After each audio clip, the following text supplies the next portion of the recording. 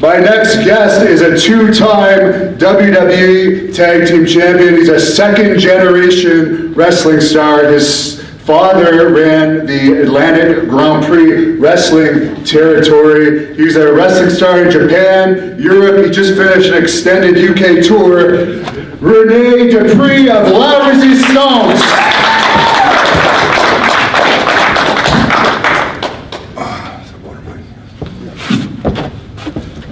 Bonjour. Hello. How are you? He's had a lot of travel today. He flew in from Europe and then he drove from Montreal to here, so he's going to get some rest tonight before tomorrow. Hopefully. Tomorrow night, he actually has an interesting match. He's wrestling a guy that he was 31 years old with a ring set up in his parents' backyard at 31 years old with posts drilled into trees. He befriended us at Great North Wrestling. He helped set up the ring. I pointed him in the right direction. He's actually finally been training as a real professional wrestler for over a year now. He's 0 wins and 2 losses so far, but tomorrow night he's going to have a really tough challenge on his hand. He's a big boy, 255 pounds, about 6'2", but you've just come off a massive tour of the UK, and you're a machine. You're a two-time WWE Tag Team Champion. What can we expect in this fight? He's going to kick that guy's backside. He just said it. Pretty much.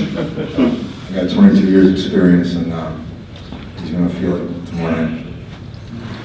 Now, you just came off of a UK tour. You wrestled a lot of stars. You were hanging out with Paige's brothers over there, wrestling for their family. You saw Carlito, I think, over there, Chris Masters. What was some of your best matches that you had on this most recent UK tour?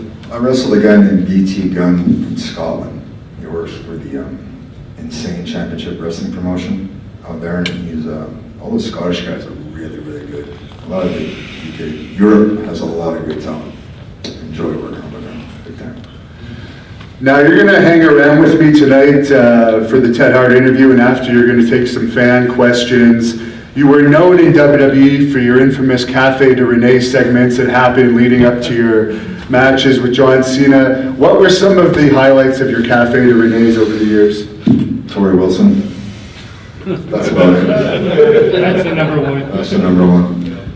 Love that girl. How did it work with Fifi? Because I assume they gave you a different Fifi every night. Was there ever a Fifi that gave you more problems? Well, what they would do purposely, what they would do is, I wrestle like Rey Mysterio or Rob Van Dam, they had the big pyro at the time, right? So they purposely have them go out first, and I'd be waiting backstage with the dog, right? So as soon as the pyro hit, the dog would scare him, running the opposite direction. So my music's hitting, and I'm running backstage looking for Fifi. And every night, what's his dad? Jerry, he would do that purposely. Now, John Cena, he was still coming up when he was wrestling with you. He was starting to explode. Yeah. Since his matches with you, he's actually become a Hollywood star and one of the highest paid wrestlers of all time. Any thoughts on him overall? Yeah, he's honestly, I like the guy. He's a guy you can trust if you're a promoter. He's there and he works hard, but he had 2 left feet, man. He was lousy in the ring. Wow. Is there any match with him that stands out to you as the best match you had? Maybe it was on a house show, maybe it wasn't even on TV. Matches we had in Europe were really good. We made an event in my hometown, which was a big highlight for me. Being able to go to my hometown and re-rehab them. That was really good. But yeah, we were like married to each other for like 6 months, almost every night, working. And for those that don't know, I mentioned it in my introduction, your father, Rene Dupree, ran a highly successful wrestling territory back before WWE took everything over. Macho Man spent a lot of time in your dad's territory, David Schultz, Lanny Poffo, the list goes on and on. Leo Burke, one of the best technicians of all time. Yep. What are some of the memories growing up in such a territory where I think there was multiple shows going on a night and sometimes? Yeah, in the prime we had up to 14 shows a night just in that small, 3-province area. And Harley Race, may he rest in peace. In 1990, he came and worked for my dad, and he stayed at our house. And he was such a gentleman. And one night, after the matches, him and my dad were out at the bar. And then they cut through a yard to get back to their car. And as they cut through the yard, there was a stray dog, a pit bull, who actually was going to run up and bite my dad. So Harley, who had like a metal plate in his arm, I think he had a car accident, actually smacked the dog. Boom! Knocked the dog out. Yeah, because he was known for actually having superhuman strength with that metal plate. He would be able to grip somebody, and if he didn't like them, he could take a handshake and literally put a guy down to his knees. And if he hit you with that punch, Yeah, he would knock you completely out. He was a man's man, and he had broken into business young, just like I did, like 14 or 15. And yeah, the wrestling world lost a legend, definitely. What's your favorite match you ever saw from Harley race? Actually, I really enjoyed the WrestleMania 3 match with Junkyard Dog, just because you know how limited Junkyard Dog was, and you just see Harley just the way he's so good, so good. Very technical. Yeah, and the matches, I remember in the Maritimes, he worked against the guys there, like the Beast and wrestlers like that, and he still worked so hard, you know what I mean, every night. Unbelievable. Did you have much contact with Randy Savage when he was coming through your dad's territory? I wasn't even born, but they were just starting. This was like in the 70s, maybe 75. I was born in 83, so. But when we would vacation in Florida, we would actually stay at Macho Man's house. He'd be on the road touring, and he lived across the street from his parents, and then we'd start, stay in contact. So we'd go vacation in the Keys and stay at Macho Man's house. So that's pretty cool. Wasn't your father the best man for Macho Man's brother, Lanny Poffo's wedding, which he had in the Maritimes? Yeah, he was the best man. Did you have any contact with Lanny? We all know I've had my ups and downs with Lanny over the years. We keep our distances now, but any stories about Lanny? No, I mean, he helped me, he had a mutual friend that worked for the WWF at the time, so that was, it's all, that's just... Holly, right? Yeah, she's a great girl, and, I got a tryout because of it, and I got hired, so I have nothing but respect for the Poffo family. Now, there's an interesting video online. I actually watched this a couple of years ago when you were in development, Ohio Valley Wrestling. They followed the life of a development wrestler. This is before NXT and the huge TV thing they have now. But you were so dedicated to your diet, you actually set an alarm in the middle of the night where you'd wake up and you would drink protein. Is your diet still that strict, and how has your diet changed over the years? Well, no, my appetite isn't as much as it used to be as I get older, But yeah, I try to still follow 6 meals a day and try to stay lean and in shape. I don't really want to be big and bulky like I used to be. I'd rather be leaner so I can move better. You know what I mean? In the ring, plus it's healthier. You got all that weight. It's easier to, tear muscles. It's easier to. It's hard on your body taking all those. Wrestling is very real, ladies and gentlemen. Now, I really don't know anything about this, but when you did that video with Chris Masters, a lot of people privately messaged me and said, I thought those guys were enemies backstage and they had a lot of heat. Is that just a bunch of rumors, or was there actually something in the past that was eventually squashed? Yeah, in wrestling, there's very few friends. A lot of people think that, all we all get along. It's like everybody here has a job. There's people at your job that you like. There's people that you dislike. You don't necessarily hang out with each other after work, right? It's just like that in wrestling. It's very. Everyone wants your spot. It's very competitive, yeah. Especially when you're at that level, it's very competitive, and especially with me and him, because we're both the same age and we both had similar looks. So it's a competition, right? But since then we squashed it, and I bought him some Martins, so we're all good. And I will say something about Rene. He does have a reputation that he was arrogant in his younger days, but I knew him briefly before he went to WWE, and when I was backstage getting tryouts, when he was having his feud with Cena and when he was tag team champions, he treated me no differently than he treated me now or treated me before that. So I think it's just a lot of jealousy and rumors build. I don't think the attitude is something that is a label that you're really deserving of. Yeah, I was very quiet. So sometimes when you're a quiet person, you come up, you might say always arrogant. just a quiet person, and, you know, is very dedicated and driven to succeed as far as I could go, you know, so. Now, let's just bring that up. Ted Hart was the one that brought me into Mat Rats. That's how I knew you briefly. There was a kids show that, for anyone that doesn't know, they were going to do this kids MTV wrestling show back around 2001. We were all still teenagers, in our late teenagers. Davey Boy Smith Jr. was there, Ted Hart, TJ Wilson, Tyson Kidd, Natalia, Rick Victor, was in it, and Randy Myers from Defy, now he's a star. So a lot of the wrestlers ended up becoming great wrestlers over time. But I was brought into it from amateur wrestling. How were you brought into it? And I've said it before, I wasn't actually ever paid for my match. Were you ever paid? Yeah, I still got the check at home. When I get bored, I bounce it off the ground. Yeah, no, it was, it's like wrestling business, you know, I was working in the Maritimes and, you know, wrestlers talk and stuff, so, and, you know, Teddy heard of me, so they flew me out to Calgary, and I got to work with Harry Smith, Davey Boy Jr., and it was great, because I got to see Stu Hart, legendary Stu Hart, before he passed away, and I got to see Harry's father, Davey Boy Smith, who the British Bulldogs they were my team, I love the British Bulldogs, you know. And so yeah, so that's where I met this guy for the first time, and it's kind of weird how the world works, right? Everything comes around, right? And he was the same size at that time. I was, I think, 17 or so. He was 17. I think he's a little younger than me, but he was the exact same size when he was 17, which is incredible. Yeah, I had a growth spurt at a young age. Well, what happens, I hit puberty and I shot up like 6 inches, and then I had my tonsils taken out. And when I had my tonsils taken out, I just started eating everything I saw. But you know, we knew what we wanted to do, and we knew that, hey, look at the guys on TV, that, you know, they look a certain way, so you gotta work hard, and, you know, get the look.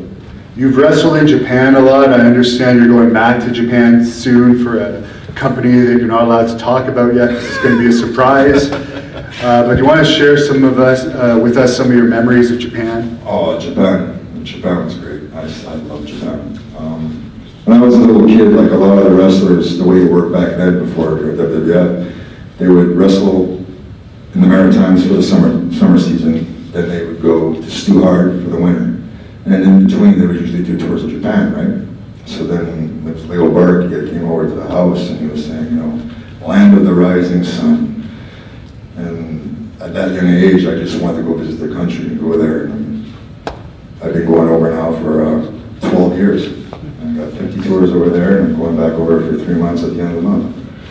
Wrestling the Great Buddha. You're wrestling the Great Buddha? Yes, sir.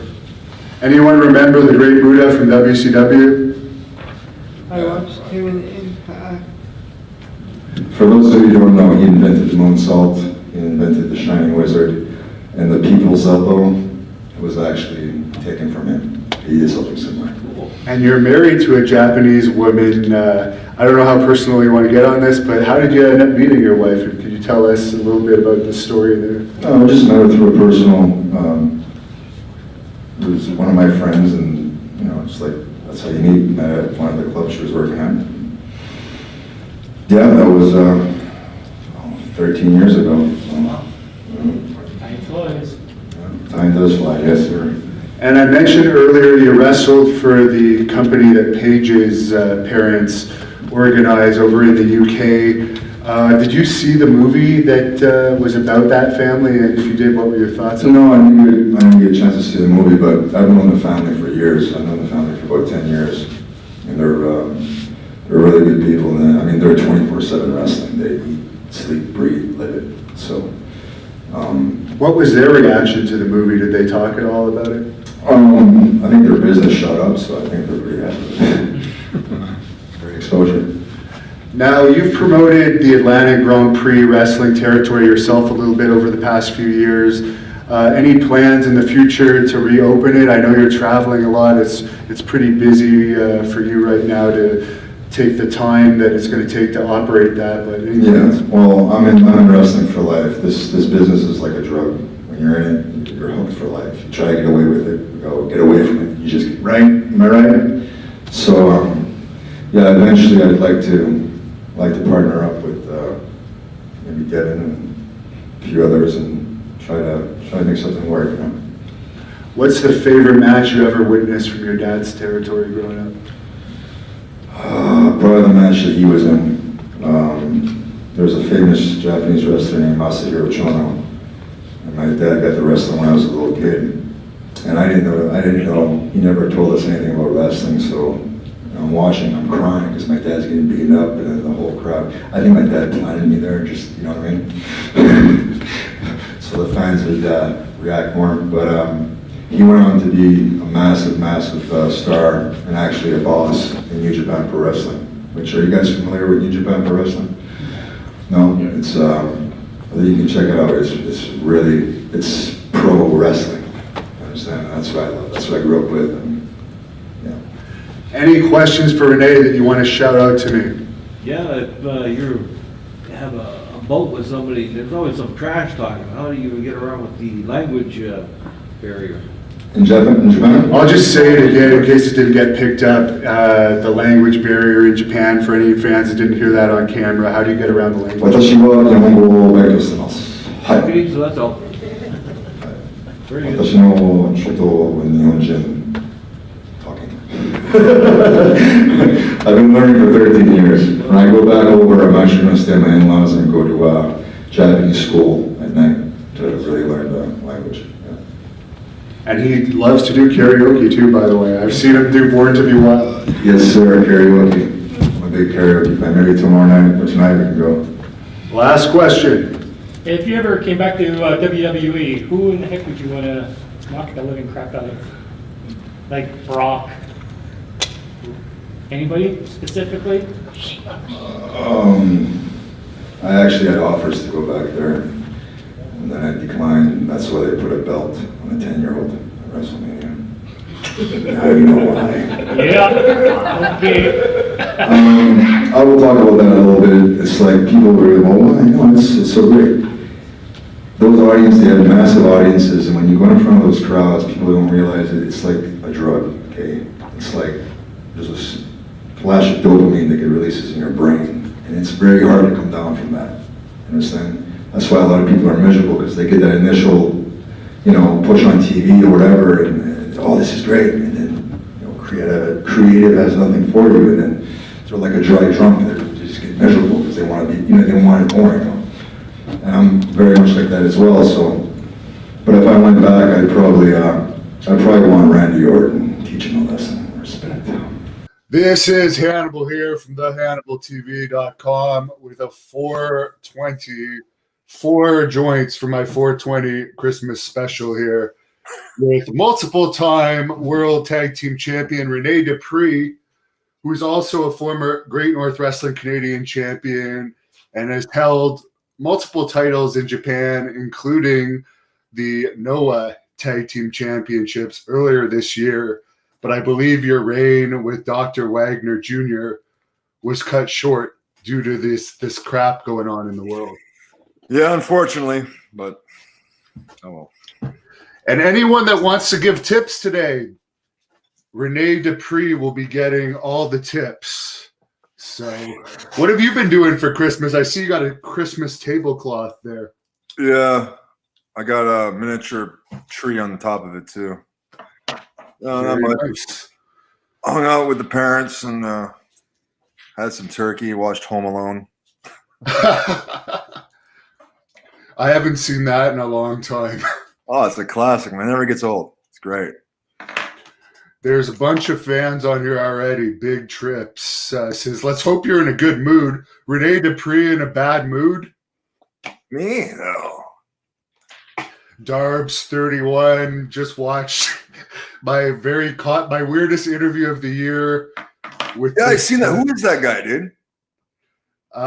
He's a conspiracy theorist, I guess you could say. Is he Canadian? No, he's Japanese. What? He was born in he was raised by monks or something. No shit. Yes. Some people actually believe them though. All right, anyone with questions for Rene, feel free to ask him. But what's your opinion, Rene? A question from me Yeah. on the state of wrestling this year. It used to be tackle, drop down, hip toss. Now it's tackle, drop down, watch the flamethrower. Yeah, they're actually burning. They burnt someone alive on the last pay-per-view, didn't they? They drown people in swamps. What else? I don't know. People have evaporated at WrestleMania. People have teleported. Matt Hardy. Oh, Matt Hardy teleported, didn't he? Yeah. And that John Cena Bray Wyatt main event at WrestleMania. I didn't watch. I just seen like still photos. Didn't somebody get shot in the head in Impact and died or something? I will not torture myself watching Impact. Now do you know why I love wrestling in Japan? Yeah, well, why don't you tell us about some of your accomplishments this year wrestling over in Japan? I don't know. We started with a group called Segura Gun, and or Segura Army, and we did the Noah Global Tag League. Me and Dr. Wagner, and we won that, and then we had a chance to work for the GHC Tag Team Championships, and we won those. And then, yeah, if it wasn't for the pandemic, we would have. Well, we'd probably be there right now, actually. But I don't know. I think something's good's gonna happen soon. I don't want to let the cat out of the bag yet, but good things are gonna happen in 221. Any chance of Grand Prix wrestling returning in 2021? I don't know. I don't know, man. So what's the deal? Like I know there's like thousands of vaccine doses here in New Brunswick. What's the state in Ontario? Do they have the dosages and stuff? They're getting it. They've locked us down here for another month, though. Everything closed, including gyms, for a month. Yeah, because I told you the reason I didn't want to go to Florida was because when you come back, you have to quarantine for 2 weeks. Yeah. See, now that's what you're doing now. See, I wasn't going to spend Christmas by myself here. I mean, Well, I got my dog, but I had to quarantine for 2 weeks. But then I got the surprise the day my quarantine ends, the gyms are closed for a month. Hey, well, did you try that workout I gave you? The squat push-up one? Yeah. I'm going to have to now. Yeah, man, try that. Just start with 10 squats, 10 push-ups, run, then 20 and 20 and 30. Work way up to 40 and 40. It's only 100 squats and 100 push-ups. But after that, man, you're spent. It's a good workout. And you got that from training in the actual Japanese dojos? No, I got that from being bored and thinking of something new. You have a crazy question here that you've probably never been asked before. Your thoughts on Bigfoot?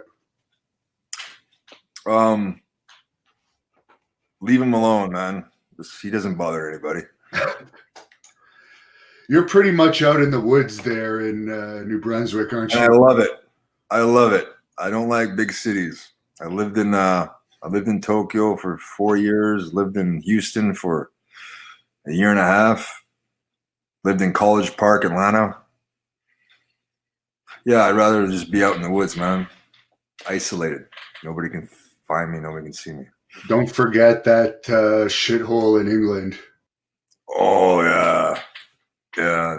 You know, Brian Dixon blamed me for the roof caving in. I didn't even hear about the roof caving in. Oh, yeah. Well, you remember, like, the place we stayed, right? The digs, they called it, right? Well, the roof started to cave in, and apparently it was my fault. I was like, dude, no, it wasn't my fault. Yeah, the roof started caving in. It was my fault. Yeah. That was a miserable place to work.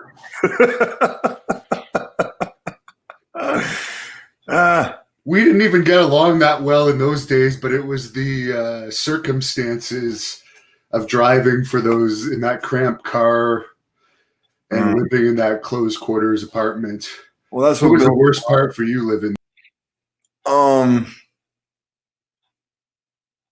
Probably walking to the gym. Well, no, the walk was okay. It was cardio, but the gym was like a hardcore gym.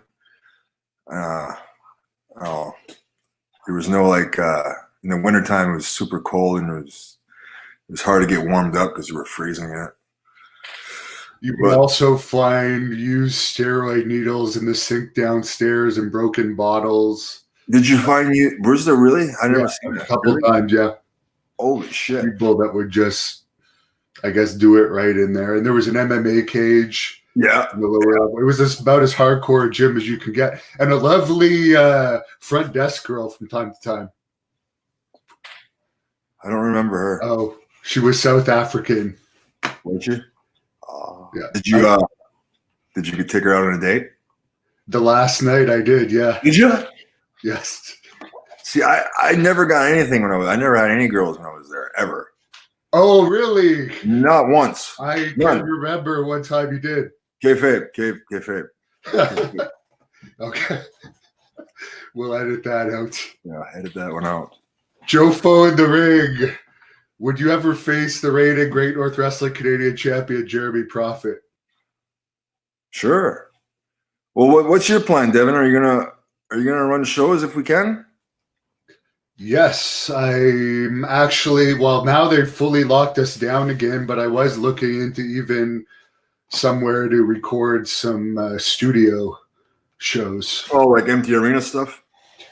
Well, just to get something, because we have a lot of fans, more fans than ever, actually, but it's very difficult to produce content. And just to keep, I'd at least like the championships defended. Although I think we're going to lose Harry, and my guess would be to WWE soon. What's your guess?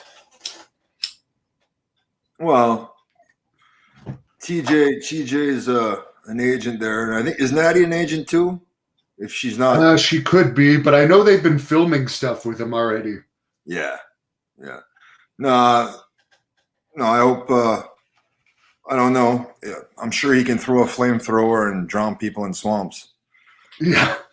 Well, supposedly the USA Network was really mad at them for getting the lowest rating ever a few weeks ago. Oh, really? And they asked them to be more realistic and more violent, and they respond by burning somebody to death. Well, the worst part about it, though, is like now people like can take still photos and you can obviously see that it's a mannequin. You know what I mean? Like, fuck it. What bothers me the most of those Thunderdome tapings is the fake crowd noise. Right? Plugged in. Well, then again, they used to put plants when I was there too. Yeah, but you know that it's people just in their rooms sitting by themselves and like these huge reactions. I don't know. I'd rather just hear them hit harder. Right? I don't know. I think the hardest time you ever hit me was that triple threat match we had in Pembroke with Wes. Was it a chop? I think it was a forearm to the head. Really? On the outside, yeah. Oh, like a flipper. Yes. Oh. You definitely hit hard. Everyone's going off about Charlie Haas. He seemed normal to me. I know you knew him. He actually put you over. Yeah. In the interview I did with him. I know you saw that video of Charlie. Yeah. Well, he is, well, like you said, he's like 48 or 49 now, right? Yeah. Basically 10 years older than the last time we saw him. Yeah. Plus, he's going through a divorce. That'll knock the wind out of any man. Yeah. Especially with 4 or 5 kids that he has. So that's pretty hard. He's got a lot of kids too, and like those will drain you. That too. I mean, the stress of life. Plus, we're in the middle of a pandemic. I mean, Jesus Christ. Pretty stressful. But you know, the weird part, when I first met Charlie, he had a brother, Russ. Yeah. They were a tag team.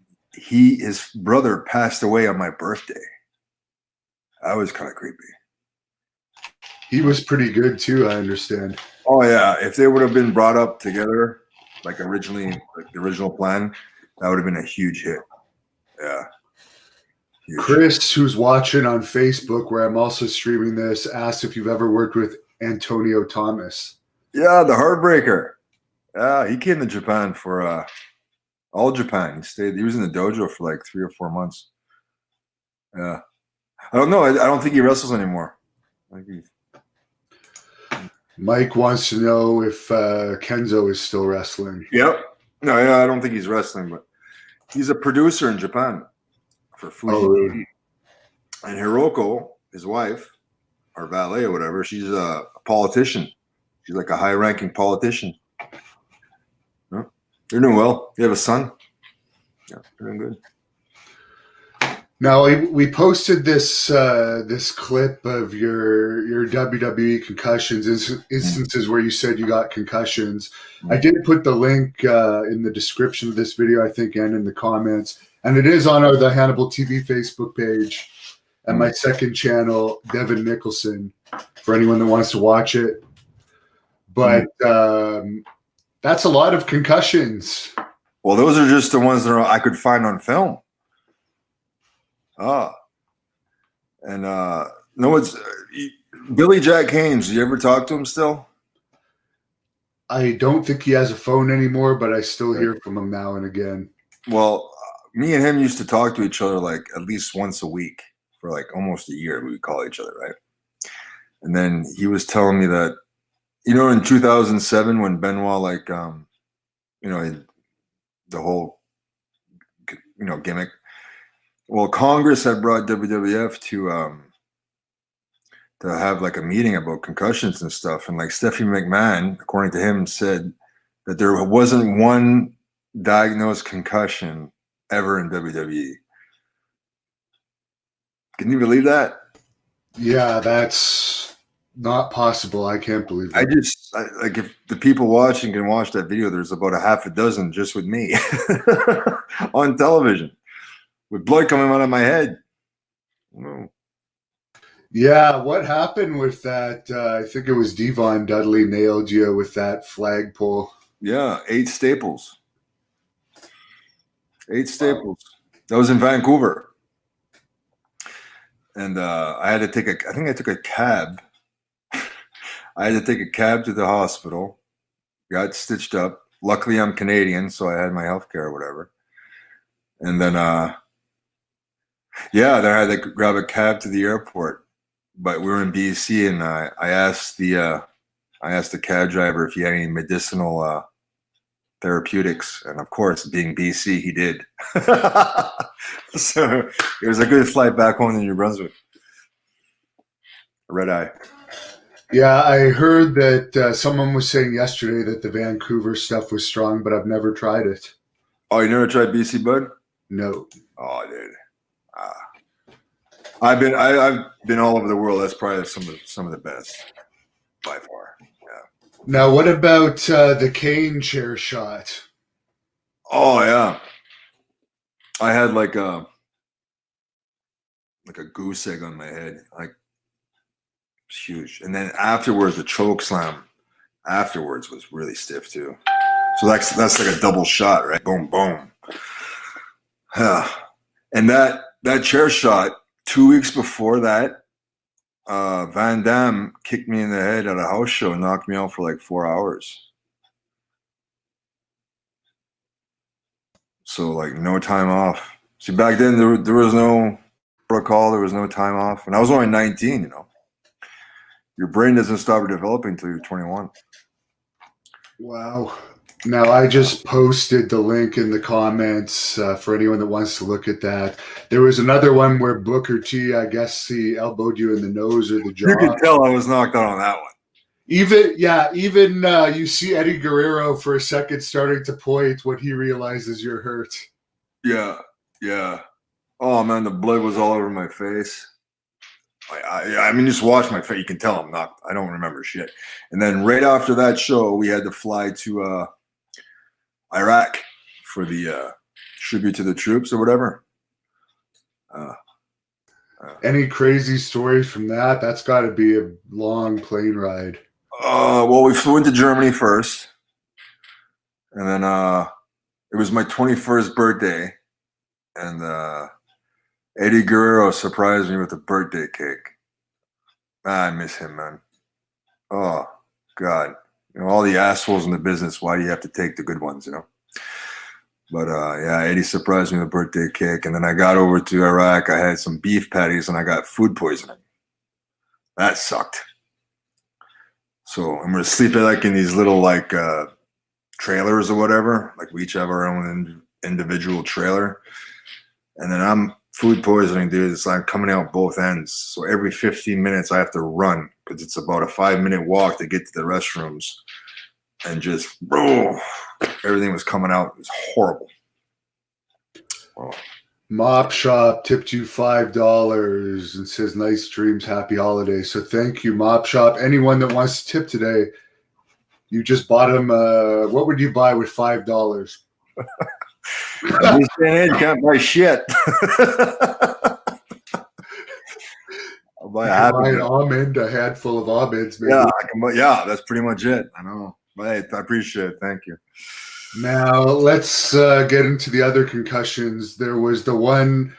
Did you nail your head on the floor on purpose there when the Undertaker hit you with the? Well, no, because he hit me with the steps, and obviously you're gonna have to, snap back. But like that thin layer of gray, that's just a little thin layer of carpet. That's cement, man. That's an arena floor. So you're snapping your head back on that. And then, yeah, one of the worst was the test slapping me. Yeah, what was that? Because it was clear you gave him a working slap, and then he just. Listen, God bless him. He's no longer with us, but he never knew how to work. You understand? He never learned. Like, plus, he's an Anglophone having to put over a Francophone. Yeah, there is that feud here in Canada, but it's more Quebec than New Brunswick. Yeah, but since I was with Sly, I'm guilty by association. For the fans that don't know, watching from the States, Quebec tried to leave Canada Yes. at one point, so there's a little feud. Yeah, to this day, I'd say half the province still doesn't want to be a part of Canada. Yeah, I'd say. Yeah. Well, I do love those French women. So the French men can be dicks, though. There's some nice ones like Jacques Rougeau, but there's some assholes that do fuck you over because you're English. Oh yeah, it's yeah. You have absolutely no French accent though, like when you speak normally. So you probably even experience some of that.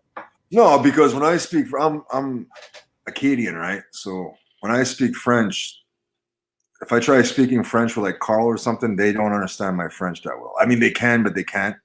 So then they usually talk to me in English. Then there was, of course, the picture of you in the Rey Mysterio match a couple of days after Bob Holly decided to start making a match reel without warning you. Well, the worst part about that, well, there's a scar, right? But the following day, it was an afternoon show. And then the agents booked us in a hardcore match with chair shots to the head and garbage cans to the head. And my eye was even more swollen than in the picture, so I couldn't even see out of my eye. One thing I noticed in those videos was how much bigger the crowds were in those days. Well, I mean, look at their booking, right? They only have themselves to blame. The things they do. But there's a lot of things that they do like you and I aren't aware of because we're not in that position. When you're there, you can understand more as to why they do some of the stuff they do, right? But I can't. Setting guys on fire and drowning them in swamps. Yeah. I'd rather not watch it personally. Somebody tipped you $7.77. Peter Sal. All right. I can buy a Happy Meal with that. Thank you. Is that your first, Jay? Or you got more? Are you still on your first? Second. Are you gonna take a little break after this one? I don't know. You just chill, man. Just enjoy It is Christmas. It is Christmas, yeah. Peter says, who is the real Quebecian? I don't know who the best wrestler from Quebec. I don't know. In Quebec? I would say Mad Dog Vachon is my favorite all time. But as far as drawing money, like internationally or just in Quebec? Because the Rougeaus are pretty over Quebec too, right? The Dukes, Oh yes, the right? Rougeaus were so over. Super over, and then the Leducs were over, and then I guess Pat Patterson too. So Well, what memories do you have of Pat Patterson, other than, of course, Jim Ross telling a fake story on the podcast that he later apologized for, where he confused you as like best buddies with Pat Patterson? no, I never. I always liked Pat. Pat pushed a lot for the Canadian guys. You know what I mean? Like Jericho, Bret Hart, they all owe their careers to Pat. You know, if they should admit it too. You know, I even in some meetings we'd have these meetings. I used to call them group therapy sessions before the shows, production meetings. And he would stand up and put me over in front of the whole group, you know, which was cool. You know? But I got a chance to see him before a few years ago. Gave him a big hug, and I'm glad I got to see him before he passed away. So. Big John wants to know, did all the wrestlers that gave you a concussion do that on purpose? No, some of it's because they don't know how to wrestle. Some of it's because they're under pressure and they have to make it look good. You know, the administration wants you to make it look good. But a lot of it, listen, a lot of those wrestlers back then, now that I'm older and I'm more seasoned, they sucked. Almost it. They sucked. Gerald wants to know where he can find your Worldwide Legends shirt. He wanted to buy one, but they're sold out. Oh, that was a promoter in Wales. He had gotten those done up. Yeah. I don't know. Everybody does these T-shirt stores. I don't know. I never really got into the whole T-shirt store thing. Do you have one, Devin, or you just do it on your own? We have a merchandise site, which our link is in the description of this video and on the Hannibal TV, where you can buy one of these Hannibal 420 shirts, for instance. Hey, if I ever go back to wrestle for Great North, you gotta, in my deal, you gotta put in one of those hoodies. Oh, sure. I like it. But yeah, no, it's not that hard to get a Pro Wrestling Tees shirt, but I prefer being with Teespring. Teespring. But it's very easy. But you should just get one shirt out at least. Yeah, I should. Oh, no. City of Roses wants to know if New Japan has expressed any interest in bringing you in. Have you had any talks with them? New Japan? There's some things happening over there that I'm not going to get into, but they're very, very exciting. I think all the fans of Japanese wrestling are gonna be surprised and thrilled of the things happening in the new year. I know I am. Someone's making a Jesus Christ prayer for everybody on here. Darbs wants to know if you ever thought about going to TNA. When I was working for Wrestle One, we had a joint show one time. And yeah, the administration were there and they kind of hinted towards it, but no. Devin, didn't you work for them one time? It took you 3 months to get a paycheck? Yes, and they also weren't honest about the deal to help promote. They were not honest with that. And in previous dealings with them, there was issues as well. So I haven't had good experiences with any of the incarnations, but I did wrestle for them twice. Yeah. Yeah, it's no.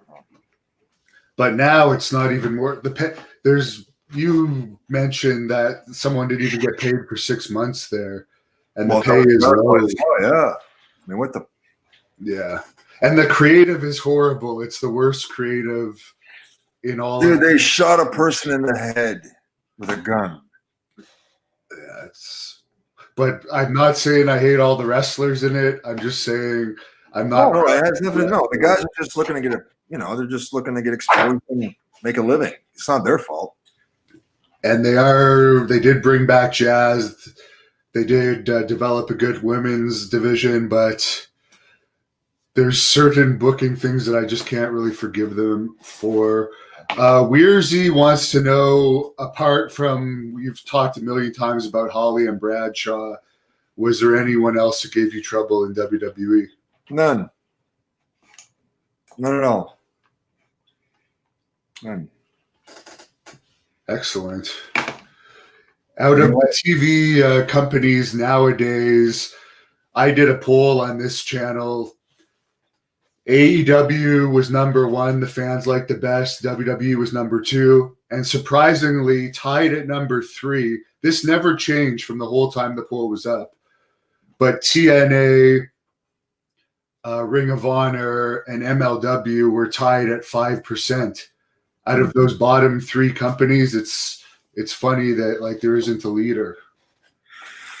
Yeah, it's very niche. Well, All Elite, I'd like to work a program with like Cody. I think me and him could tear, because our dads used to wrestle together in Texas back in the day. Yeah, I agree. That would be good. And it's funny. I posted a picture of you in a clip I put where Peter Smith was saying you guys worked out your differences and are now you get along and have mutual respect. But I put a picture of you up with that we took at the last Great North Wrestling event in Petawawa, and everyone was like, "How many years ago was that picture?" As if it was when you were a kid, but that's actually a recent picture of you, and you are actually in better shape now than before. So, what are some of the keys to getting that physique?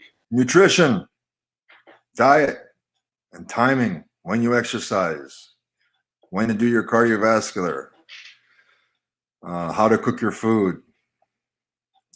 Nutrition is key, man. Plus genetics. I mean, you're Hannibal. You're what, 6'4", 6'5"? Yes. Well, that's genetics, right? Correct. Genetically, I'm 6'3". You know, that's your muscular frame, and you're obviously endomorph. Genetically, you're a big bone guy. You know, I'm like a meso-endo in between. You know what I mean? It's all genetics plus the way you eat. Do you do much exercises for the abs, or is it just totally diet? No, I usually do 100 sit-ups a day. I usually start or finish my workout with 4 sets of 25 of sit-ups. But yeah, again, diet's everything. You know, monitor your weight. Keep, if you want to be lean, you got to eat lean. Keep your proteins high. Chicken, fish, eggs. Keep your carbohydrates clean and complex. Dry oats. Low glycemic, like brown rice and baked yams and stuff like that. Just stay away from the starches and the sugars. Sugars to me is one of the worst things ever. Sugar kills more than tobacco, in my opinion. Interesting. Just because people that get addicted to it. Well, people are addicted to sugar. You know what I mean? Sugar causes obesity, causes diabetes. It causes, and it's an addiction too. Sugar is an addiction. How many people, when they get upset, especially women, they go get their chocolate cake or their. Oh boy, yeah. Or sometimes, like some grandparents get into baking as like a hobby, but that's like the worst hobby you can have. Oh, One yeah. of them. Yeah. John wants to know, how did you like being on the Raw and SmackDown video games? I've never played myself. Never played myself, ever. I enjoyed the paycheck. Those were very nice. Put me in another one, please.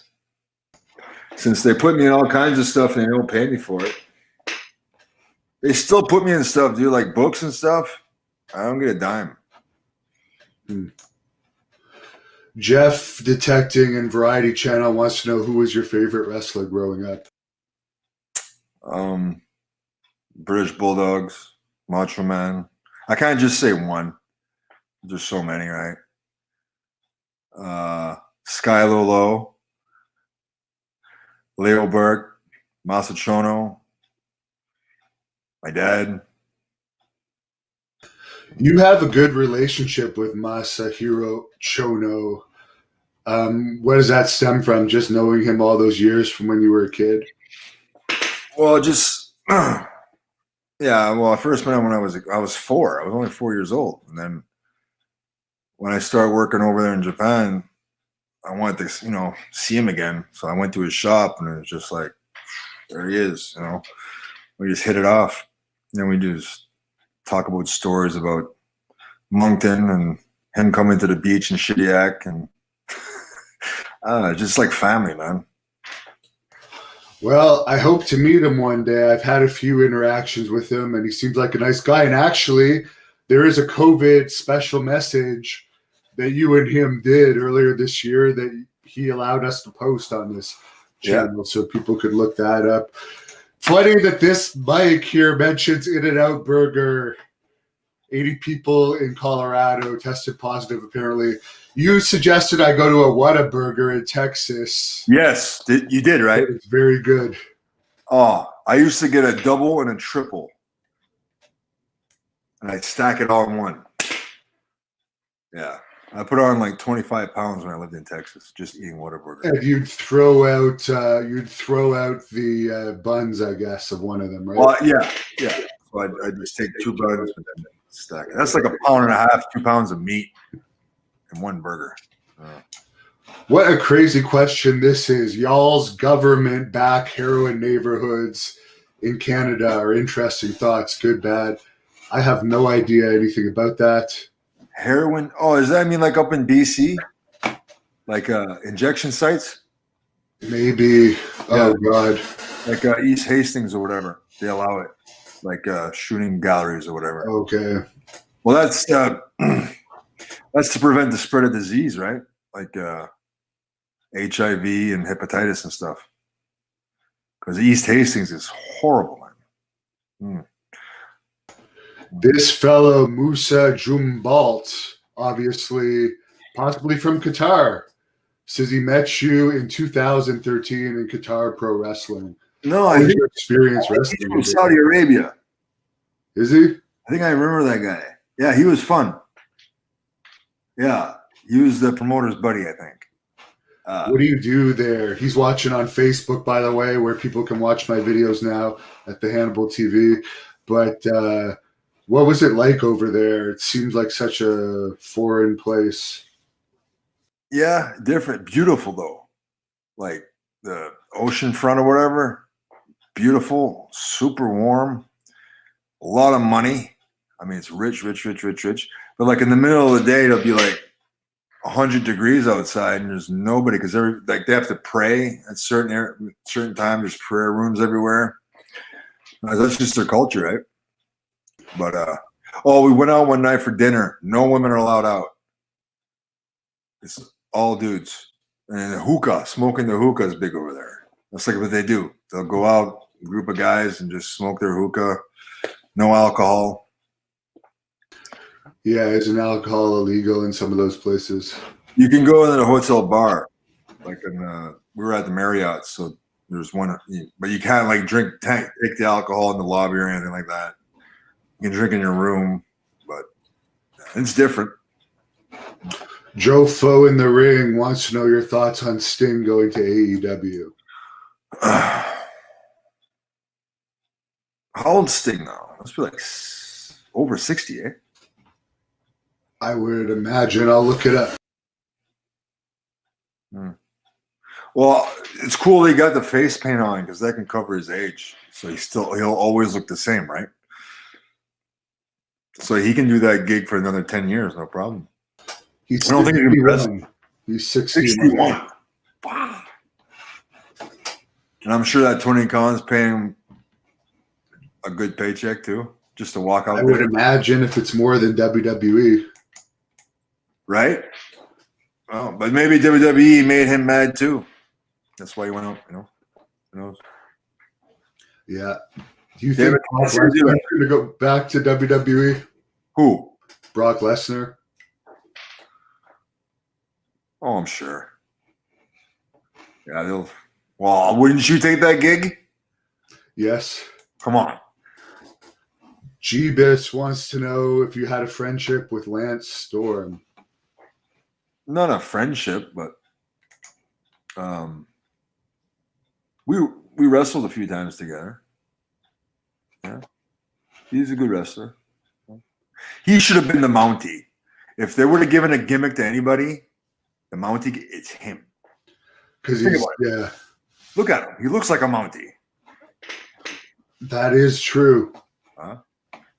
That is very true. Do you think the real Mountie should be in the WWE Hall of Fame? I think Jacques Rougeau, not the Mountie, but the Jacques Rougeau should. Both of them. Just for like the Rougeau name, what it was to wrestling, you know what I mean? Yeah. You know what I mean? That's a whole It's so sad that Cedric didn't want to pursue wrestling anymore and that it's kind of going to die off. Well, didn't he have a bad altercation with Arn Anderson? Isn't that what? I didn't hear about that. Maybe you know more than me.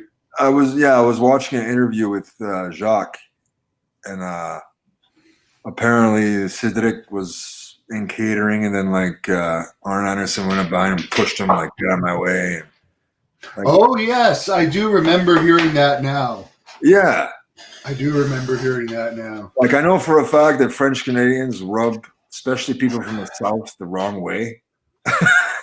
But come on, man, make the kid feel like a piece of shit. But you know what? Jacques and Cedric and I, we did have a good gimmick idea to be the new Quebecer. Cedric and I with Jacques managing. And honestly, I would have protected Cedric in that case from those type of bullies and also been able to do most of the work for the team. But something about Cedric, the girls fucking love him. I've gone out with him. The girls, they love him. 6'6", 280? Yeah, so it's just like, why do you guys want a fat piece of shit looking guy like Kevin Owens that looks like the guy working at the fries at Burger King when you could have Cedric with the Rougeau name? Guys would want to look like him. Girls would want to bang him. But whatever. Yeah, that doesn't make any sense. I mean, He can also do I'm not bearing anybody. I'm just saying. Splash thing. Does he do the gimmick with the? Yeah. At that size? It's all politics, bro. Yeah, and Jacques also told me that he suspected Kevin Owens could have had some pull there, making sure that he wasn't selected from the tryout too. Welcome to the wrestling business, dude. But you know, I'm not telling you anything you don't know. No, that's why I would rather just work for myself and not have to deal with that. One thing though, Teddy Hart. You remember when we went to the Mat Rats back in the day, right?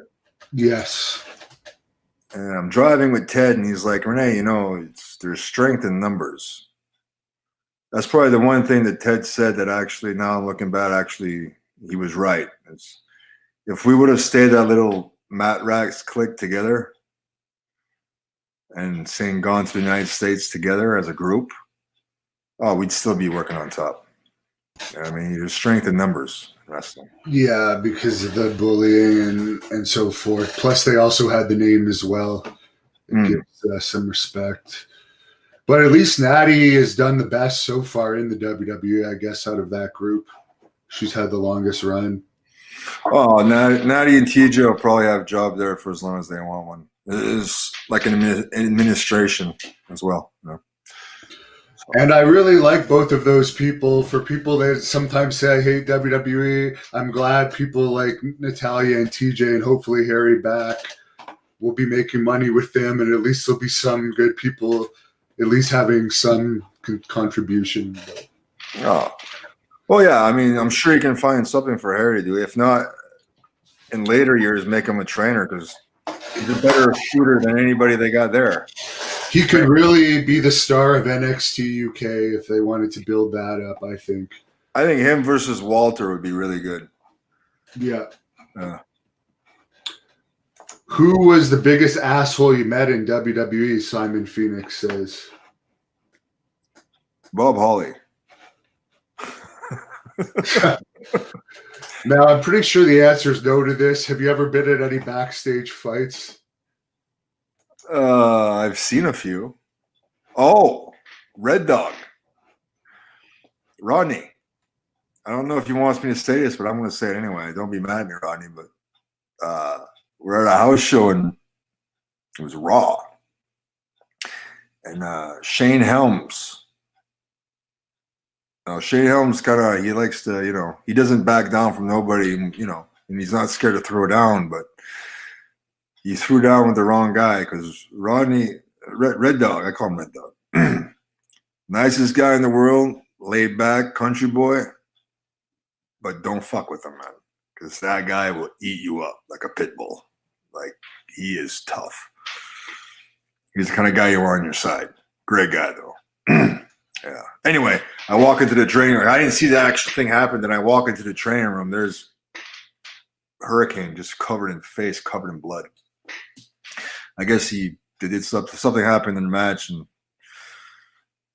yeah, he modded off at the wrong guy. Yeah, because he's actually in great shape too right now. He's 50. Well, I think he could have his best run yet, and SWE Fury is a great place. And now it just came out today. They announced it. Selena De La Renta is going to be the Blood Hunters manager going forward in SWE. Oh, that little Hispanic girl. Yes, the manager of champions in MLW. She's beautiful. So SWE Fury, maybe one day we'll see Rene Dupree there. I don't know. I know there will be some collaborations with Great North Wrestling. I'll go for the Whataburger. Yeah, you'll go for if they buy you your Whataburgers. That's all I want. I don't want pay. Just give me like a bunch of Whataburger. That would be funny. Did you ever work with Jamie Dundee? Wow, what a character he is. No. He's a character. I don't know. No, I never met him.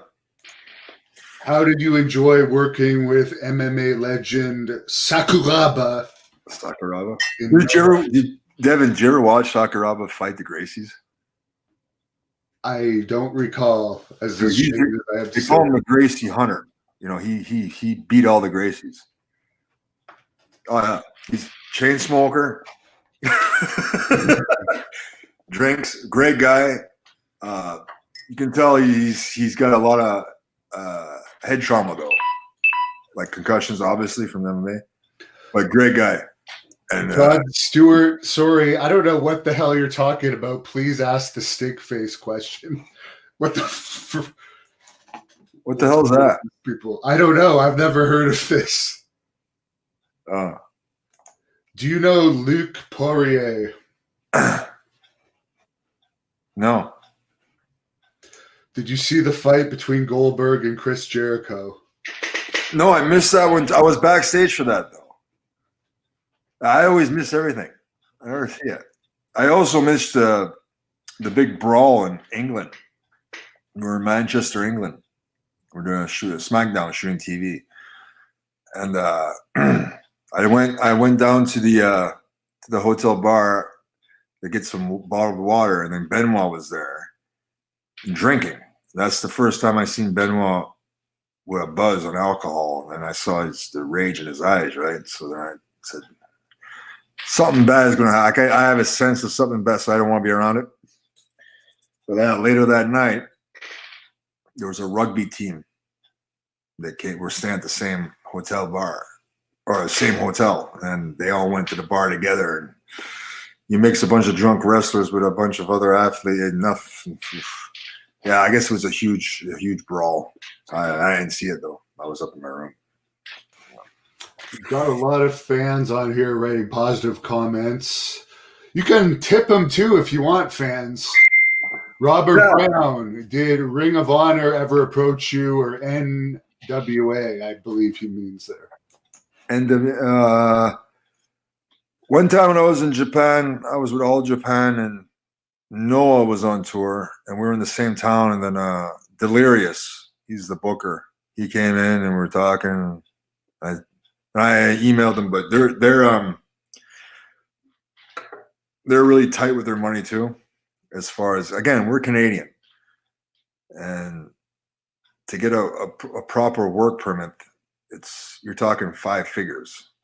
You know what I mean? So, and that's a whole lot of paperwork too. So it's like a 3 to 6 month wait. You have to pay 5 figures to get it if you're even approved. And then, I'd have to move from the Maritimes. Like, I live in Moncton, New Brunswick. I don't want to live anywhere else. Like, I enjoy being at home near my parents and in the woods here. I enjoy it. So like flights from New Brunswick to the United States it's cheaper to fly from Moncton to Tokyo than it is to fly from Moncton to like Texas. You wouldn't think. Yeah. No, I would actually think it'd be a lot. I think it'd be more. It's cheaper from Moncton. It's cheaper to fly from Moncton to Tokyo than it is to fly from Moncton to Texas. Wow. Cheaper flights. Yeah. I had no idea. Yeah. So. Speaking of the woods, someone asked earlier, what's the most unusual thing you've seen in the woods over the years? Well, I live right beside a wooded area. I wake up in the morning early. If I go out, like to go to the gym, I see deer all the time in my front yard. I don't know. Is that weird? Probably for most people. Right. We're Canadian, so maybe. You ever chase one down and ride it? Nah. No. All right, this music biz guy, the stink face question was, did you ever take a stink face? I think Tori Wilson maybe once. Oh, well, that's like not even a job. No, yeah. That was awesome. What do you think about guys like, it's funny about, I heard an interview with Roddy Piper talking about he'd never kissed Vince McMahon's ass, and he says it's sad that an employer would make an employee or independent contractor kiss the employer's ass, even if it is a storyline. And they showed a picture of William Regal kissing Vince McMahon's ass. But I now notice that like Piper was on bad terms with WWE, and William Regal ended up being promoted to bigger jobs. Devin, that was Regal's creation. The kiss my ass thing. That was. Oh, he invented that? Yeah, that was his idea. Wow. Yeah, so let's credit him for that. But as far as, would you say, like Piper bad mouthing and then going back? Yeah, well, Piper was saying that, and then he went back. I think he only went back for like the Legend House and stuff. No, dude, it's the roar of the crowd. Once you get that, it's a drug, especially when you go on that level with those packed houses, man. It's the adrenaline rush you need. And a lot of guys that are bitter and stuff, it's because they're not getting their fix. That's really what it boils down to. I've been guilty as charged too. At least I'm mad enough to admit it. There's times where just, well, you know what it's like being in front of 4, 5, 10, 20,000 people? Yes, I was actually on a few of those shows when you were wrestling for them. Well, there you go. So you know exactly what I'm talking about. Even if I remember when Heidenreich clotheslined me in Edmonton, it was a packed house, and like even though I was taking the move, the roar of the crowd when I took the clothesline was like an ultimate high as well, which people have a hard time knowing. Yeah. Yeah. So here's a nice question. Ryan wants to know, who did you get along best with in WWE? All the non-wrestlers, like the referees, the seamstresses, the merchandise guys, the cameramen. Like aside from like this some assholes in the locker room that are usually insecure, whatever. A lot of people that work there are just really, really good people. I mean, PW909, who is your top heel of all time, top favorite heel? the original Sheik.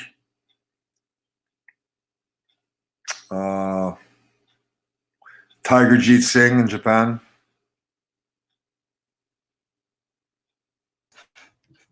Good choices as I'm chewing ice here. Who helped you the most? Ooh. Pat Patterson, definitely. Fit Finley, definitely.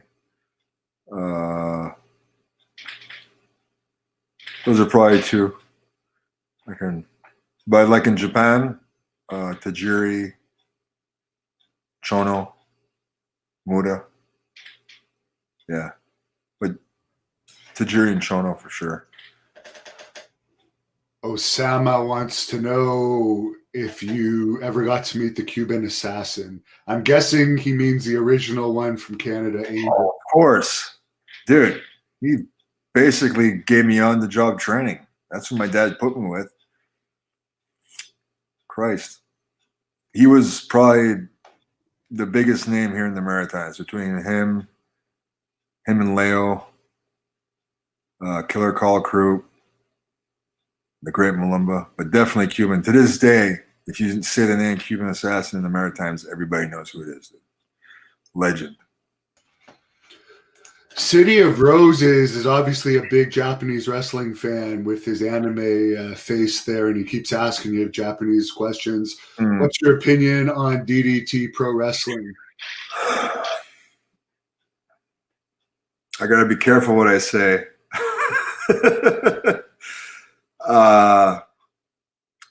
See, there's so much wrestling in Japan. There's so many different promotions that they all have to be different. So they're just trying to be different. I think there is a market for that. I mean, like I compare it to kind of like when my first promotion when I went to Japan in 2007 was Hustle. And Hustle was, I mean, they had like Kawada dressing up like Elvis and doing a song and dance routine, and Aki Bono was hatched out of an egg. And, I mean, they were bringing a lot of celebrities and stuff. So it was, more like a entertainment type wrestling, which is kind of like what DDT is. But I mean, hey, if it wasn't for DDT and the promoter there, you would have never seen Kenny Omega getting high as he, getting shots with All Japan and then New Japan. So. Lots of people want to know if you've seen Sasquatch, cougar, or bears out in the woods. When I did those northern tours up in Ontario, those death tours. Yes. I've seen a few bears, like small ones. Yeah. Cougar, I don't know if I ever seen a cougar. I might have. I don't know. I don't really stand out. Justin wants to know if you ever met The Undertaker. He's one of the people in that concussions video that we put the link to in the description. He didn't do it. It's the way the bump happened. But you did something with him there. But what else have you done with him? We did a few house shows together. Main event house shows like in Ohio.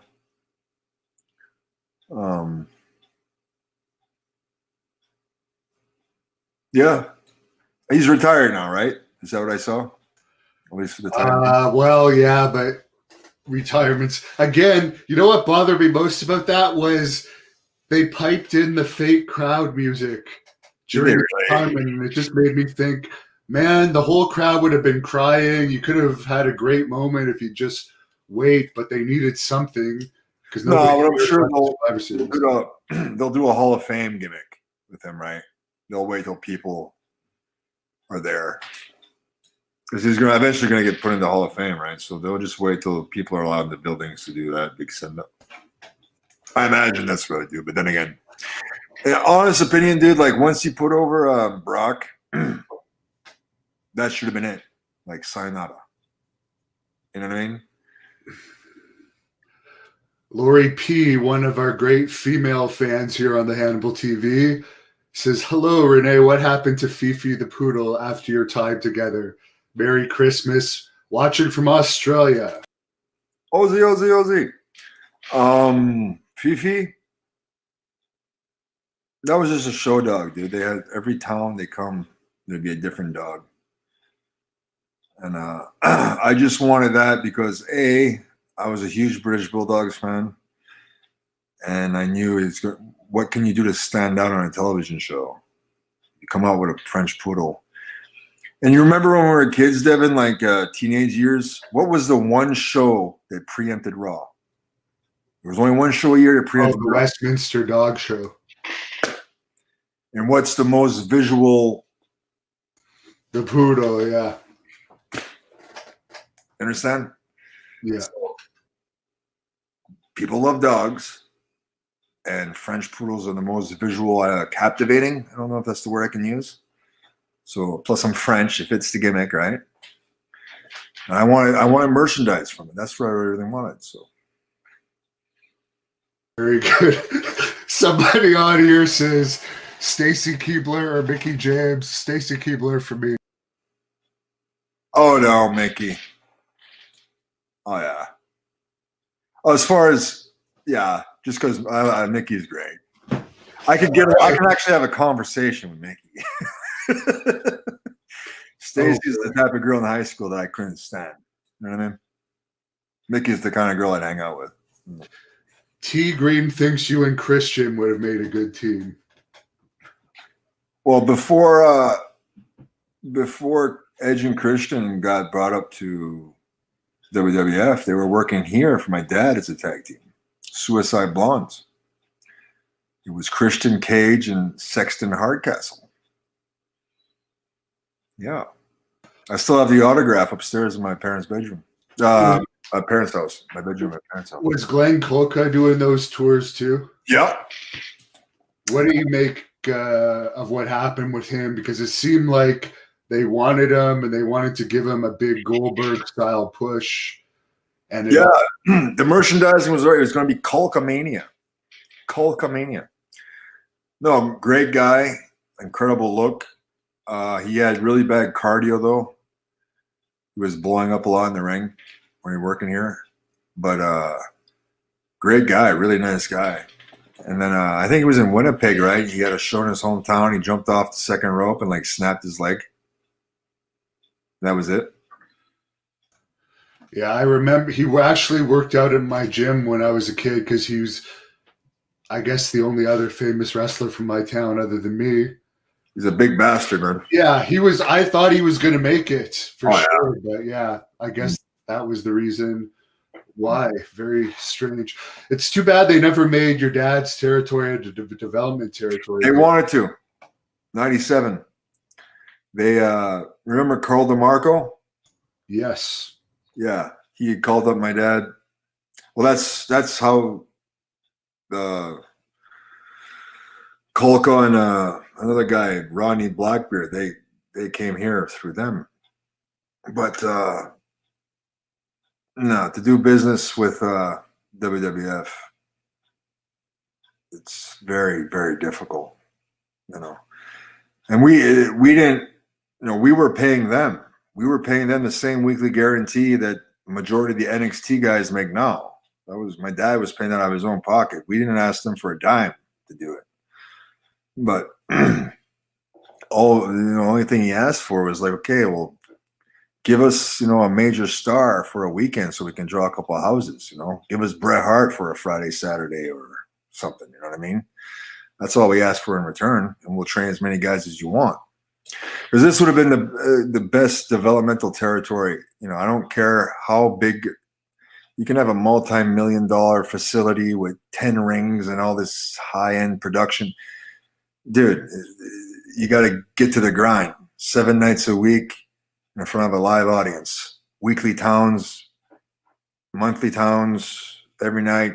You think about it. We had Bad News Brown here, Rip Rogers, Rick Martel, And then you had all the Don Callis was just, these guys were just green, Don Callis, Scott Demore, Christian Cage, Edge. They're all just in their early 20s and working with the veterans like Rip and Martel and Bad News. And that's the way the business works. That's how you learn every night. It's not that difficult. Yeah, and now there's not even going to be many house shows. Oh, business is dead. Speaking of people that don't want anything to do with wrestling anymore, what are your thoughts on Rick Martel Yes. wanting to be in wrestling? He was the best. Oh yeah, big Martel fan. Yeah. Someone on here was asking earlier your thoughts on Sylvain Grenier's time as a producer with the WWE. So did you do some research? Has it gotten released? I have no idea, actually. All I know is he did a commentary job for Impact. Well, I texted him as soon as I heard Pat was gone. I just, gave him my condolences and said, hope he's well. I can't imagine him staying along now that Pat's gone. But who knows? I don't talk to anybody, man. You're like the only guy I talk to. Guardian of Chaos wants to know, do you think adding Rob Conway to the mix was a good move? They had to because the gimmick was over, but me and Sly hated each other. And that's why when I left, I went and worked with Cena, and then Sly and Rob went on to win the championships, I think 3 or 4 more times. And then it was me and Rob. We were just making everybody else look good. So that was my destiny, bro. To answer this Osama guy, it's not Rick Martel's kid in NXT. No relation at all there. Is the Martel? Oh, isn't that the guy who's using Martel? He's a French Canadian too, right? Yeah, I've never heard of him before, but yeah. I think I wrestled him once. Okay. Yeah. See, now they're Kevin Steen's friends, so that's where it helps to be on the good sides. Bambi Killer. Bambi. Any good Joe Rogan stories? Or Joe Doric, sorry. I'm trying to think which ones I can say that won't get us arrested. Joe's great. He's a great guy. You'd like him, Devin. No, I don't want to embarrass him or embarrass myself or put us. I had a lot of crazy times with Joe. It's the Bambi Killer himself asking. Is it? Well, Bambi knows that I can't say that shit publicly. Oh boy, we better do some research on that. Yeah. Don Stewart wants to know who you based your style off. Nobody really. I don't know. Just 23 years of going out there and doing it. I don't know. I think Macho Man's Lanny's father was Angelo Poffo. He had a quote: "Suffering builds character." You know what I mean? And you hear all the time they're wrestling, right? Oh, we need characters. We need characters. Well, characters should come from within. And the more you suffer as a professional wrestler, meaning paying your dues, getting fucked over on pay, or bookings, the ups and downs that you go through in the entertainment business period, I think that builds character. I think that's what's lacking now. There's a lack of suffering, and the guys that usually have that experience and those dues paid and have suffered usually have the most character, and it comes across the camera and to the people. I think that's what's missing in wrestling too. Everything's too scripted and overproduced, but you can produce a talent all you want. If he really has it and that charisma that people can see, you can't hold him down. Bryan Danielson is one prime example of that, I think. Yeah. Sorry, am I going off? Oh, I thought number 3? We were letting you go. Oh, this will be my last one for tonight because we're winding it down here. Thank you, fans, for all the comments. I'll go through a few more questions, but anyone that wants to tip Rene, give him a tip. Otherwise, I'll give him a Christmas gift. Send me one of those actually, you don't have to. I got the Eye Wizards at the shops. Oh, that is true. Yeah. Very, very true. Some of the greatest talent in pro wrestling have come from Canada. True. Who is the stiffest guy you ever worked with? Michael Allen, Ruben wants. Ooh. Stiffest. Kawada. I've noticed Noah is pretty snug. Yeah, this one guy, Kenyo. He's we're the same age, but he won the national karate champions like 3 years in a row. And he lays his stuff in. But I don't mind it as long as it's in safe places, you know. Don't kick out my teeth. I don't mind snug. No. What do you think of the Stardom girls? Gilia is fine as hell, this gentleman. Oh my god. Devin, have you seen those girls? No, I have not. Oh my god. It's like they're like the models. And they're kick-ass wrestlers too. Like that Julia girl, she's half Japanese, half Italian. And then there's Suri Kondu. I've known her since she was 18. We were in Hustle together. She's half Japanese, half Filipina. And I mean, these girls, I think that's where Asuka came from, Kana. I think she came from Stardom. But just the way they train, they're amazing, man. Yeah, I haven't seen it, but maybe I'll have to check it out. Yeah, definitely. This person says, God bless you. Ryan says, Rene claimed to love the black and white golden era of wrestling in previous shoots. Can he elaborate? Well, the one match that to this day I can sit down and watch no matter what is Buddy Rogers versus Pat O'Connor, the 2 out of 3 falls match from Comiskey Park. Anytime I do like seminars and stuff, I always tell people to, or when I'm in Japan with the young boys, like if we're on the bus or whatever and I have a long trip, after the show we have a couple of beers and I'm like, okay, let's sit here and watch this match. And I mean, to me, that's the art of wrestling is demonstrated in that one match. But there's all kinds. Last question. Thank you, everyone, for your questions. Guardian of Chaos wants to know your thoughts on Chris Jericho's longevity and what was your experience working for him or working with him, rather? I hope I can last as long as he can, you know. But 85% of this business is backstage politically. And he definitely has mastered the art of that 85%.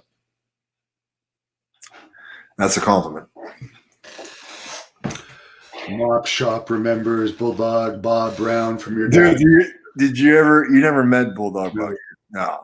Have you ever heard stories? Not really, no. Oh, he's a character. Interesting. You got to watch his old stuff, dude. It was great. Did Iron Mike Sharp ever work up there? Who? Iron Mike Sharp. I don't think so. No. Danny Crawford did. Phil LaFon. Yeah. He was fucking awesome. Eddie Watts. Now you're gonna get a shirt shop going in 2021, but what's your social media where fans could follow your posts that you make? Well, just my Facebook. It's under my real name. But I'm not really. You can follow me on the Facebook thing, but don't friend request me because I already have enough. You know, when you start getting people like trying to scam you out of money and shit. Yeah, there's a lot of weird stuff. Oh, fuck, I hate that shit, man. That's why I say anyone that follows me on Twitter, please send me a direct message if you want me to follow you back, because there's so many fake accounts out there. Well, thank you very much, Rene. We appreciate catching up with you and taking this time out of your Christmas to speak to the Canadian and American fans out there. We hope to see you back in Great North Wrestling in 2021. And I hope this Japanese thing that's kind of been put on hold explodes for you next year. I appreciate it, dude. Yeah, hopefully we can do some Grand Prix shows and Great North shows and SW Fury shows and have everybody do stuff together and bring back wrestling. I know it might be a pipe dream, but you got to dream something, right? I think a lot of people want to see some the Hannibal TV tapings on the East Coast. People have been wanting that, so that's bound to happen. Yeah, man. Fun. There is a few matches actually, or there's one match where Rene had the whole home field advantage, and I will admit he did beat me for the Canadian Championship in Prince Edward Island. That match is actually on the Hannibal TV. I almost tore my ACL in that match, dude, when you did the dive. It was swollen for like 4 days. I just remember the people were all commenting that when we hit the ropes, the ring was swaying a little. Because the fucking breakers on the bottom they broke, and it was a Sunday. Was it Sunday afternoon? And I don't remember. It was a nighttime show. Yeah, but okay, but I mean, when we got there and the breakers broke, and it's a small town, you can't find the fucking thing. So yeah, shit happens. That one would be a good one to go back to because the arena staff were good there.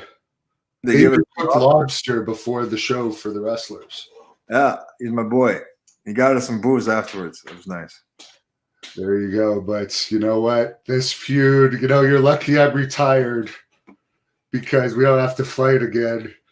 But I will put you up there. You are a very tough competitor. People underestimate you sometimes. He's one of the hardest hitting wrestlers I've ever wrestled. So I'll let you close this off, Rene, and I'll shut it down. Well, happy holidays, everyone. Merry Christmas. And yeah, support Hannibal TV. The more subscribers, the better. Because I think we're planning on big things here to bring back professional wrestling. This is Hannibal from thehannibaltv.com, and this week on the Great North Wrestling Podcast, we have two-time WWE Tag Team Champion, Japanese wrestling star, European wrestling star, and Great North Wrestling former Canadian champion, Rene Dupree, who is appearing August 9th at the Petawawa Civic Center as part of my live interview show that Teddy Hart and Wes Briscoe are also going to be involved with.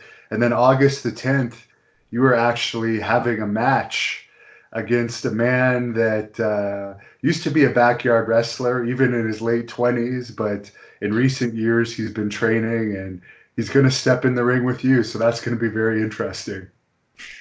Yeah, I'm going to beat his ass. I don't know if it's going to be your most challenging of opponents. Who has been your most challenging opponent? Most challenging? Yeah. Oh, geez.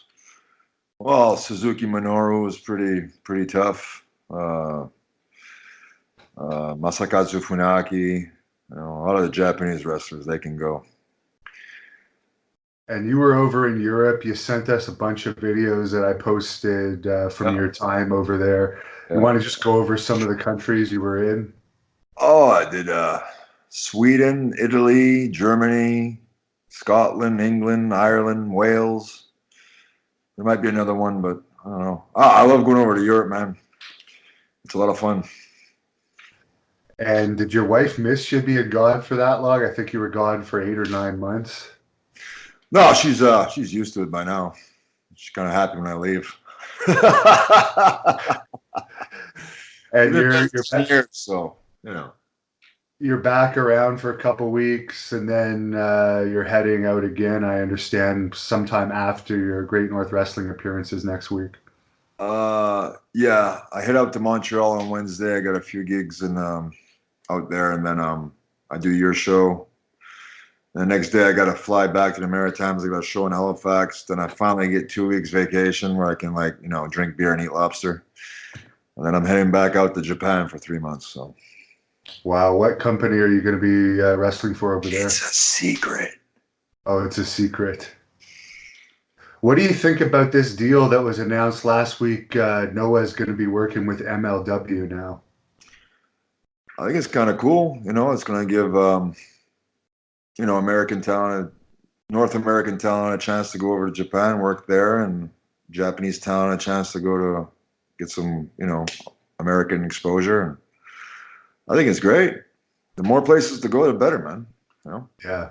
What are your thoughts on All Elite Wrestling so far? I don't know if you've seen any of their shows being over in the UK. I saw. Did you watch? I think it was the last one. I think it was from Florida. It was like in an amphitheater. I've only seen free clips on the internet. I haven't seen any full shows yet. But yeah, I saw that was what was it called? Fight for the Fallen, I think. Right. Yeah. How cool was that setup? I thought that Their was production values and setup are amazing. Oh yeah, and right there, they're on the right track because it looks totally different from anything else that's on television, right? And some people might say that it's goofy. It's different. It's different. And you listen to the crowd's into it. And they're the consumer. They're the ones buying the tickets. So you gotta evolve and you gotta go with the times. You can't stay in the past. And my hats off to them, man. They got a deal with TNT, which is a major network, and apparently the Cons is that the name of their owners? They got more money than the federal government, so. Yeah, he is a billionaire from what I understand. Yeah. What do you think? You've done promotions for their TV show. I know they're not going to have any problems getting a huge crowd for the first TV taping, but once they go weekly, they're going to be running 6,000 to 14,000 seat arenas. Do you think they're going to be able to fill those arenas on a weekly basis? Listen, like back in the 90s, right? There was what, 10, 15 million people a week watching wrestling, and now we're down to about 2 million watching WWF, right? Those fans, I mean, I think they're dying for something new. You know what I mean? So I don't know. I have to wait and see, but I think the people in charge aren't stupid, and I know they have demographics and stuff, and they can see the pay-per-view buys and what markets that they're more popular in, so they go there. And I mean, a town like Chicago, there's no reason why they can't go there 2-3 times a year. Right. Bigger markets, right? I mean, you got Philadelphia, you got the California market, Texas market. There's a lot of these markets, man, it's dry, and they're just dying for something, so. And it's been in the news lately about CM Punk. He's going to be appearing at the Fan Fest connected with the Chicago show, but I guess you never know with wrestling. They're not going to say it if he actually has signed anything with them, but he's saying that he's not going to be appearing on their Chicago show, and there's rumors because he was close with Paul Heyman that since Paul Heyman is now the executive director of Raw, he could return to WWE. But do you think he's going to take a payday and return to wrestling, or stay away from it because he doesn't seem to care about money anymore? I know you actually wrestled him once. No, we worked a bunch of times. I think when he first got to it was the ECW, they put him with me for about a month or so, but I don't know. I have no opinion of it whatsoever. If he comes back, it's up to him. I think he should stay away from MMA because, Well, apparently UFC's Dana White has said they're not going to use him, and they wouldn't even want to see him on Fight Pass, which is like the UFC network. So if he wanted to, he could get out of his contract. He still has one fight left on his contract, but he's made no effort to get out of his contract to fight for a different company, which I'm sure Bellator would pick him up. So it doesn't appear he's going to fight again. Yeah. Well, I mean, is he getting a weekly guarantee? I'm imagining, right? I don't know if he's getting paid again unless he fights again. I know he's doing commentary for another MMA company, and he's doing something for NASCAR. But to me, he's not finished his athletic peak years, it would seem silly if he could wrestle and make a couple $1 billion before he retires to just leave that on the table. But I'm not a millionaire, so you Oh, might. not him. I Everybody's know you different. saved your money well. Let's get into that. A few people have made comments. I know you sent some videos when you're tired and you've been on the road, and some people have made comments. Oh, this guy wasted all of his money. But you actually have an apartment complex. You don't even need to wrestle. I have 3. Okay. I have 3. Yeah, it's over $1 million with the collateral. And by the time I'm 40, I mean, still, I put a 25-year mortgage on it. So by the time I'm 40, there'll be a steady 6-figure income, higher than 1, lower than 3, but it's enough for me. Yeah. So, You'll yeah, have enough I wrestle because I disposable love the income. wrestling, and I'm still healthy. So if I can't go and make extra money, do something I love with no strings attached, nobody ordering me around, why not? You know what I mean? And you're actually in better shape now than you were in WWE, or definitely close to it, Yeah. considering it's 15 years later or 10 years later. What are some of your secrets?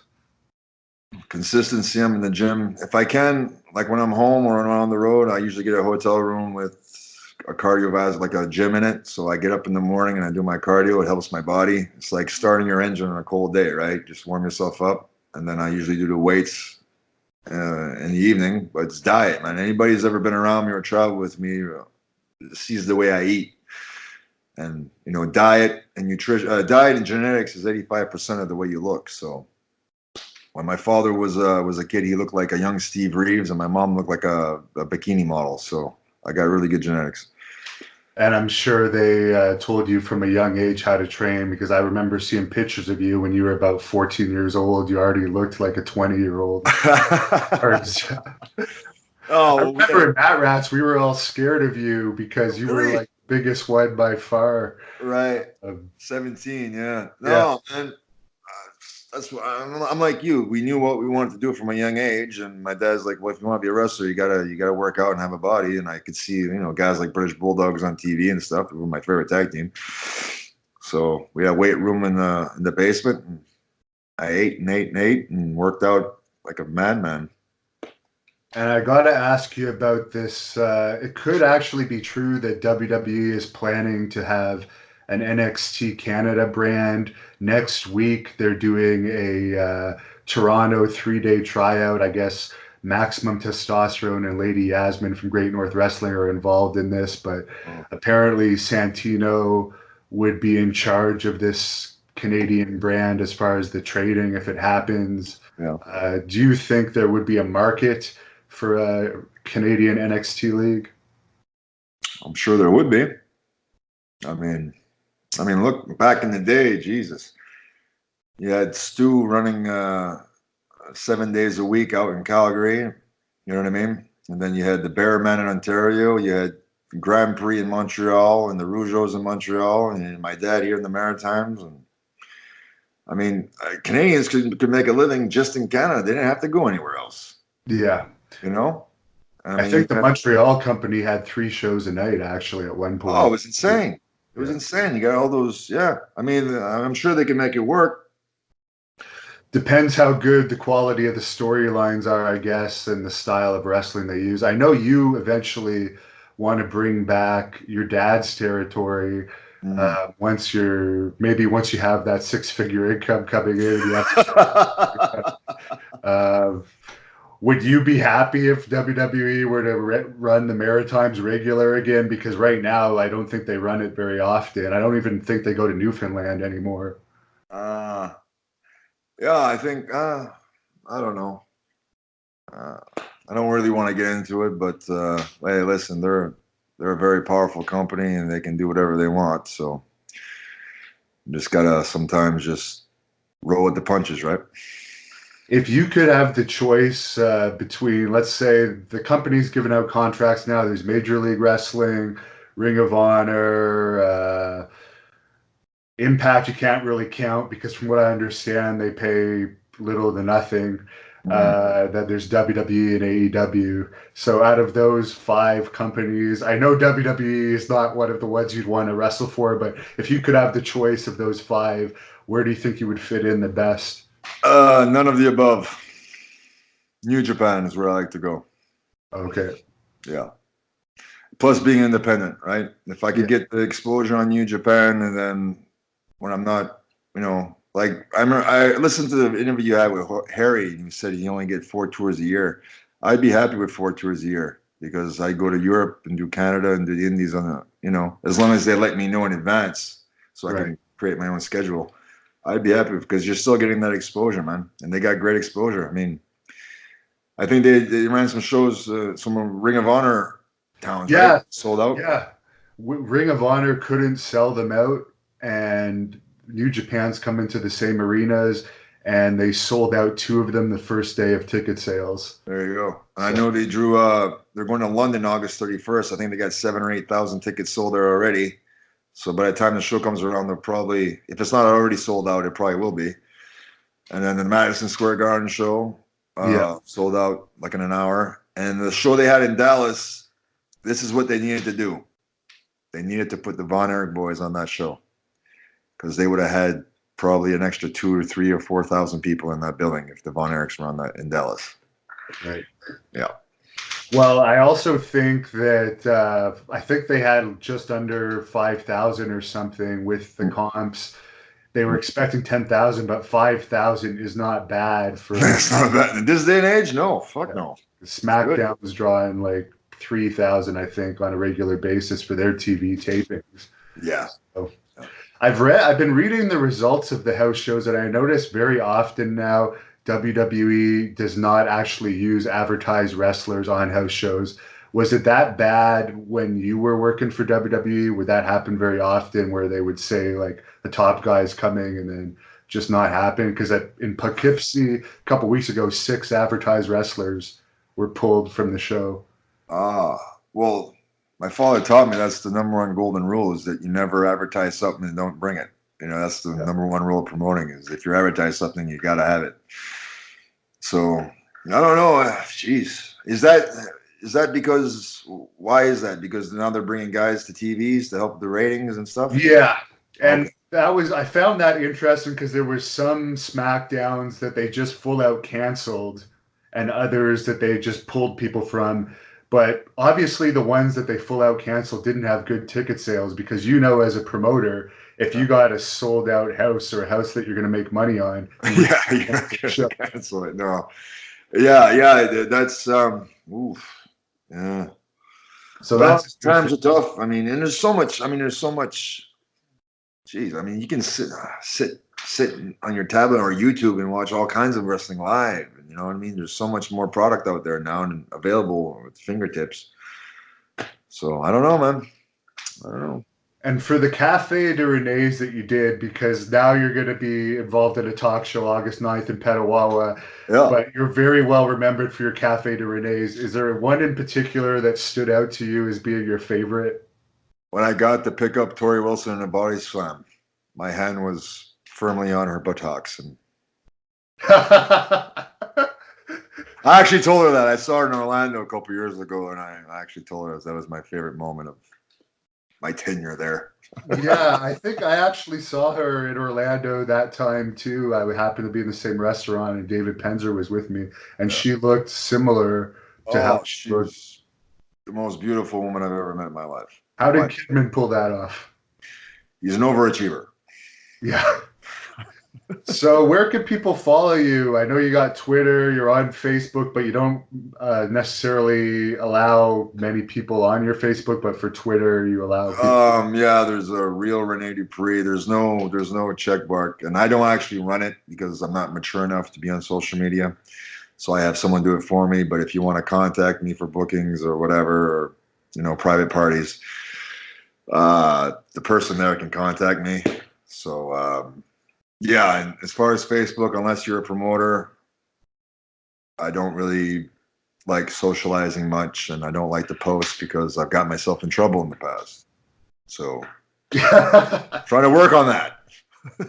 And did you ever wrestle for Brian Dixon again after that period of time that you and I were in England together and PCO was out there? Or Oh was that? yeah. I'm not gonna. Let's just.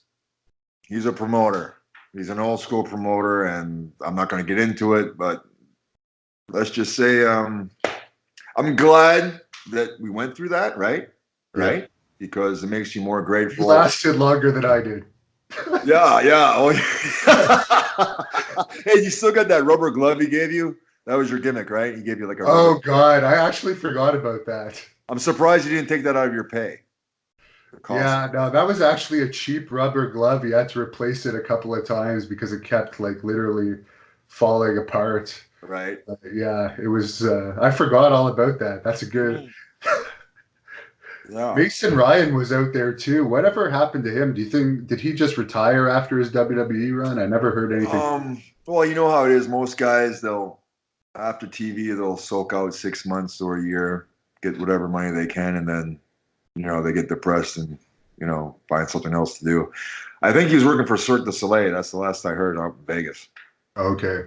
But a really impressive guy physically, but And he was tough. He could take a beating. I remember like literally chopping the hell out of him and he wouldn't complain. He had such a thick chest, but he didn't really like fight back too much when you would do that, I guess you could say. So I don't well, know. a lot of those Welsh guys like Mason Ryan, Rob Terry, there was a guy named Domino. They're probably the best physiques and physically impressive guys I've ever seen in wrestling were from Wales.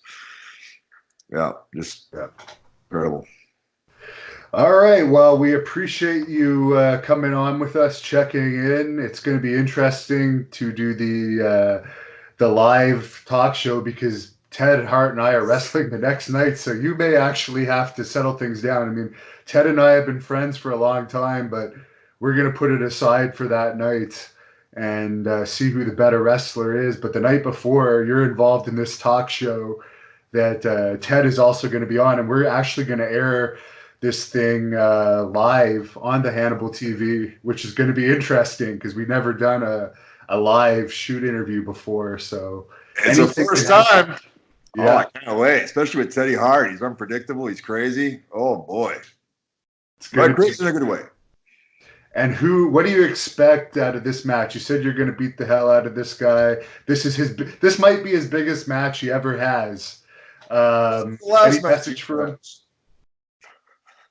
What's that? Sorry, I didn't hear that. Might be the last match he ever has. The last match he ever had. Well, that should be interesting. I'm actually looking forward to seeing that match. That actually might be the most interesting match I'm looking forward to seeing on that card. So Pitawawa, August 10th. For those listening, it's going to be live. It's going to be action-packed. Can't wait. Hannibal versus Teddy Hart. Dungeon match. Oh, can't wait. And there is a chance also that Davey Boy Smith Jr. might be added to that card because I guess he's in Toronto that weekend now. Oh. So we should know very, very soon because he's not going to be too far away and he might be able to fit it into his schedule to make an appearance. So it could be a hell of a card. Rats reunion in Petawawa. Exactly. It's going to be awesome. Thanks a lot, Rene, and safe travels up here next week. Yes, sir. I'm here with two-time WWE Tag Team Champion Rene Dupree. I can't believe I was screwing up your name. I think I'm still a little upset over what happened last night. Very unprofessional on Teddy Hart's part, in my opinion. You were actually supposed to be on stage for the rest of the show, but it didn't work out. Well, actually, I'll be honest with you, Devin. It's just his attitude just turned me off. I just couldn't stand being there anymore. Well, it was nice chatting with you. You talked to us a little bit about your experiences growing up in your dad's territory, but you didn't talk much about Rip Rogers, who I recently interviewed with. He's quite a character. You want to tell us about some of your experiences with him? I love Rip Rogers. I mean, yeah, he's a character, but everybody in wrestling is a character, right? I mean, we're all a little crazy in our own little way, and the longer you're in the business, the crazier you get. But no, he's somewhat of a father figure to me.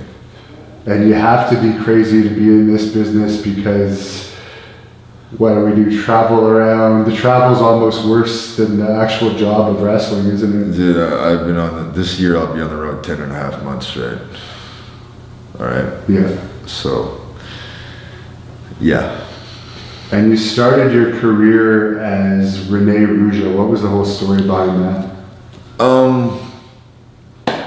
I came up with it. My father didn't want people to know that I was his son at first, I guess. So it was just a trial, and I liked Rene. I was a big Rougeau fan, actually. Fabulous Rougeau. So I used Rene Rougeau, but that was just for like a 5-week tour or whatever. But I have all the respect in the world for the Rougeaus. Were you a fan of the Mountie as well? Well, being Canadian, yeah, I thought it was kind of cool. He was French, But I always thought Ray was like the most athletic of the two, right? Did you ever meet Jacques or Ray over the years? No, never got the chance to meet him. Okay. Never got a chance to. I'd like to someday. Yeah, they're both really nice guys. Yeah. So what's your favorite match you've had so far in Great North Wrestling? You've had a bunch with me. You've had Wes Briscoe, I think, too, who's been in the ring with us at one point. The most unique was obviously that UFC cage match, and I think the stiffest. Stiffest on me, busted your Yeah. How's your chest, by the way? It was black and blue, but you know what? That's wrestling, dude. You can't take it. Get out. But that 3-way we had was actually a lot of fun. I had a lot of fun with that one. Have you ever done much MMA training? Because I've noticed when you're in the ring, you actually have footwork similar to a boxer, which most wrestlers don't have. Right. I think it's because, like when I'm working in Japan, all those guys were MMA fighters and they all trained judo. When I was in the dojos, we would train judo. So it's just like, you catch on to it, right? So like working with guys like Masakatsu Funaki and Suzuki Minoru and all those guys, you just adapt to it, right? But it's different from anything else in North America, right? So that's the key. And you mentioned last night you're wrestling the Great Buddha coming up. Any matches of his that were your favorites growing up? Jeez. I mean, think about this for a second, right? He came to the United States for 9 months. That's all he was here for in WCW. And look at the impact he's made. Yeah. You know what I mean? Oh, people still talk about it. Exactly. And he was only here for 9 months in 1989, dude. Yeah. That cage match with him and what was it called? The Thunder cage match. Thunderdome? Is it Thunderdome, yeah. Okay. That was something. It was a bit of a cheesy match, but Right. I think one of the wrestlers actually got burnt in that by one of the malfunctions that happened that night because they were supposed to be something caught on fire. Something caught on fire that was not supposed to catch on fire. Or Wow. Yeah, but no, Muto, man, in my opinion, top 3 wrestlers of all time. And what's it like wrestling over in the UK now? In the past, they were known for really that Dynamite Kid style. We had the Fit Finleys and the Regals. Yeah. But has it changed much? Because now wrestling has changed a lot since that time. And I know when I was over there with you, there was a lot of playing to the crowd, but that was Brian Dixon's league, which is a little bit different than some of the other leagues. Yeah. Well, yeah, there's so many, I think there's like 100 different companies over there, like independent companies. Yeah. And, a lot of them are different, but I think personally that the UK wrestlers are some of the top in the world. I consider Japan and then the UK. And speaking of Japan, you were tag team partners, tag team champions actually with Kenzo Suzuki. Yeah. Any stories about him? And he had a pretty short career there despite his size and abilities. Yeah, I just think he just didn't really see. The Japanese are such nice people and submissive people that they don't really, when they come to America, they're very obedient and stuff. And then my experience is sometimes you have to be more of a, I want to say asshole, but you have to be more upfront defending yourself, you know what I mean? And Yeah. to make it there, right? Sometimes you have to stab people. I hate to say it, but there's a lot of that going on, right? But as far as Kenzo, I love the guy. He's just a great dude. And you know what? Once we tagged up in All Japan, right? And then he lost some weight and he shaved his beard. I didn't realize how good looking a guy he was and how many girls dig him. Really? Oh yeah. Dude. What are the groupies like in Japan anyway? I know you're not really that type of a guy, despite your Well, reputation. don't get me wrong. I like to know that I can, right? Just for my self-confidence or my ego. But oh yeah, Japanese women just. Woo. Speaking of All Japan, you were Gora TV champion at one point, I think. Yeah, the TV champion for All Japan. Yeah. What was the circumstances behind that? Who did you beat? Seiya Sanada. Okay. And yeah, we were supposed to have a rematch in the Sumo Arena in September of that year, but what had happened was the administration had changed. Muda had left his position as president, and another guy came in. So, you know, I was loyal to Muda because he gave me one of the best runs I've had in business. So he formed a company called Wrestle One, and then yeah, I just went with him, and I'm going back for him the other month. And I know you worked with Lance Cade a little bit. What are your thoughts on him as a wrestler? He passed away, unfortunately. He's unbelievable. Like, Lance Cade was about 6'5", 270, and he could come off the top rope with that elbow, look just as good as Shawn Michaels. You know what I mean? He could move, and just a good human being, you know. And unfortunately, you know, you get caught up in being around the wrong people, in the wrong environments, and I miss him a lot, man. That really hurt me. I asked Wes about this last night at the Hannibal TV live show. He hadn't heard about the incident. You might have. I know you follow the wrestling news a little bit. But there was an incident that happened back in June in Ring of Honor where I guess a fan was heckling Velvet Sky, and Bubba Ray Dudley talked to him in the back. He was brought backstage. And Okay, so what, did the fan physically touch her or spit on her or touch her in any way? From my understanding, it was heckling, and I guess Velvet Sky had some type of relationship or still has with Bubba Ray Dudley, so he may have taken it a little bit. Okay, but she's a heel. She's a bad guy, right? Velvet Sky. I can't honestly tell you, but it's possible. Okay, so when a fan buys a ticket, I mean, I was just curious your opinion on that as a wrestling promoter, because I know as a wrestling promoter myself, one of the reasons fans come to wrestling is to get out their inhibitions. And right, yell and exactly. scream and things. Yeah, I mean, that's old school wrestling. I don't know, hey, I have no opinion on it. I'm not gonna say anything. I don't know enough circumstances about what transpired other than Ring of Honor has put out a big statement since saying they've investigated it. Will never happen again. There's a different security protocol now. Okay. Yeah, I mean, if it was something to the effect that he, like, you know, physically touched her or assaulted her anyway, then I can understand. But if it's just a fan paying his money to yell at the heel or the babyface or whatever, I mean, that's, you know, that's part of the job. Have you been following Ring of Honor at all? Apparently their crowds have not been very good so far this year compared to past years. Right. I think the oversaturation is actually affecting everybody. You know what I mean? Yeah. Because everybody wants to be international and try to be as big, so it's cutting the market, you know.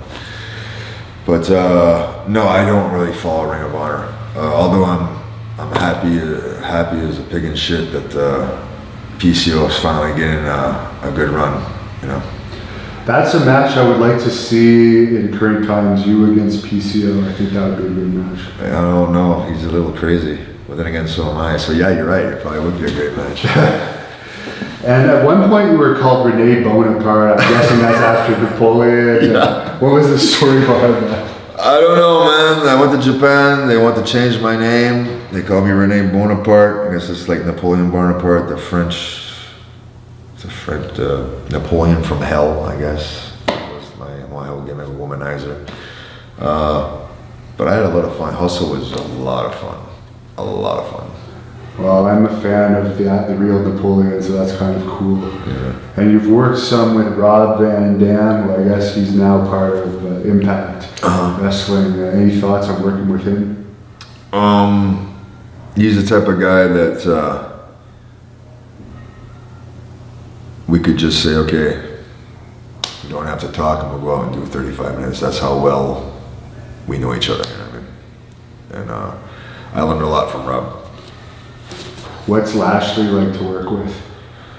He's powerful, man. Hitting into him is like hitting into a brick wall. I don't think he has an ounce of fat on him. He's a freak, man. Now, finally, in your opinion, looking at the current Japan scene, I know you're an expert on Japanese wrestling. I'm certainly not.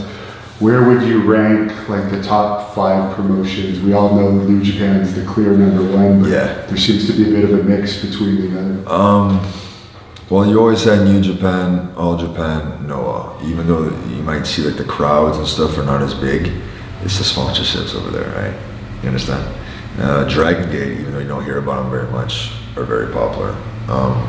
DDT, even though some of their wrestling is good. I'm not a big fan of the whole joke stuff, blow up dolls and stuff like that. That hurts the business more than it helps the business. I'm not a fan of it, but and I'm gonna talk about Jim Cornette here for a second. How he hates Kenny Omega, right? But here's the thing that Jim doesn't understand. Kenny Omega was in that developmental program in Deep South, and you were there, and you knew how messed up it was. Oh yeah, right. So and this was not, people sometimes have the wrong look at it, like it was messed up from a hard training. Yeah, the training was hard, but there was pretty screwed up stuff going on there. Like making wrestlers strip down to their underwear, male and female, and push cars around a mall parking lot. Okay. Naked stick face. Right.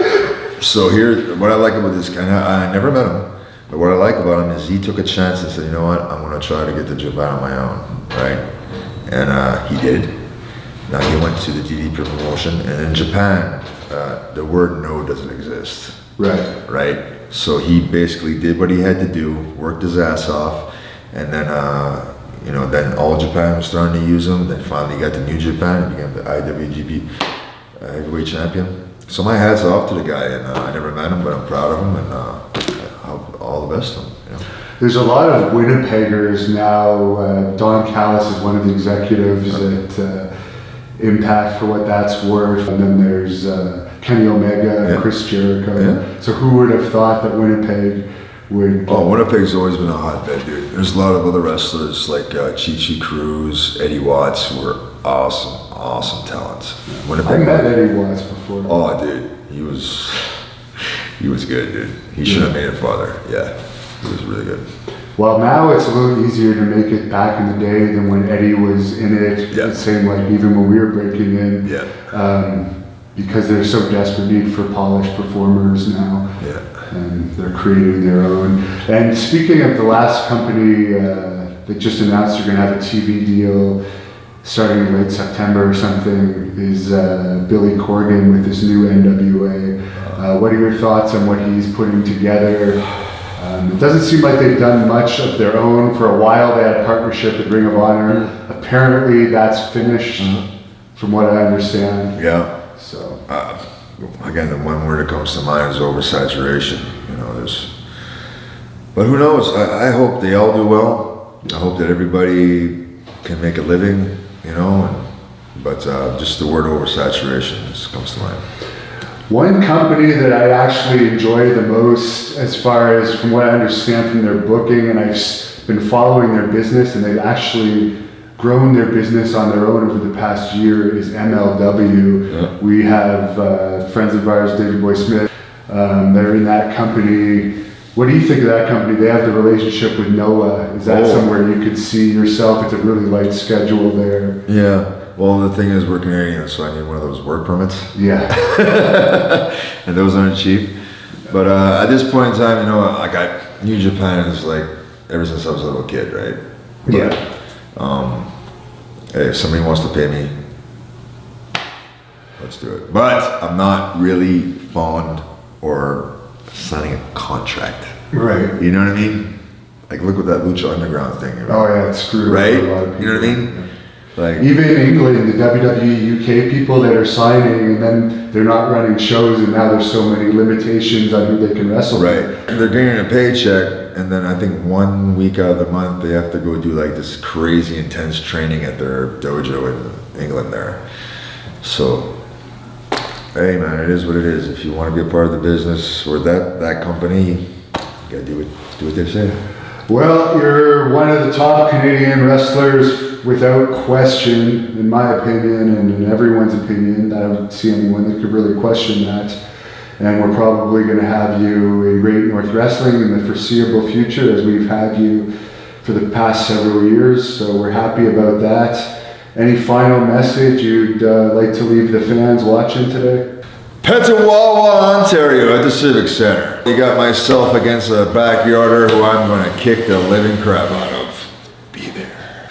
This is Hannibal here from thehannibaltv.com with two-time WWE Tag Team Champion, recent Pro Wrestling NOAH Tag Team Champions as well.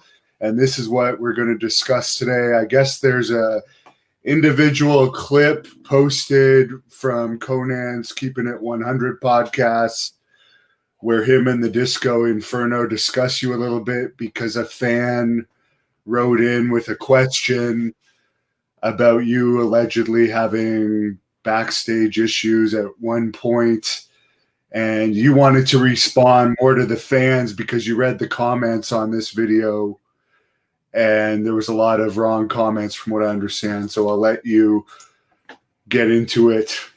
Yeah. So I had to think about the one guy that said I was a douchebag backstage in this show in 2013. And I had to think of the name. Then I realized it was some promoter that ran a show in Halifax. And just one of these mark promoters running a really shitty fucking indie show. Like all the wrestlers are, mind you, like this is one of the first indie shows I had done because I went from WWF to Japan, moved to Japan, then came back to Canada. So yeah, just some little jabroni promoter who acted like a mark, so I treat him like a mark. And Conan mentioned in that audio that he had never heard of you, I guess, but supposedly you have had some contact with Conan in the past. Oh, no, I met him in San Diego. I think Ray had brought him backstage. I think he's from San Diego. And then we were actually going to partake in some medicinal therapeutics outside, but Johnny Ace was staring right at us. So, I kind of gave him the Iggy, like, nah, we shouldn't go backstage. We shouldn't go do that. And you're a big supporter of that 420 movement, which is legal here in Canada. I understand your wife actually works at a plant now where she's like a secretary administrator. She started off low, and then all of a sudden they gave her this promotion, and now she's like top notch right there. But here's the thing, dude, I haven't done it in forever. I'm not against it, but I just really haven't done it in a long time. But I mean, I will. I don't really care, right? But yeah, some of the comments, dude. One guy says, you have heat when you don't get a second chance. Okay, so for all the fans out there, I was re-signed with WWF in 2011. Okay, not only I was signed for 5 times the amount of guarantee that I left for. Okay, but what happened was when they came to do my work permit, work visa, I needed to get a waiver, and I was living in Japan and I never got it done. So basically, they paid me 6 months of a 1-year contract, was over 6 figures, and I had to sign a release form. Okay. right. There's news for you there. And as far as NOAH is the second company in Japan right now behind. NOAH is owned by Abema TV, which is worth approximately $6 billion US. Okay, that's worth more than Vince McMahon. that's almost worth as much as Tony Khan's family or whatever. Okay. So just to let you know that, get that clear. And listen, when I first started to go over there, they have these magazines, right? Weekly magazines in Japan. It looks something like this. Okay. When I first started going over there, I was like, you know what? My goal is to be on the front cover. It took me 13 years, but motherfucker, I made it on the front cover. Right there. Okay? Because I never gave up. And this picture right here, K-Dog, according to my partner, Wagner, was #1 trending in Mexico at the time. So I don't know if he doesn't follow Mexico wrestling on Twitter. And if it wasn't for the pandemic, we would be over there right now defending the titles. And we had actually made an agreement that, you know, let's go to Mexico together as NOAH tag champs and tour all over Mexico. So if it wasn't for the pandemic, we would be over there right now and we would draw money together. I guarantee it. Any chance of seeing you in Mexico with Dr. Wagner once this lockdown's over, if it ever ends, if it's not Armageddon these days? Yeah, right. No, as soon as we're allowed clearance, because right now they're not giving out entertainment visas to anybody entering Japan, right?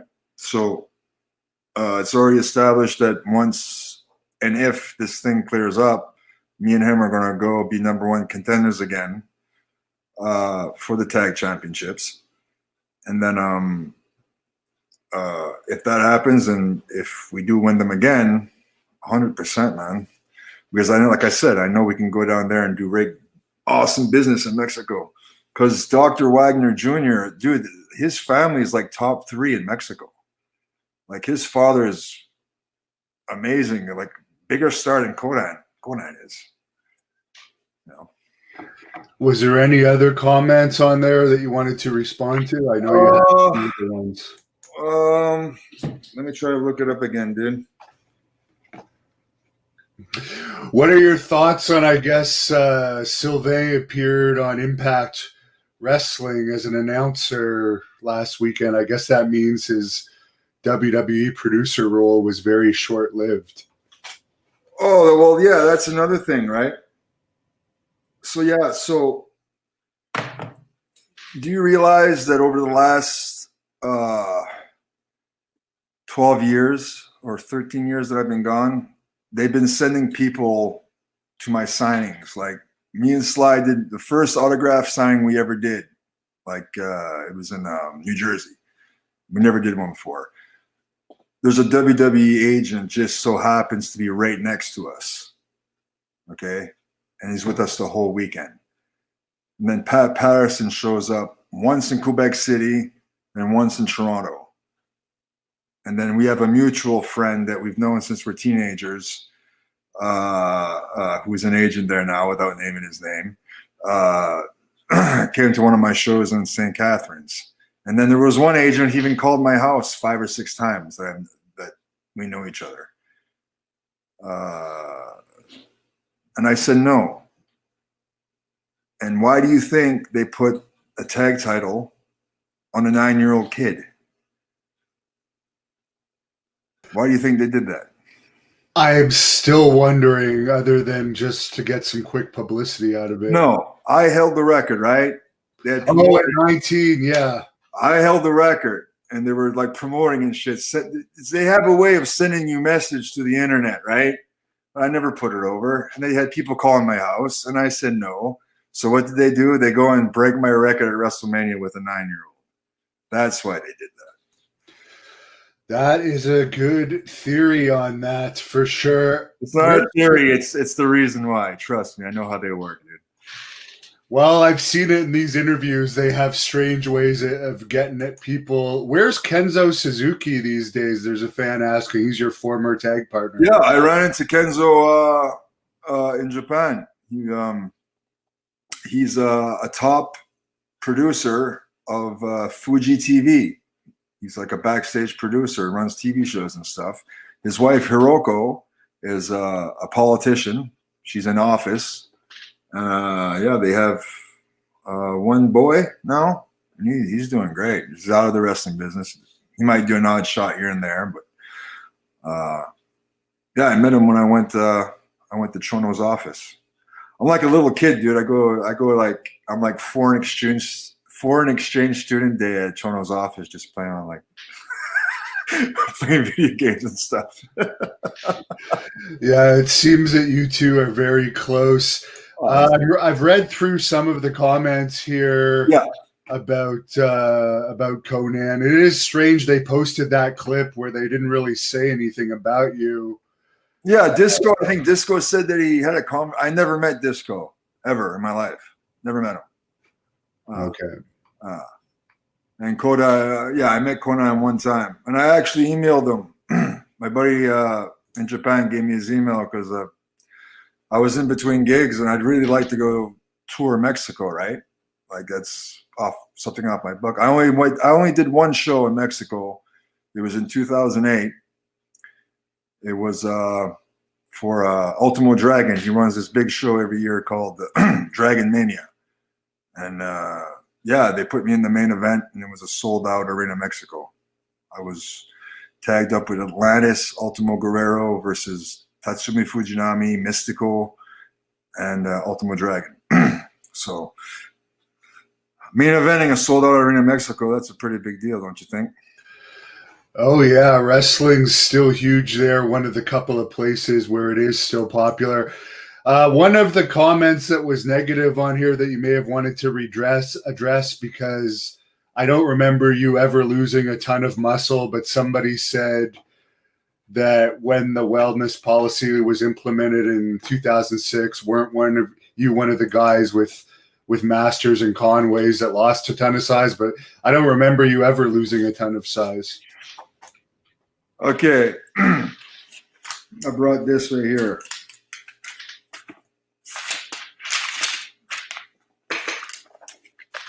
This is the Muscle Mag.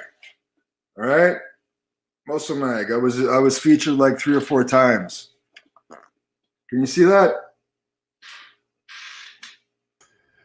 I can see it, yeah. 17 years old.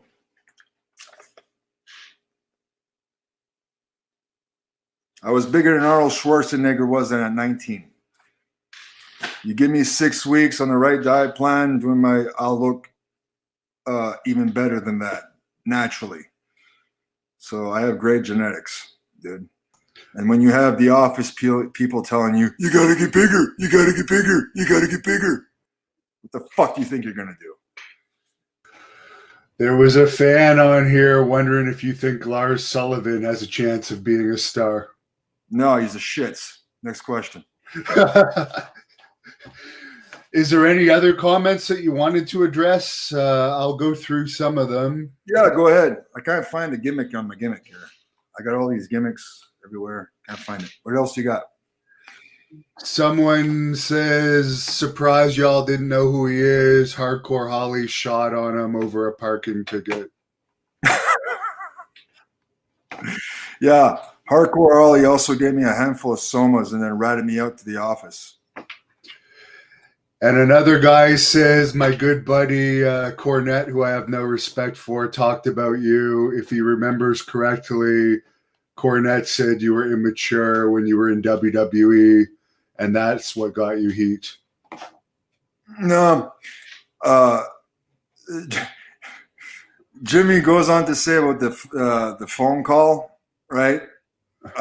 Jimmy, it wasn't $125. It was $185, and I gave you $190. So, but thank you for the phone call. I learned a lot in that hour. And but as far as immaturity, no. I can't remember how I was acting when I was 19, but if I was so immature at 19, why would they put me on SmackDown and have a single run with Cena? Yeah, and they gave you your own Cafe de Rene segments and so forth. Dude, me and Cena were closing out the show every night and sold out arenas all over the world. And I was 20 years old, so. There is some positive comments on here. Another person says Dupree is another person who was by far a bigger star than Conan and Disco could dream of. There's another one that said you were underrated.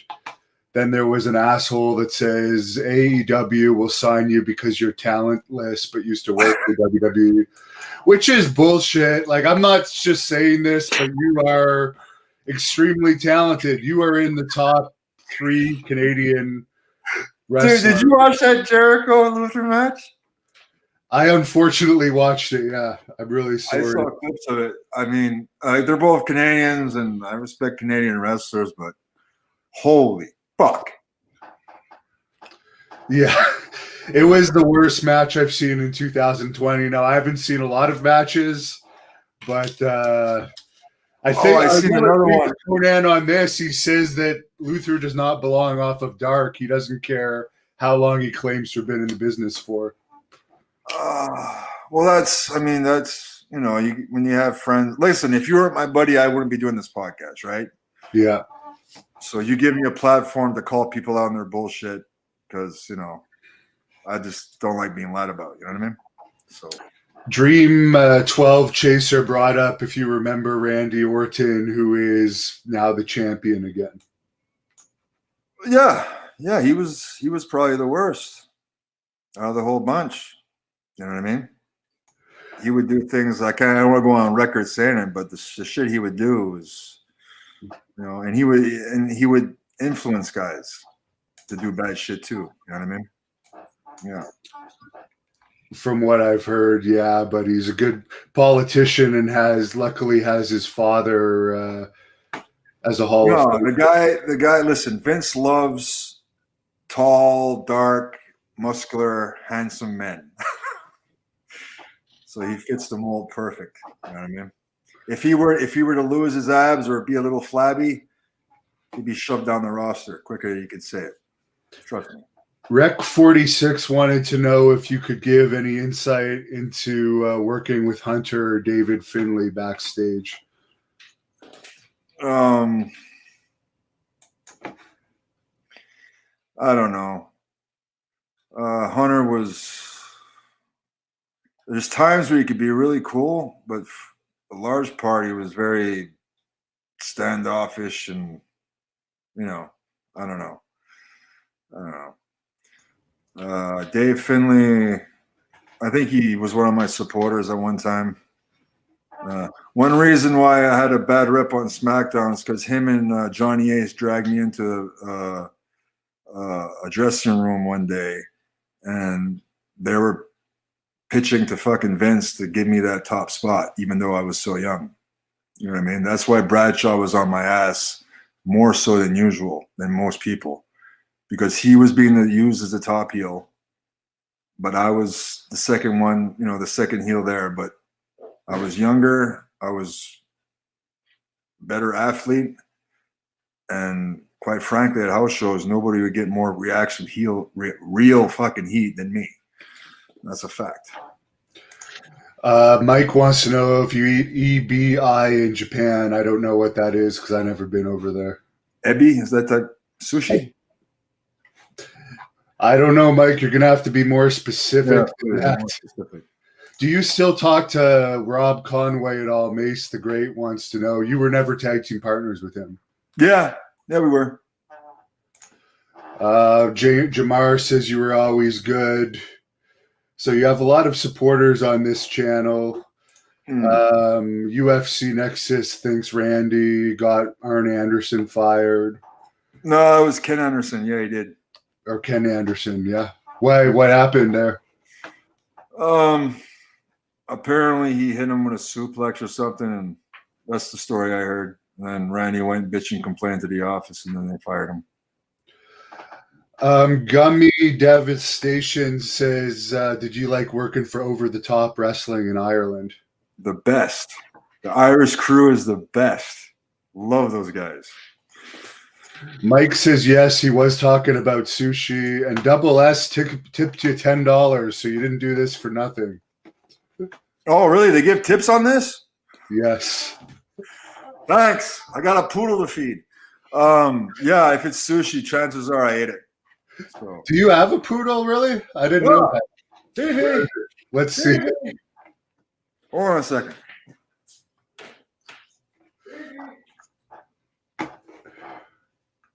This is great. If anyone else has questions, you can tip them. I have to go somewhere. Okay, no, I think he's hiding underneath the bed. He doesn't want to come out. He's shy. But yeah. Christopher, I already know the answer to this, but he says, would you be interested in WWE or AEW? I know the answer is no, unless the money was an offer you couldn't refuse, probably. Well, unlike you, Devin, I don't want to. I really don't want to leave the Maritimes. I don't want to live out anywhere else. So it have no. You don't mind being locked down there? Well, no, our gyms are open now, and it's only like, my town, dude, is like one street. That's all it is. So I can get anywhere I want to go within like 4 minutes driving. Is it true that there is like a street named after your father there in the town? No. Okay. You actually got $15. Pirate Canvas tips you $5, and he wants to know if Bob Holly once confronted you at a convention. Okay, yeah, I want to clear that one up too. This guy, we're in Jersey. He claims that he called me out like he wanted to fight me. He said, let's go and fight. That never happened. He called me out and pointed at me saying he didn't like me. So I just looked at him and laughed. And then we actually just shook hands and that's it. But no, Bob Holly's full of shit. He's full of more shit than a Christmas turkey. Is it the same poodle from the SmackDown days? Someone wants to know. I'm pretty sure you always had different poodles back then. Yeah, no, it was every week we had a different poodle. Every week they would call up the Show Dogs Association, whatever. And the only thing I wanted to do with that was have merchandising. That's the only thing I wanted. They never did it. So, how's the weather up there? Steve wants to know. Has it got cold yet? Yeah, it's starting to get cold. I think up northern New Brunswick, they actually have snow now. Do people ask you if you're Matthew McConaughey's little brother still? Someone wants to know. You kind of all right. Do I look like him? A little bit. Really? Yes. The way you're sitting, I guess. Well, you don't have older, and they stay the same age. I still think if you ever switch gimmicks, it should be Gaston. Just a few more quick questions here. Stanley wants to know if you ever worked with Furnace and LaFawn. I think they were a bit before your time, but I don't know. No, but like I told you, that Phil LaFawn was a freaking genius, right? He used to work for my dad.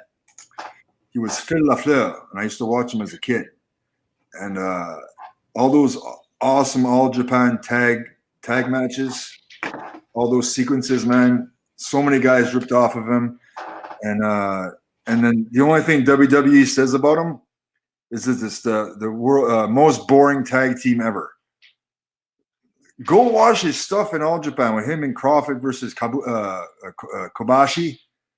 Oh, so listen to the crowd go insane for those matches. He was amazing.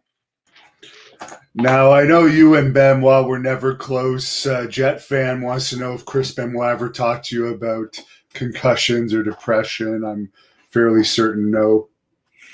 No, I never talked about it. But when I see him intoxicated on alcohol, and I actually heard an interview with Nova where he's talking about when Chris was drinking, he would freak out, and then the next day Nova would call him out on it, and Chris would say, "I don't remember." Well, that's when you have lots of head trauma and you drink alcohol, you black out, and you become very violent, you know. And I seen him in England one night drinking. I was only around him once when he was drinking, and it just a rage in his eyes. And then I said, "Okay, I gotta go." I walked away. You know what I mean? Now, I know you're not going to mind asking this question. I don't think you've ever trained wrestlers, but is there any chance of getting your dad's promotion up and running again in the future? I know you've done some events in the past, but the lockdown's screwing everything up this year. Yeah, I wouldn't run until there's a vaccine, and you know what I mean? Because it's too risky, man. first of all, I wouldn't be able to use any outside talent because anybody coming outside of the Maritimes would have to quarantine for 2 weeks, right? And then people, I mean, my gym is empty because people are scared to even go work out, even though it's open. You know what I mean? My gym's always empty. So do you think they're going to spend money? There's too much paranoia now. But eventually, yeah, if things clear up, I mean, I've promoted close to 100 shows already. True. Rec is asking how your family is coping with the lockdowns. I think your wife is still working. It's mainly you that it's affected your job, right? Yeah, I can't travel with shucks. Well, that promoter from that you've been talking to in Florida. Yeah. Yeah, he contacted me too. It's NAWA, right? Yeah, North American Wrestling Association. Yeah. Are you gonna go down there?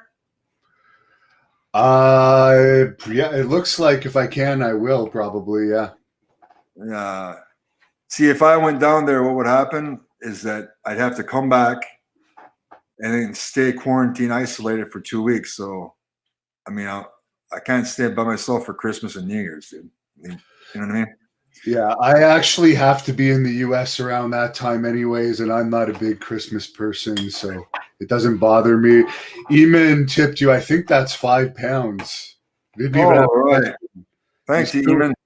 You still have your European fans. I know you're not really going to want to answer this one because you don't follow it too much, but Ryan wants to know the wrestling scene in the Maritimes now. Yeah, traditionally spring to like mid-fall. That was the prime season because, I mean, a lot of guys have tried running during the winter. It just doesn't work. You know what I mean? It's so usually around spring. In my father's prime, he would start mid-April and sometimes go all the way till mid-October. And it was really good. And that would be 7 nights a week. And then he actually had 2 crews a night in the prime season, which was like in the summer, right? So he had up to 14 shows a week. And double shots on Sunday. That's when it was. And then, you know, the Maritimes is like the smallest part of Canada. Yeah. You know, One of the least populated parts. Least populated, but we're one of the best drawing too. Mickey says Grand Prix was one of the best indie companies out there. It definitely was underrated. Someone needs to write a book about it. We did a documentary. It was on Fight TV. I think it aired on Fight. I didn't see it, but we did it. Yeah, maybe we'll write a book someday. I don't know. Well, excellent. Well, thanks for clearing all that up for us, and thanks for the fans that tipped Rene. Yeah, I appreciate it. It's going to go for my doggy Timbit fund. Oh, your dog likes Timbits. Oh, dude, he's a fiend. Yeah. I try to stay away from donuts because I don't have the abs that you have, but my dog loves them too. Hey, thanks, Devin. Thanks for letting me clear this shit up. All right, appreciate it. No problem. And I know you don't tweet much, but the American fans love to follow people on Twitter. What's your Twitter and? Well, I don't run it. You can follow me. It's real Rene Dupree, I think. But yeah, if you contact that Twitter, the person who runs it can contact me. So we'll throw in this one question because it's a nice one. Did you have a favorite person to work with in the 2000s in WWE? When I got the chance to work with Austin and Rock, that was really cool. Didn't you even work with Undertaker a couple of times? Yeah, I worked with him. We had a match, and he sacrificed me. He gave me a tombstone on the steps. You can find it on YouTube. That's pretty cool. Nice. Well, thanks again. I'll let you wrap this up however you want to wrap this. Appreciate the fans, and hopefully when the lockdown ends, I can see you at a show here somewhere soon.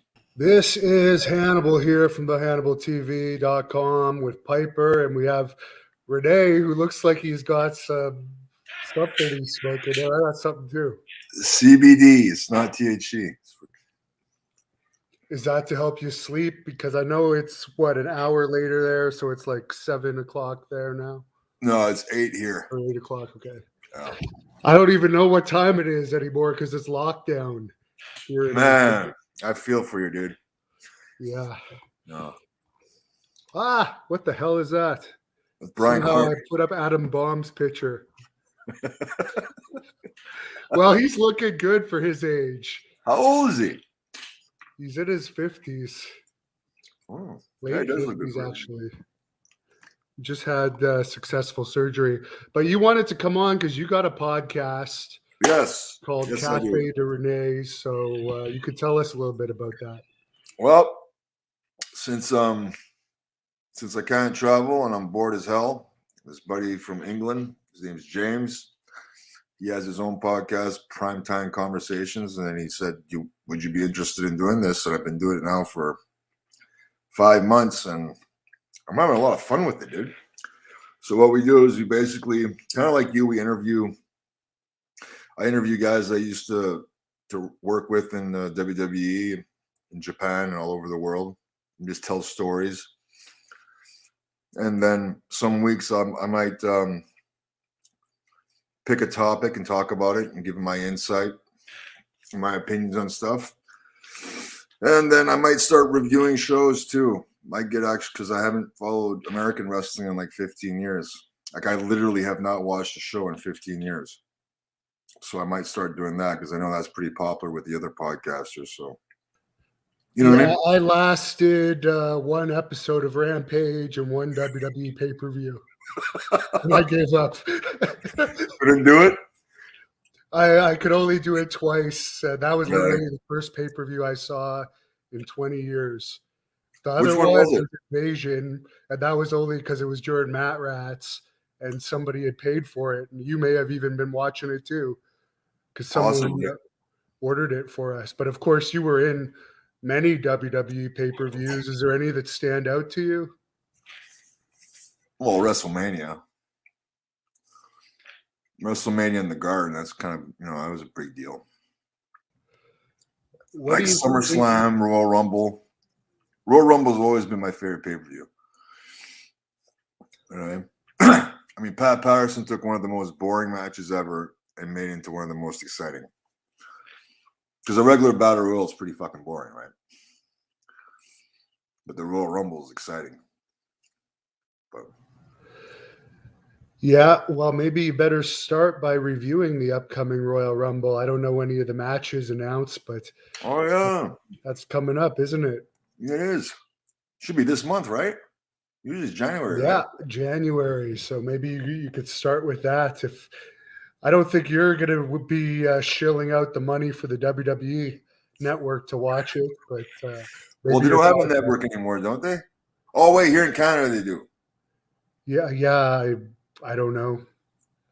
Yeah, I think it's just in the States they got the NBC Peacock or some shit, and then in Canada there's still. See, I don't even know.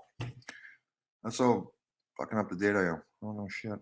Yeah, But I do know- we don't get Peacock here. I know. Because somebody told me I should get it for the Saved by the Bell new show or something, and Really? apparently we don't get it. But you know what you can get? Cafe de Rene on YouTube. You can subscribe to my channel, and every Monday it drops at noon. We have a new guest, and this Monday it's going to be Rob Van Dam. If you go check out the channel, there's a teaser clip of me and Rob smoking pot in England, and almost evacuating an entire hotel room or entire hotel. So that's a funny story. But That's yeah. a pretty good guest. He did very well on my channel. Oh, Rob? Yeah. Yeah. Oh, Rob's great, man. Yeah, I've known him for, this is the happiest I've seen him in, because I've known him for 20 years. And now that he's with his new wife, dude, he's the happiest I've ever seen him. I'm happy for him. Well, he looks like he's having good sex, which is always important. I heard you did like a whole podcast on just groupies. Is that true? Yes, I did. Well, no, because my co-host put a bunch of different topics, right? And the fans voted on it, and they want groupies in wrestling. I guess a lot of perverts out there. So I just told them a few stories. You know? Have you, well, I just heard your door open, so that's either your dog or your wife, but Yeah, you got a kayfabe, bro. yeah. Oh, somebody's tipped $5 here, so that's going to Rene. Thank Just you, bought pal. him a Whopper. Yeah, times are tough. It's Maria Davis. She just says thanks for the interview. My Maria, I love you. What's your favorite fast food place? I've seen you eat at Burger King a bunch of times. Yes, Burger King is good. Hey, did you ever eat at Whataburger? You know, Yeah, well, I only went there because of you, and yeah. it's pretty good. The mushroom burger there is pretty delicious. Did you have the breakfast taquitos? I did not. Oh yeah, those are, especially after a night of drinking, man. Because it's 24 hours, right? Whataburger. So you won't be going to Texas anytime soon, will you? It's not for. I don't even know if we can leave the country right now. Anyways, can we? I think we can. Can we still leave the country? Yeah, I think you got to take those tests, though, right? No, I don't know. I don't I know. have know no they plan on increased leaving the fuck. restrictions, but I don't know if we can still cross or not. I have no plan on leaving Canada for the time being, anyway. But yeah, Texas. It's not top on my vacation list. You found yourself in quite a pickle.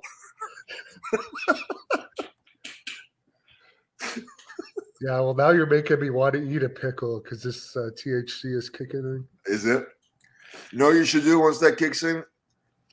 Go to Cafe de Rene channel on YouTube and pick one of the videos and watch it.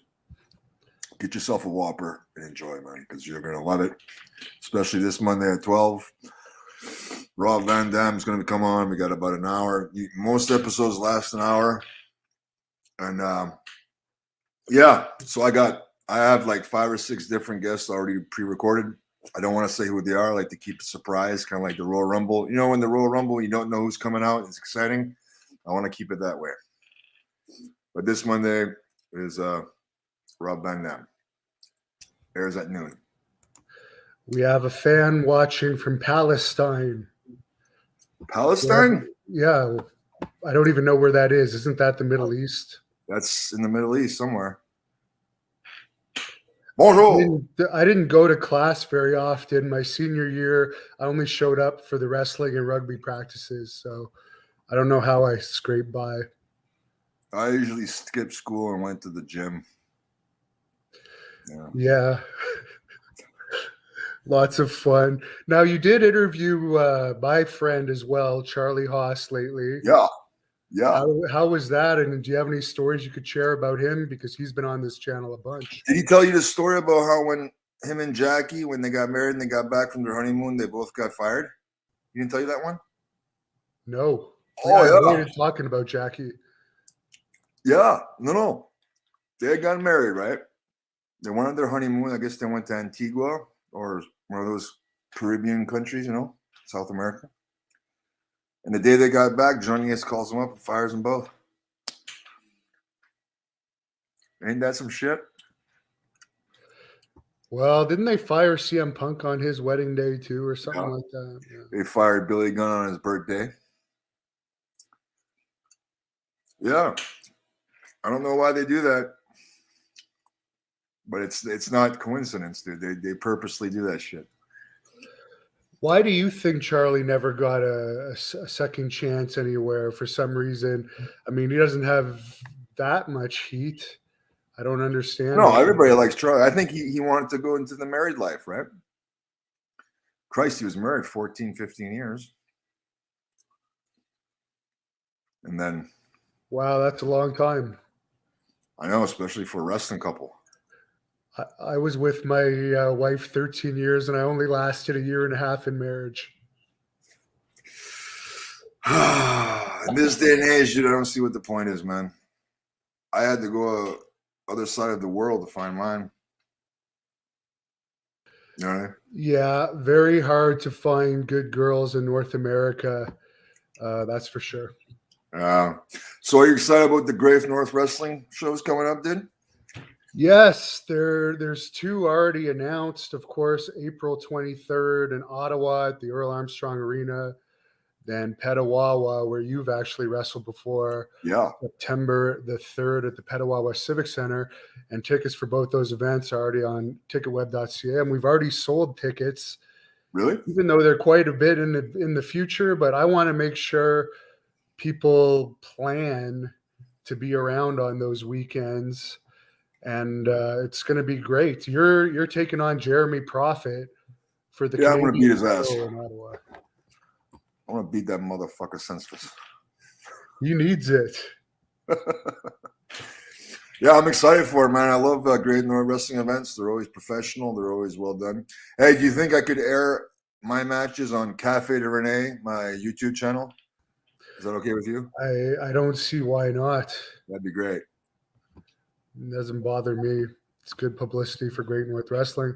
Actually, the Rene Dupree versus Blood Hunter match went up on the Noah channel, didn't it? It sure did. I got rave reviews because it was different from everything else they're used to, right? It was hard hitting and a lot of blood. Yeah, sometimes a lot of blood doesn't get over, or it actually gets over too much, I found recently. Yeah. Don't you know? But, when you're half vampire, you got to have the blood. So when did you discover you're half a vampire? After watching the Lost Boys movies? After I discovered I like the taste of blood. Oh. I wanted to be a vampire after the Lost Boys movies, to be honest with you. It's a good one. It's an awesome movie. You know what? I may actually have to watch that tonight. Yeah? You See? mentioned it. Fuck yeah. Oh, it's the best. Yeah, I've never actually even seen it. People are going to be shocked that they're not even going to believe me. I know I've seen the posters and the pictures, but I've never actually seen The Lost Boys. What? I'm dead serious. Oh, dude, you got it. Watch it tonight. Serious. It's the best. It's the best movie ever. Hurricane Maverick wants to know what's cooking. And he wants to know how the ladies are treating you. Well, I know you're a very loyal person, but you do have a lot of female fans that certainly like you. But you do cook for yourself, don't you? And you keep a very strict diet. Could you tell us a little bit about your diet? I just bought an air fryer for my chicken breast because I usually use like a George Foreman grill. But the air fryer, dude, do you have one, Devin? I do not know, but I've recently seen one. Yeah. Oh, it's great. Because I like to put my spices on it. I usually use garlic. You can't eat that because you're a vampire. And you put it 15 minutes, then you turn it 15 minutes, and then boom, you got your chicken breast for the day cooked. It's so easy. But yeah, I usually have 5 or 6 meals a day. Usually the same stuff. Egg whites and oatmeal in the morning. Chicken breast and yams or chicken breast and brown rice. A couple of protein shakes. I'll usually have a high protein, low carb meal at night before bed with some vegetables. Hey, did you ever try eating whole eggs before going to bed, Devin? I can drink whole eggs before bed, but I never made I'm an strange. omelet or I only something? like I can drink eggs, but I'll puke if I cook them. But Really? What's the thing? Yeah. Well, the egg yolks, man, I noticed personally, when I have 3 or 4 egg yolks before bed, the next morning I'll wake up with a raging, it boosts your testosterone levels. Really interesting. Well, I usually wake up with that issue anyways, because I'm an extremely horny person. I'm getting older and things aren't working like they used to, bro. Well, those incidents happen from time to time, but Right? I need to ejaculate multiple times a day, or I'll go crazy. Well, So, you need a oil change. Yeah, it's important. yeah. Diane mentions Royal Rumbles are fun to watch. Do you have a favorite Royal Rumble? I think mine was 92 when Ric Flair won. There were so many stars in that Royal Rumble. That was a good one. I like the one where Big John Studd won it. Remember that one? Was that 89 or 90? Yeah, that was 89. 89, yeah. That was a good one. People are I saying, like the one, remember when, was it Demolition? They were number 1 and 2. Yes. Yeah, that was a good one. Yeah, See, I see, remember how that's the wrestling exciting I that miss, was. Yeah. right? No, it's bullshit, man. Not the same. But then again, maybe for kids like that are the age that we were then, maybe they look at WWE the same way, you know? That is a true point, Right. but I definitely don't see as many wrestling T-shirts around these days. I remember when I was a kid, like everybody had the wrestling shirts and the bandanas and stuff. Oh, well. Yeah, I Right. guess I kind of miss being a fan, man. Yeah, well, I don't think I'm ever going to be a fan again. Rec wants to know, what are your thoughts on the Triple H health situation? Well, he's got to take it easy. He needs to stay away from stress. So a great way for him to do that is to subscribe to Cafe de Rene on YouTube and check out my videos. You know, just take it easy and be entertained. How was okay? I'm not actually asking that. I'm not asking about It's nice, that. very nice. That's very funny. Hey, is it true that Sylvain Grenier inherited a ton of Pat Patterson's money and now he's pretty well off? Is that what you heard? That was the rumor I heard floating around, that he moved to Florida. Well, it wouldn't surprise me because they were very, very close. Because he was taking, like, Sly was taking care of him basically his last days.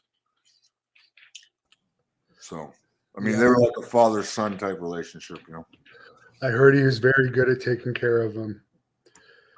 Rec wants to know, what do you think about William Regal getting sacked, one of Triple H's close friends? That's pretty. Well, it wasn't just Regal, man. There was like a bunch of them, right? Road Dogg. That's all. That's all Hunter's boys, right? What do you think, Devin? Well, why keep them around if it's not Hunter running it anymore? If you're coming in and taking over a brand, why would you want the people failing still running it? Why wouldn't you want to bring in fresh people and try it from another angle? That's what I think. Yeah. You need lots of turnover. And like if the product's going down in interest, why keep the people that are there in charge just because they've been around 20 years? That's true. That's true. Mike is happy that you like Whoppers. Have you tried the McDonald's triple cheeseburger? Someone wants to know. I didn't know they had a triple cheeseburger. Yeah, I don't know either. I'm not a big McDonald's fan. Yeah, McDonald's not so much. No. Around here, burgers, it'd have to be, Burger King. You ever have Hardee's? Hardee's is pretty good. It's been a while, but yeah, I know they do the brown buns there too. Not that matters. David wants to know your thoughts on Shawn Michaels.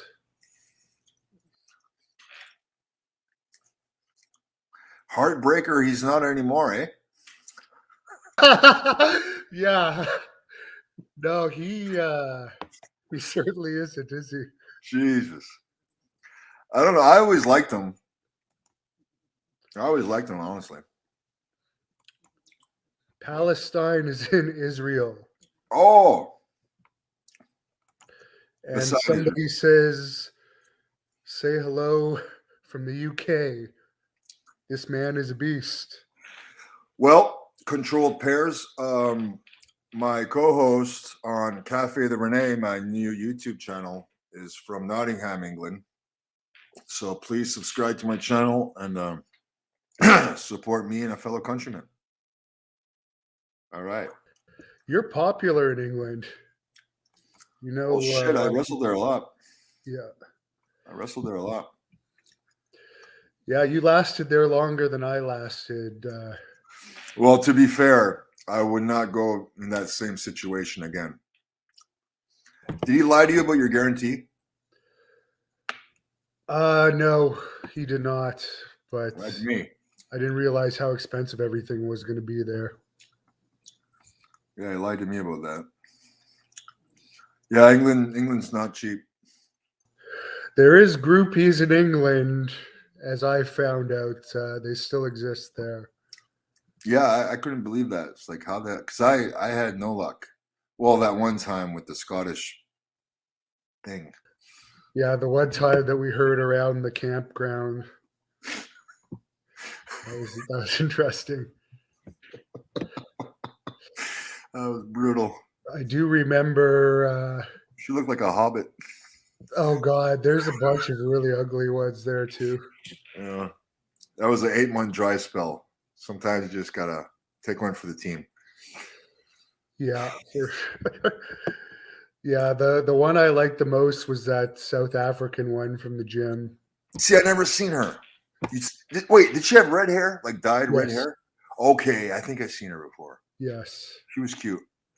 Yeah, her and I got along pretty well. One of the reasons I had to go is because I don't think her uncle was happy about me dating her. Her uncle? The guy that owned the gym, or he was like somewhat of her uncle. Okay, well, he was from Germany. Okay. Yeah. That was a shady gym, dude. Yeah, that was a weird one. Yeah. You'd just walk in the bathroom and there'd be like a used needle and the sink would be full of blood. Yeah. Yeah, it was pretty ghetto. It was free though. Yeah, that was nice. The protein shakes were good. Did you ever work out with PCO? I don't. We've been in the gym at the same time. I don't think we ever did like a workout together. Okay, he was fun to work out with. No. What do you think about him still going and doing all this crazy stuff? Shit, how old is he now? 54, 5? Got to be up there. Fuck. He might be part of some of the Great North Wrestling events too. Oh, that'd be great. That'd be great, especially in Ottawa because that's near Montreal, right? Yeah, it would be good. And they're the mystery place that I haven't announced for June yet is going to be even closer to Montreal. Oh yeah. Yeah. Sweet. No, I can't wait till the Great North. Love wrestling for it. Yeah. April 23rd, Ottawa, September 3rd, Petawawa. If you fans missed it before, Patrick would like to know who Favorite was your person favorite to opponent? wrestle? Yeah. It'd probably be Sonata in New Japan. Ravens fan wants to know if you have any Bobby Lashley stories. Bobby Lashley. Oh, he's just a cool dude, man. A genetic freak. I'd never seen him watch his diet either. That guy can eat whatever he wants. He likes Whoppers. It's not fair. You know, I'm boiling my meat and fucking measuring everything and make sure I get the right amount of rice, and he's there fucking chopping down Whoppers and French fries, and he looks 3 times better than me. It's not fair, damn it. Now, I already know the answer to this because we don't have it here in Canada, but Bobo wants to know if you take Kratom for pain. This is this pre-workout thing. Yeah, I've tried it. Yeah. I was in Alberta. My buddy had some. How is it? It helps people get off opiates too, because it gives you a similar buzz. It gives you a buzz, but it doesn't last that long. It might last 10, 15 minutes, so you gotta keep taking it. But I heard it's helped a lot of people get off opiates. I tried to buy some in Texas at a GNC, and they looked at me like I had requested cocaine. Oh, really? Yeah, so I don't know where you even get it, but supposedly you can get it in the U.S. I think there's ways to get it here too, online. Rico wants to know what are your thoughts on WWE bringing in Mickey James? Do you think that's good for business that they're bringing in people from other companies? I didn't even know they were bringing her in. Where does she work? NWA with her husband? Apparently NWA and Impact. Yes, Impact is still around, but it gets 0.01 ratings. Well, there you go. They're not a threat. No, exactly. All the fans are acting like it's some big thing. It's like none of those companies are a threat. Yeah, not in the same league. Same fucking hemisphere. Same galaxy. She's a WWE alumni, right? Former women's champion. No. Get her a payday. Fuck it. Do you have a favorite women's wrestler? I always like Victoria. I actually have her coming up on my channel, Cafe de Rene. Please subscribe. I got her coming up soon. We're doing an interview with her. But I always like Molly Holly. Yeah, Victoria was good. I did an interview with her recently that fans can look up too. She was really sweet. Yeah. David wants to know your thoughts on Shane McMahon.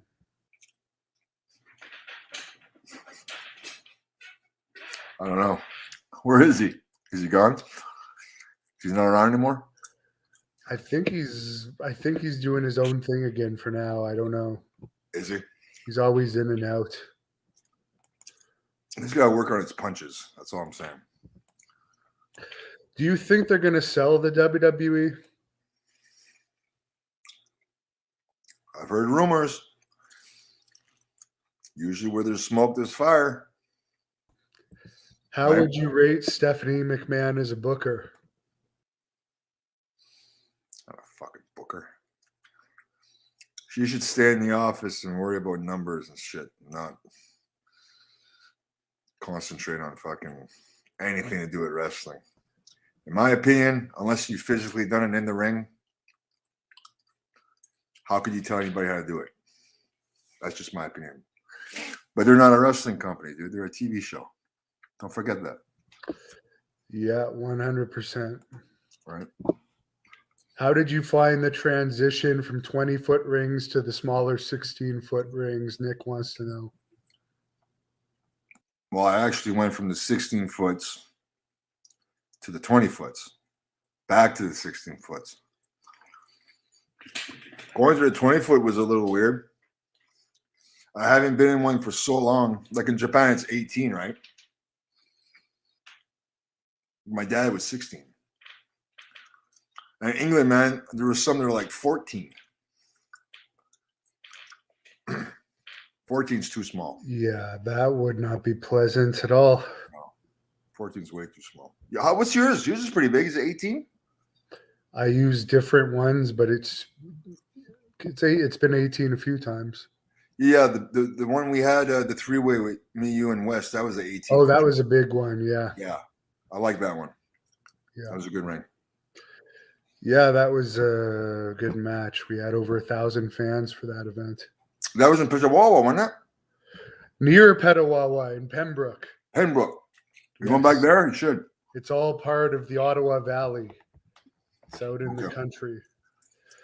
It's only half an hour away, so those fans can come to Petawawa. Hell yeah. Hey, you talked to Teddy Hart lately? Where is he? He's in the U.S. Is he still? Still on parole.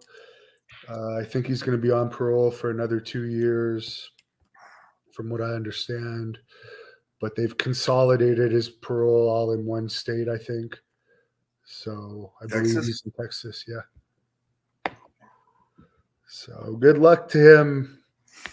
I don't know if he can come back to Canada, but Canada would probably be the best place for him right now. Yeah. I'd like to have him on my YouTube channel, Cafe de Rene, for those listening. Yeah, you should have him on. Yeah, ask him for my money.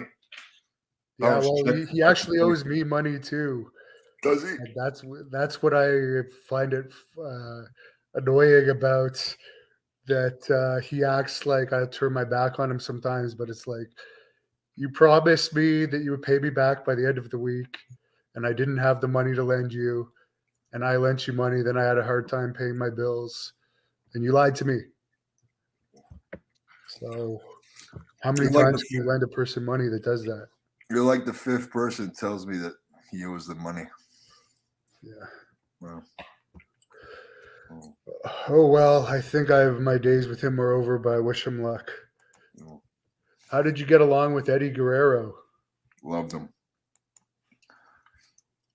God, I miss him. Oh yeah, you were that close with him? Closer than any other guys. You know what's fucked up? I'm the same age as he was when he passed away. 38. Oh wow. You always think he's older, but Right? yeah. But facially, he looked older. You could tell, man, by the end, he was drained. You know what I mean? Didn't Davy Boy Smith die at that age too, I He believe? did. Yeah, and that's not. I remember seeing him at that Matt Rat show. Yeah. With Harry. Yep. I remember him. He was huge, but he didn't look healthy. You know what I mean? Yeah. His skin didn't look healthy. Well, you would have noticed that being a bodybuilder more than I would have. Yeah. But yeah, he died real young. What do you think about everything that happened with Harry? Maybe the highest paid dark match Right? of all time. Fuck. Isn't that awesome? Well, he was there for a year, right? I think it's 7 or 8 months plus whatever his back pay is Right. to have one match that wasn't even on TV and one promo. Fuck. Who went over? Did he lose the match? He lost, didn't he? I don't remember, to be honest. It was a dark match. Yeah. I guess that's irrelevant, but They should have. I would have thought they would have done something with him. highest paid dark match guy. Yeah, because he just sat at home. He didn't have to go to the training center. Well, Just he trained told them me in it's it. because he told me it was because of the vaccine. He Oh, didn't want to because get he the wouldn't vaccine. take the vaccine or something. Yeah. Yeah, anything's possible. I guess you took yours. Now we gotta get a booster. I'm thinking, dude, this is Yeah. gonna end up being like a yearly thing, like the flu shot, and you're like, it's gonna be mandatory. You're gonna have to take it. Now you can't get your hair cut here unless you show proof of vaccination. Yeah, well, it's pretty bad, man. At least you're open. At least it's not closed like it is here. Right? I feel for it. Maybe it'll do my body good not to lift heavy weights for a couple weeks. Well, you got your 45-pound plates there, and Yeah. your bench press. And mats. Yoga, a big long mat. Oh, there you go. Oh, is that where you do your DDP yoga? Yeah. It's pretty good. Promotion with the stiffest rings, Germany.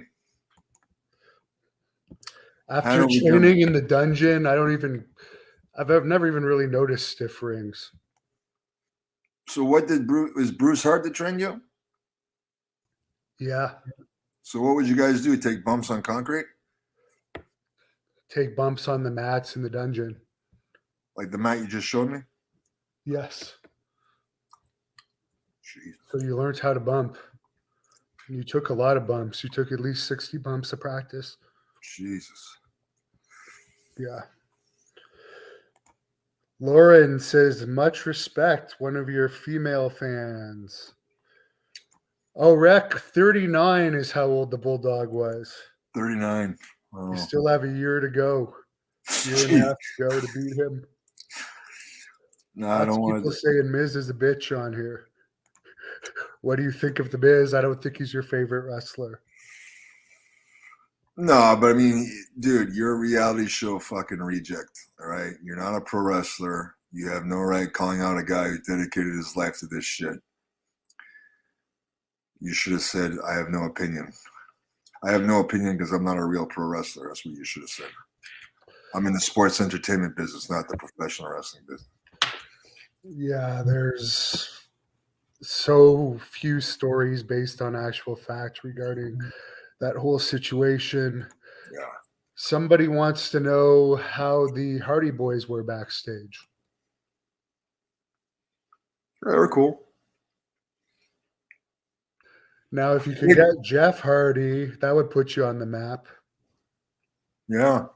I wasn't very close with them. I mean, friendly, just hi bye, but never hung out with them. Cheap Heat Productions is willing to come watch us fight in Texas. I don't think either of us are going there anytime soon. Are you going to Japan anytime soon? I wish. I don't know what the situation is. I don't think they're. I was told next month, but I haven't heard anything, so I don't know. Oh, you got $1.99. Thoughts on losing the belts to Tajiri in Tokyo? That was the other La Resistance. Rob was the- Conway and And Sylvain Sly. Grady. Yeah. Could Rob speak French? Fuck no. He speaks Southern. That's funny. It sucks. The wrestling knowledge wants to know Tori Wilson or Stacy Keibler. I know you once had your nut sack on the face of Tori Wilson. I saw the picture. Guess whose idea that was? Pat Mine. Patterson. Yours? So you suggested it. Of course. How does that conversation go? I got this great spot. It's gonna get the people. Sure did too. Tori Wilson all day. Triple A wants to know your thoughts on Orlando Jordan. I think he got fired. See, wrestling rumors, you believe nothing in what you hear, but what I heard was that he bought one of his boyfriends, because he was bisexual, right? He brought one of his boyfriends backstage and somebody didn't like it. Interesting. He got fired. I think now he's in Australia. I'd live there. That's fucking beautiful country, man. How do you think he ended up getting the Ultimate Warrior's last match of all people? I don't know. Oh, that was for NWE, an Italian promotion. Yeah, were you on that one or you were still in? I didn't work for those guys. They wanted me to. They wanted to run France and use me, but the money situation was just not enough. Yeah, 6 months. Oh yeah, to get it out of your system. Just to get out of my system, yeah.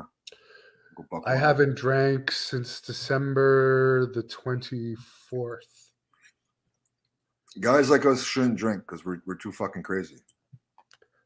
Me crazy? Yeah, right. Piper, did you hear that? Where's She mine? says, no, Daddy, you're not crazy. Mine's sleeping. Mine's in bed. Yeah, as your. How did Kidman end up with Tori Wilson? He was fucking her for a long time. They were married. Were they actually married? Oh yeah. Yeah. How would that? He's quite a ladies' man, I guess. Oh, he was a really good. He was good looking when he was younger. What are your thoughts on Rick the Model Martel? The best. Heel, babyface. Class act, gentleman. He's awesome. Patrick wants to know if you have a favorite hockey team. No, I don't watch hockey. I hate hockey players because they got all the girls in high school. Well, I might be going to 2 Montreal Canadiens games if they let the fans back in by the time my tickets happen. So I only like hockey for the fighting. Other than that, I find it boring. Are there any fighters now in hockey? I don't know. I remember There must Ty be, Domi. 'cause I got the highlights. Ty Domi was a good fighter. I remember him. See, that's how far back I remember. Ty Domi.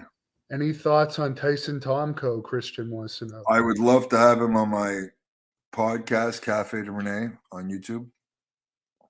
Because I did, Devin, did you get to see the one I did with Matt Morgan? My interview? I did not, but I got Yeah, the check that one out notification. because we talked about because he had a really bad opiate addiction, right? And he came out and just basically, that's what he does. And he's a commissioner down in Lakeland, Florida. And he's a part of like the opiate, like basically to stop opiates and educate the kids and families about the dangers. And he basically took, dude, his whole run, he was on that shit. And I didn't even know. I was around him all the time. I just thought he was really intense, but he was all jacked up on those fucking painkillers the whole time, man. Unreal. I suggest you guys go check that out. Cafe de Rene, Matt Morgan on painkillers. It was a great episode.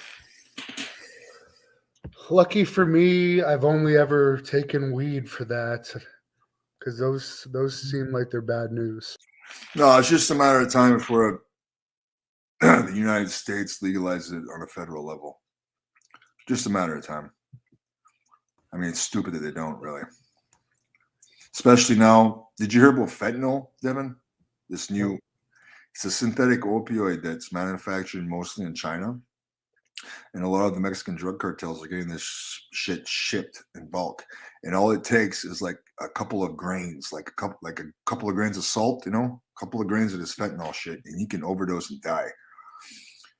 And people are, the cartels and the drug dealers are putting this stuff in everything because it's so highly addictive. It gets people, they put it in everything. They put it in marijuana, like street marijuana. They're putting it in painkillers. They're putting it in cocaine, methamphetamine. They're putting in all this stuff. And I think it was 2020, this fentanyl shit killed more people from the ages of 18 to 45 than cancer. So the fact that these drug dealers are putting it in marijuana is just another reason to finally legalize marijuana in the United States and get control over it. I mean, look, we've done it in Canada. Everything's going good here. How much money is this shit fucking generating for the country, right? A lot, because it's expensive. I've bought a couple of these delicious drinks lately, and they're like $12 each. Yeah. Well, They're it's better effective. than buying a six-pack, right? Yeah, it is, and there you could get them calorie free, and they'll last See? you all night. That's it. I think this is CBD. I think this is like $25, maybe $30. But this will last me 2-3 weeks, Someone wants to know what you do for a job. If you weren't wrestling, well, you'd be a landlord and you'd manage buildings, I guess. It's pretty much what I do now. Yeah. Yeah, I just run the apartment complexes. It's pretty easy. I mean, you can go a month without doing shit. And then if somebody calls, a tenant calls, you just call up one of your plumbers or the electrician, or somebody moves out, you got to clean it up. It's probably the best job in the world, really. Well, I like my job. I don't have to really leave my house, and I don't have to be bossed around by anybody. Well, that's the thing. I see. I'm envious of you there, Devin. That's why I'm trying to build up my brand, Cafe de Rene on YouTube. Please subscribe. Well, I've seen at least 8 people say they've subscribed so far. I appreciate it, pal. Jimmy here says you were practically robbed with how over you were when you were doing the French tickler. I got fined for that, right? If you They told me, fined I me. forgot. They Oh, fined why? me because they didn't want me to do it because it was getting over. Yeah, because it was me and Rob Van Dam in Toronto. It was like the pre-show to SummerSlam. And I did it, and the Canadians just went crazy, man. They popped huge for it, right? And then Michael Hayes fucking comes up to me. He says, "I don't want you to do it no more." So me being me, I did it anyway. When I get to the gorilla position, and Vince is like grin from ear to ear because he heard the reaction, right? That was the second night. It was a SmackDown taping in somewhere in Ontario. But yeah, they didn't want me to get over. It's like, well, guess what? We have these meetings every week, and you tell us, you have the chairman telling us, guys, just get over. Just get over. So here I am trying to getting over. So one of the many reasons why the administration there can go fuck themselves. Yeah, it doesn't sound like a fun job, to be honest. Unless you're making a massive, massive amount of money and you absolutely don't care, it seems like a terrible job. Yeah, you can't be passionate about it because you just clock in, clock out, you know. Unless you're getting paid, like, yeah, just like you said, unless you're getting paid a high guarantee. And even then, look how many people they just let go. You can sign a contract on a Monday and get released on a Tuesday, and then because you signed the dotted line, you sign away your whole likeness to them, right? Yeah. You know what I mean? That's why I guess Chris Jericho left, and Walter Johnson wants to know your thoughts on Chris Jericho. He's all right. Haven't seen him in years.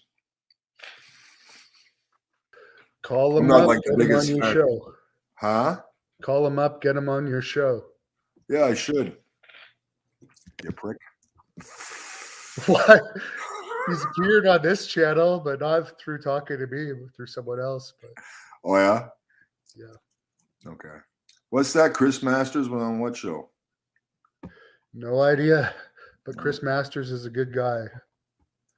Yeah, he's all right. We had heat back in the day, but we've patched it up. What about Christopher Nowinski? What do you think about him? I'll just say he's very, very intelligent. He knew how to work the McMahons, and he did. He worked them. Would you ever wrestle for AAA? Christopher wants to know. I tried to, but Conan says I need to learn lucha.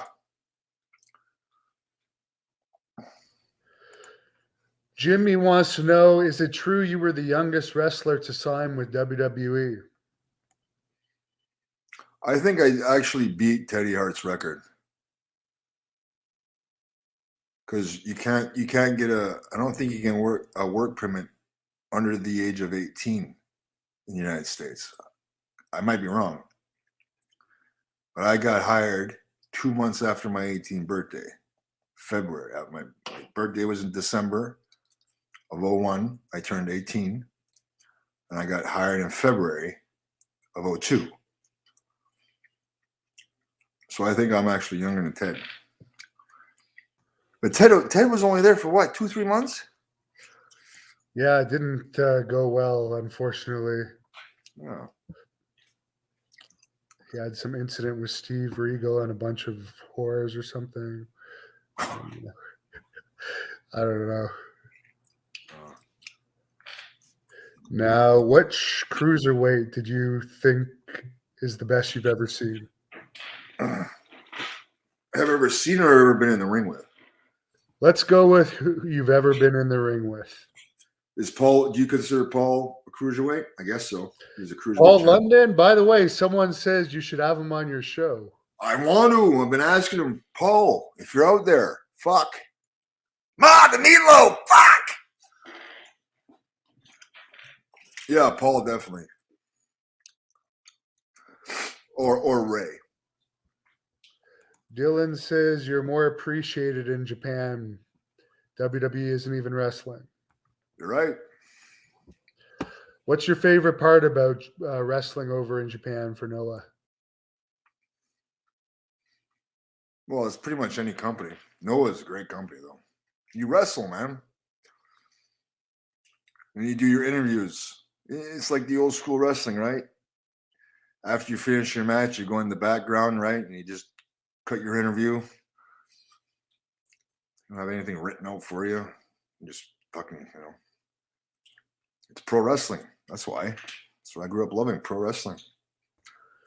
We got to bring it back to Canada, Devin. That's what we got to do. Well, Great North Wrestling is all about pro wrestling. So if you're not a real wrestler, you're not tough, you're not going to last there very long. there's ways of weeding those types out. So yes, it is real wrestling, and I'm excited to bring it back. Someone wants to know your thoughts on the state of WWE. Jesus wants to know. Jesus. I don't know, pal. I don't watch it. I wish it was like me and Devin were talking about, like when we were kids. Now it's just unwatchable. But I might actually review it. Cafe de Rene, please subscribe. And anybody that knows me, Devin, you know me. I'm a straight shooter. I don't sugarcoat shit. I'll give you my honest opinion. You can agree with it or not, but I'll tell you my honest opinion. And I think I might actually review that because that seems like to be the popular thing to do now.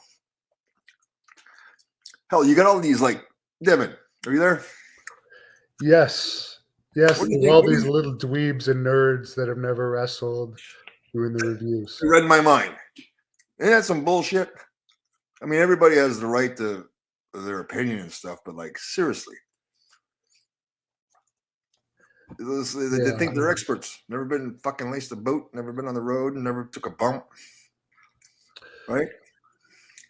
Right. Don't know how to draw money, don't know how to promote. Never ran a show, never, put their own, you put your own money in promoting shows. You understand? Yeah, That's a whole different, you know what I mean? Well, I wish you luck sitting through those. I hope you can do better than me. I know you like wrestling better than me, so I think you'll be able to do it. But I don't to know, get buddy. mad, what I see it just makes me mad. Right. Yeah. Rather make money. Oh, someone tipped you $5. Let me find this. Oh. $12 so far. Oh. Is your father Emil Dupree? Send him to You seen Cincinnati. him in Cincinnati in the late? Yeah, that's possible. Yeah. I think Dick the Bruiser ran Cincinnati, so yeah. Or yeah, because he ran Indianapolis, so Cincinnati is not too far. That's possible. Yeah. Yeah, that's my daddy. How's he doing these days? Getting old, man. He lost his license because he's starting to go blind, so the insurance company won't insure him anymore. So I gotta help, like drive him around and stuff and run errands. So, like, if Japan called and said come for 6 months, I don't know if I could. You know what I mean? Did you watch the Wrestle Kingdom last night when it was Noah against New Japan? I seen clips. Oh fuck! I wish I was there. Oh, it was packed too, man. The place was packed. The Yokohama Arena. Yeah, I heard the best crowd was for that show, right? It was. Yeah, Noah's coming up. They're coming up, man. God, I want to be there. Oh. Well, hopefully it'll be a success and they'll do it again. It's probably a good idea. I hope they, because they did that back in the day a lot, right? Like with New Japan, Old Japan, they would have like a year-long feud, right? God, I hope they do that. I want to get in there with fucking Okada and beat the fuck out of him. Someone says your dad's 85 now. Yeah. What's the worst angle you were in?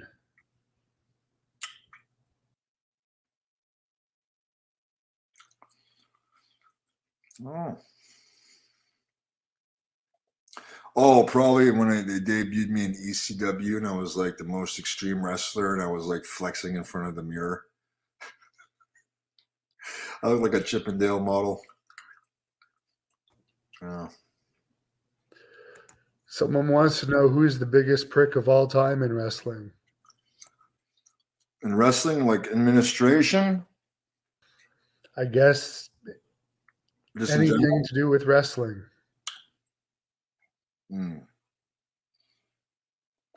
Toss up between Bob Holly and Michael Hayes. You do a pretty good Michael Hayes impression. Can you do a Bob Holly impression? I love my dog Snickers. I don't know. He's fucking Southern. Sounds stupid. He's kind of gone off the radar in recent Was years. off a cliff. Christian wants to know who was the coolest office person in WWE. Guy I really liked was Blackjack Lanza. Rest in peace. He just passed away. He was cool. Really liked him. I always get along with Pat too. Tony Gurria. Sergeant Slaughter. Ricky Steamboat. Steve Kern. Did you do an interview with Steve Kern, Devin? Yes, I did. Yeah. Yeah, he was cool as shit. He was one of the boys. Steve Kern was cool. Yeah, he's a nice guy. Any interactions I've had with him. Yeah. Last fan question I'll ask. How close were you to the dogs that accompanied you to the ring in WWE? Oh, I'd always grab him and hang out with him backstage. Pet him and walk around with him. I'm a dog lover, Devin, just like you. I love dogs. And I got to throw this in. Someone wants to know if you saw my interview with the Goon. Boy, did I. How drunk? Hey, you should have him on your podcast. That would be great. Yes. You got his contact? I do not, because he doesn't want to talk to me. Oh, somebody tipped you $5. Thank you. I can supersize my value meal. Yeah, you could have a full value meal. Thank you Please so much. send us a picture of you with your value meal. Yes, I will. I would love to see that. And, well, to close this off, the whole reason you came on was to talk about this Cafe de Rene podcast. So let's Yes. hear all about it again. Yes, well, I'm trying to do like my friend Devin here. He's been uber successful with his Hannibal TV channel, so I'm gonna try to do the same. One of the facts, it's out of boredom because I can't travel and wrestle when I'm usually on the road for 10 months out of the year. So yeah, please like and subscribe and leave comments, and there's usually fan interaction. We listen to the fans. If you want to hear something or me talk about a subject, or even guests, if there's guests you'd like to hear from, just let me know and I'll see what I can do. So Cafe and Rene on YouTube, please like and subscribe. And then, of course, he will be appearing for Great North Wrestling on April 23rd, Saturday night, Earl Armstrong Arena in Ottawa. Tickets at ticketweb.ca. September 3rd, Petawawa Civic Center. Tickets at ticketweb.ca. But to close this off, you're going to be challenging Jeremy Prophet for the Canadian title. He's held this title now. It's going to be over 2 years probably by the time you wrestle him. Well, it's too long. It's time. You're former champion. Let's close this off with what do you have to say about Jeremy Prophet, Great North Wrestling, April 23rd. April 23rd at the Earl Armstrong Arena in Ottawa, Jeremy. You're in for a fight of a lifetime. That Canadian title is coming to me. You know why? Because I had the Canadian Maple Leaf tattooed on my chest. That's right. Your time is come and gone as the Canadian champion, pal. So it's time to step over, let Dupree take over. This is Hannibal here from the HannibalTV.com with multiple time WWE Tag Team Champion, former Pro Wrestling Noah Tag Team Champion now too, or is it not former? Are you still Tag Team Champion? Maybe he'll let us know. Former Canadian Champion and representing the East Coast with your coffee mug there. Oh, did you read it? Yeah. East Coast, Daddy. One of the most famous families in the East Coast, your family. Yeah, I guess. Oh. So are you a former Noah Tag Team Champion, or do you still hold the titles? We had to relinquish the titles due to the COVID-19 because my partner is in Mexico and he can't get back into Japan, and now that I'm back home, I can't get back into Japan. So, but we'll be the #1 contenders as soon as we're allowed back in. So You were over there for what, 3 or 4 months? 5, 5 months. Wow. yeah, man. How did Yeah. you survive over there? I guess you're used to the culture by now. I've been going over there for 13 years, man. It's like a second home. I'm used to it. I love it over there. I guess your wife couldn't come and visit you because of the whole lockdown situation. Yeah, yeah. She's got a really good government job over here now, so it's all good. We got Skype, you know.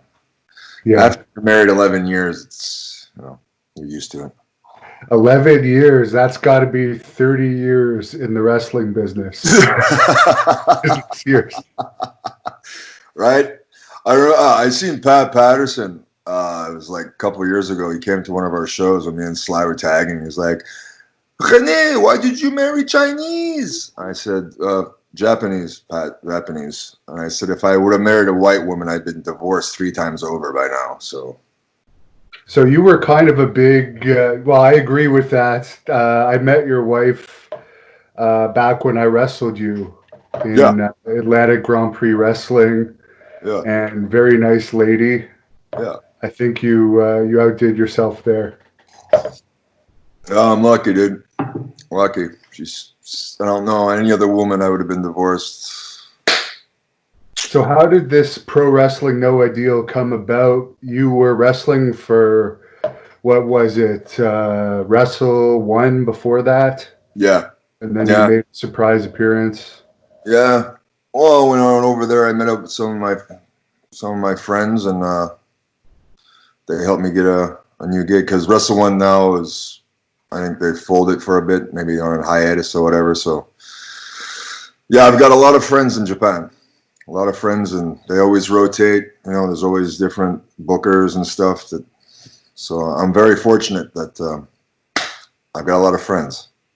One of those friends is Masahiro Chono, who you sent me that video, the COVID-19 public awareness video from Japan of you and Masa Chono. What was that all about? Was that something done through Noah or his company? No, well, he has his own YouTube channel, right? And then he said, "Well, I'll just come over and we'll just do this thing for Japan, right?" Okay. So no, it's good exposure, and anytime I get a chance to hang out with him, man, I always do. And I spent a lot of the weekends when we were off and I had nothing to do. He said, "Oh, just come over, stay at my house." So I'd stay at his house for the weekend, hang out with him, his kids, and his wife. And just really, really good people, man. And you would have known him from the time that he worked for your dad, I guess. Yeah, I was 4 years old. I still remember it. He remembers me too. We were on Prince Edward Island playing soccer together. And watching him in the ring, even back then, he was only maybe 25, but he had the it factor, right? Awesome. So where does Noah rank now compared to, let's say, All Japan? Because we know All Japan used to be #2, but I've heard that it's not doing as well as it has been, and Noah has had a bit of a resurgence in recent years. They'd be #2 right now. Okay. In Japan, then it'd be Noah. Yeah. Were you able to work out at the gym the whole time you were there? Was the weight training still open for you? Yeah, well, they have their own facility, like their own dojo. So they had a full gym set up with the ring and tanning bed and everything. So it was like they put me up in my own apartment, and it was like 2-minute walk to the. So I'd still get my 2 workouts a day in, and then sometimes I'd work out in the ring with the young boys and stuff. And now that you're back here, you're quarantined for, I guess, 10 days. This is probably the first time you've ever had 10 days off from the gym. Well, I got a stationary bike out on the porch, so I Okay. still get my cardio in. But Is it your back porch or front porch? front porch. Okay. Mm. So if you live in your town there in New Brunswick, it's a common sight to see you out on the front porch. Well, Well, I live on the outskirts, dude. I like to keep myself, away from. I'm not a people person. Devin. Right. Yeah. I have heard that there are some East Coast promotions that are going to try and run. I Mm, know things are a little less strict there than here in Ontario. mm. Do you see there being much success running during this time with a lot of people afraid of catching stuff? And If I was a promoter, I wouldn't want to risk it right now. It's too, I don't know. But then again, maybe people are tired of they want to go out and get entertained too. So I don't know. But I wouldn't risk it. have you heard about Impact? I guess they've applied for a loan between 150 grand and 350 grand to help Really? pay. Yeah, I guess you I haven't thought, heard I about thought it. they were like $1 billion company. Didn't they buy Access TV from Mark Cuban for like a couple hundred million? I don't know what the deal was, but apparently they have applied for a loan. The reason given was to pay 106 employees. Well, I mean, if they can get like free money, I guess that's smart business, right? I mean, Yeah. right? A Yes. lot of people wanted to know all the time, and I already know the reason. It's all politics. Why we never have seen you. There's like 5 companies now running in North America. And why, like, would you, let's face it, you're the top 5 Canadian wrestlers without question. Uh, I would consider myself an expert on wrestling in Canada, and you're definitely in the top 5. But would uh. you say it's just politics? Why, like a Ring of Honor or an Impact or a MLW or AEW, for instance, Okay, doesn't reach Devin, out? you like wrestling, right? You're like me. You love wrestling, right? Yeah, Can you watch North American wrestling? I cannot. I watched No Holds Barred the other night for the 20th, but I could not sit through 2 minutes of AEW. Well, I'm in the same boat. So if I cannot sit and watch the show, why would I want to work there? Especially when I have other options. Exactly. So there you go. I do very well where I'm at. I'm stabilized there. They like me there. No stress. All my bills are paid. So, I didn't get into this to be a Hollywood actor like a lot of wrestlers these days, or entertainers, or storytellers, as you call them. Yeah. Well, they call themselves that. I'm not even joking. They do not want to be called wrestlers. Mm, I heard Vince McMahon say it himself. They're storytellers. right, right. And I'm happy living in the Maritimes. I really do not want to move anywhere. I'm next to my family. I'm very comfortable. So, yeah, good. If you Now, want to catch me on DDT Universe, that's where you can watch. universe. That's where you can watch Pro Wrestling Noah. I think it's $10 a month, and you can watch all kinds of different professional wrestling on there. Women's wrestling, multiple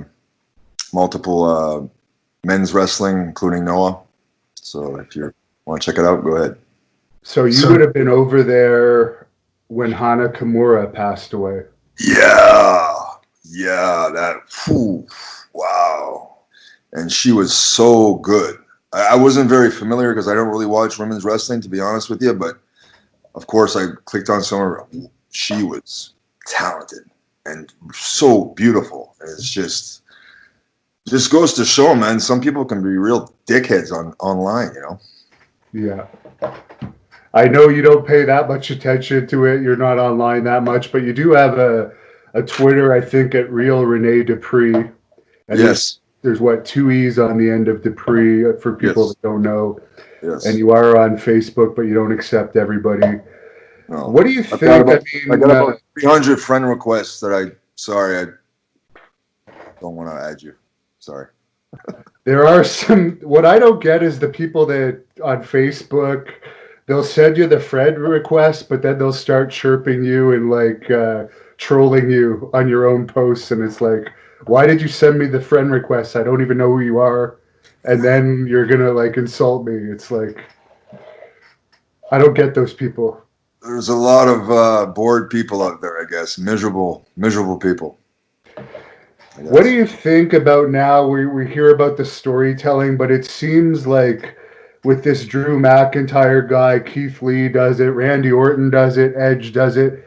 It seems like in every media interview that WWE storytellers do these days, they're continuously breaking kayfabe. Like they want to just constantly remind us in every single interview they do that they're just friends in the back, which, as you know, they're not. It's a cutthroat business. Mm. But like, why do you think this is mandated by WWE that they want the wrestlers talking like this? It would have to be. I mean, they control everything. You know what I mean? Those guys, I know, I was there. You're like a puppet. It's like, so, but then again, they're exposed in everything. And how's their TV viewership? They're getting in the 0.4s and 0.5s for a long time now, despite having no sports competition. Lowest in history? Yes. Okay. Lower than the TL Hopper days and the Goon days. Well, that was quality entertainment. Yeah. Steel Hopper. Have you ever met him? No. He was a dirty white boy, right? Yeah. Yeah, no. Oh. Then they had Jim Neidhart as Who Yes. during that time, and Alex Porto. I don't know what happened to him. Did you ever meet him over the years? I think, doesn't he have a promotion in Florida? I he think does. so, but he was from Quebec originally or something. Oh. So he must have been pretty good if he's from Quebec, right?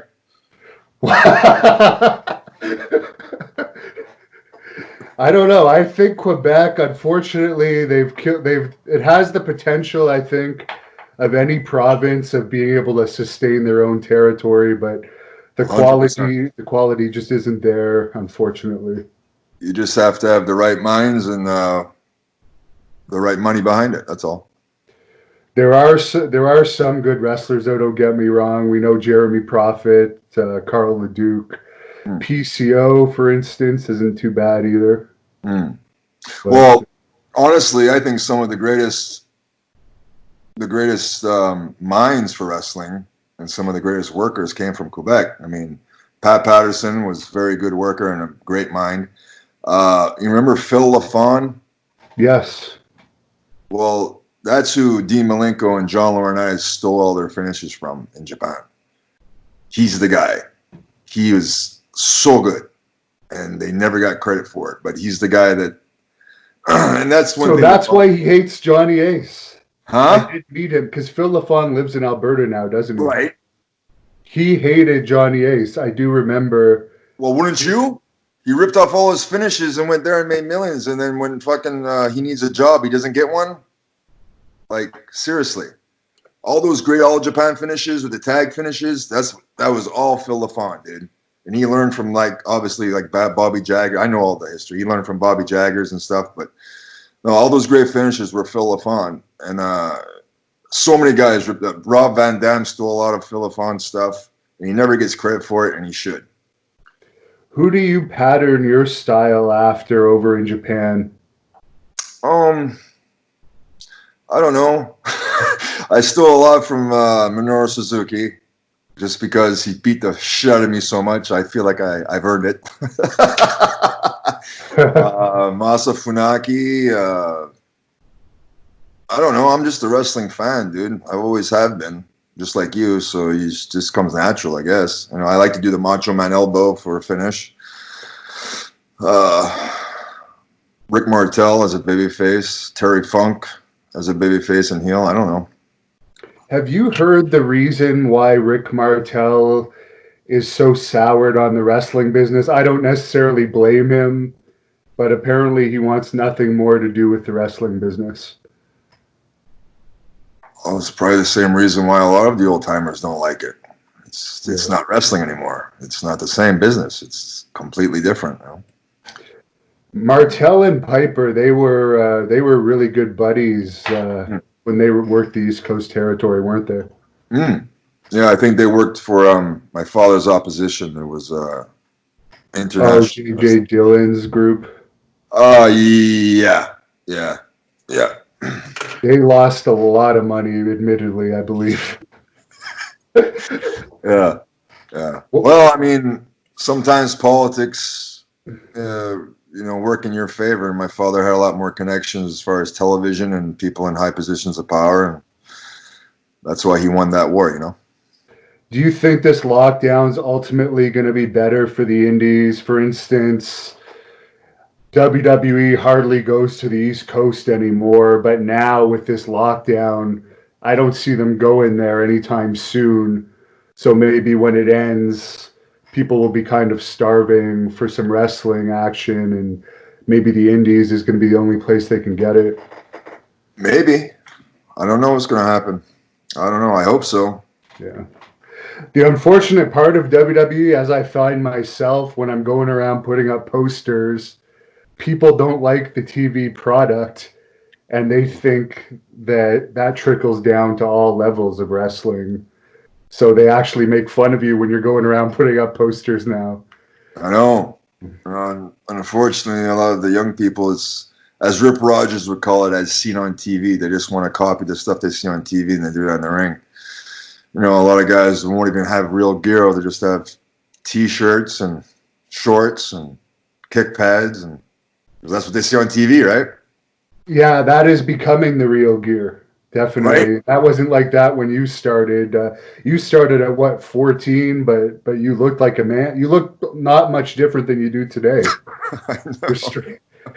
But you haven't aged. You looked old at like 13 and 14, Right. but somehow you look the same age. You're blessed. Your hair didn't go gray and you didn't go bald. I know. I'm lucky. I get my dad's genetics. My dad's 85. He still looks like he's 60. Many people have told me they think you should do a Gaston gimmick off of Beauty and the Beast, if you've ever seen that character. Lillian Garcia would tell me that all the time. That I looked like Oh, really? Gaston. Yeah. Yeah, you look like him.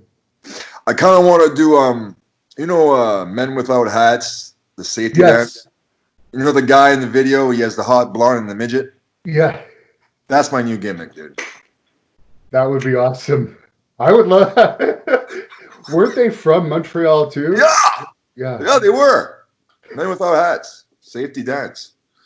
interesting. If I could ever find a midget to do the And a safety hot dance blonde, with, dude. yeah, that'd be cool. And we know you got the voice for it. We've seen. I don't think they're up anymore, but a couple times you sent me some karaoke. Yeah, man. Oh, You've yeah. embraced the Japanese culture with sake and Yeah, but karaoke. all the karaoke's were closed this time, right? So I Yeah. couldn't go out. So I did apartment karaoke by myself in my room. And last thing, I guess you're almost embracing the hardcore Japanese wrestling. You sent me that picture of all those sticks in your face. What the hell was up with that? It was a sponsored dinner. I was about 15 highballs. Highballs is like Japanese tea mixed with whiskey. I drank 15 of them, and then there was toothpicks. I figured I'd entertain the people that are with me. The guy that looked like he was 19 and you're telling me he's almost 60. He was 52. Wow. 52, bro. I'm That's telling you, they got crazy. the best genetics ever. Well, thanks for filling us in. I hope you and Dr. Wagner Jr., one of the big stars in Mexico. That's pretty cool that Oh yeah, yeah. Well, his dad is, I'd say, in the top 3, definitely top 3. Wagner, and then it's in Mexico goes by like it's a family thing, right? So he's gonna guaranteed international superstar. So it's good to be connected with him. I know you don't want to go down there now with all the outbreak, but now that you're teaming with him, once things settle down, could we see that team in Mexico? 110%. Interesting. That would be cool to see. Well, I'm glad to see you're doing well. Thanks for catching up with us. Real Rene Dupree on Twitter, Facebook. If you're a hot girl, you'll agree to.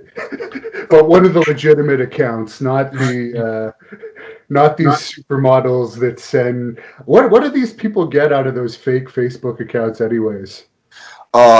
With some guys, probably their credit card numbers. True. And DDT TV, people can check out your recent Noah matches on there. Pro Wrestling Noah, you're going to be back, I guess, when all this is done. As soon as the borders are cleared, I'm back there full time. Who's the champion there now? Go Shiozaki. What would you say to him to close this off? If you were going to, yeah. I'd say you're tough, but you know Rene Dupree. Hello, everyone. This is Rene Dupree with his last video of the year. I wasn't going to do any more videos, but it came to my attention, thanks to my buddy Hannibal, that my name was once again mentioned in a podcast. I don't listen to podcasts. It's not my thing. But Jim Ross, I hate to break it to you, bud, but you got me confused, just like everybody else, with Sylvain. That was my old partner. He's from Montreal. He was Pat Patterson's buddy. He's the one you probably ribbed with the security guards. It wasn't me, because I haven't been to a WWE show in over 13 years. I've been too busy. But yeah, the story about there's a scar from being kicked in the head. It was actually 8 or 9 boots to the head. And that was from a hematoma that exploded on an airplane. And I almost bled to death. Yes, from Mr. Robert Howard, a.k.a. Bob Holly, who also took liberties on a guy named Matt Capitelli, who passed away from a brain tumor, which a lot of maybe pro wrestlers need to know is that in some cases, when you have lots of head trauma, it can develop tumors. Just want to let people know that. So I hate to break it to, I don't want to let the truth get in the way of a really good story, but in this day and age, you kind of have to defend yourself when you're being lied about publicly. But great job, Jim. I know you got a gig with Cody Rhodes. I haven't seen the show yet, but I'm sure you're killing it.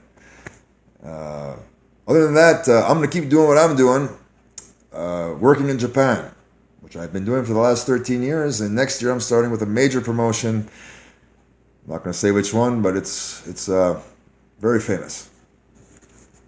Good night, and happy holidays, everyone. How would you describe GBL? Go watch the movie Dazed and Confused. It's a cult classic, and there's a character played by Ben Affleck named O'Banion, I believe. Basically, he's a guy who literally flunked himself out of high school for the sole purpose that he could come back and haze the young kids coming from junior high, beat them with a stick. That's the best description I can give of JBL. If I were to describe WWE, it's like a well-oiled machine. A billion-dollar company, very successful, but it's almost like the military. You got your head captain, who we always know who it is, and then you got like little sergeants that are put in place to align the troops and soldiers. And the longer you're there, the higher you get ranked. That's the best way I can describe WWE. And if you don't fit their mold, or you're not part of their game plan, or don't react to their tests the right way, you're booted out. So that's just the way. Maybe that's every corporate American company. I don't know. I'm just a stupid wrestler. He never personally does anything, but he gets like people under him, like the military, a lower ranking person to do his dirty work for him. So what do you think about the situation of Mr. Ranello quitting WWE maybe because of JBL? Again, like I described earlier, there's certain tests to test certain people. Maybe he doesn't fit the mold because he was never a wrestler. He never came from a wrestling background. The guy's very talented, and perhaps there's a lot of jealousy in this business. And again, he's been there a while. He's higher ranking, and he's like one of the people that the higher ups feel has a good judge of character. A good judge of character for the people that fit that company. Who will be GBL's clique in WWE? That's still there. He was a Southern boy, so all the Southern boys usually stick together.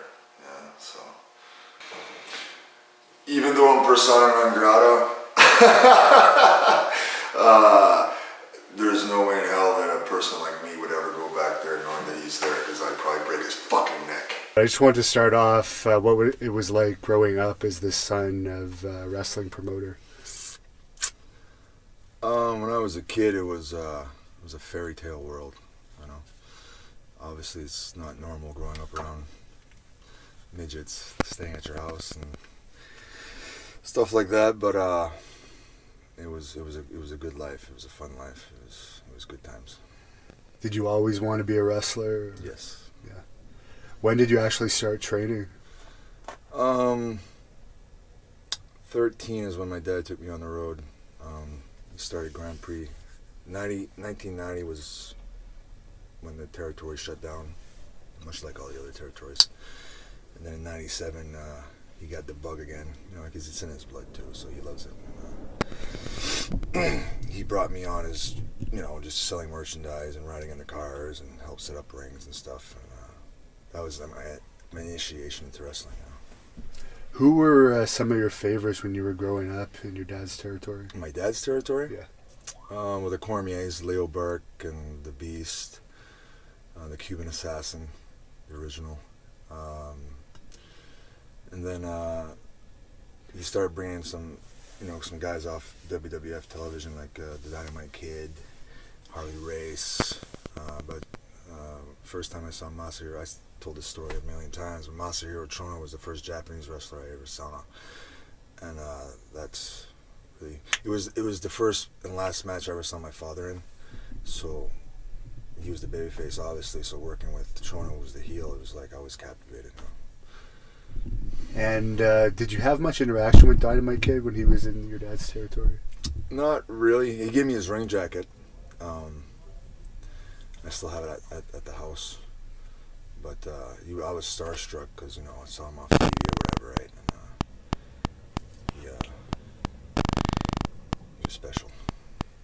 And you mentioned Cuban Assassin. What was that whole story with him in the WWE? Like, did he pull the knife on Bad News or something? I'm not sure. I think there was some heat there. It might have been between the wives or something.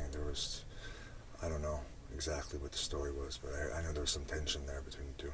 Did you ever have much interaction with Bad News Brown or Alan? I sat next to him the whole summer on that 97 tour, and he's one intimidating son of a gun, I tell you, man.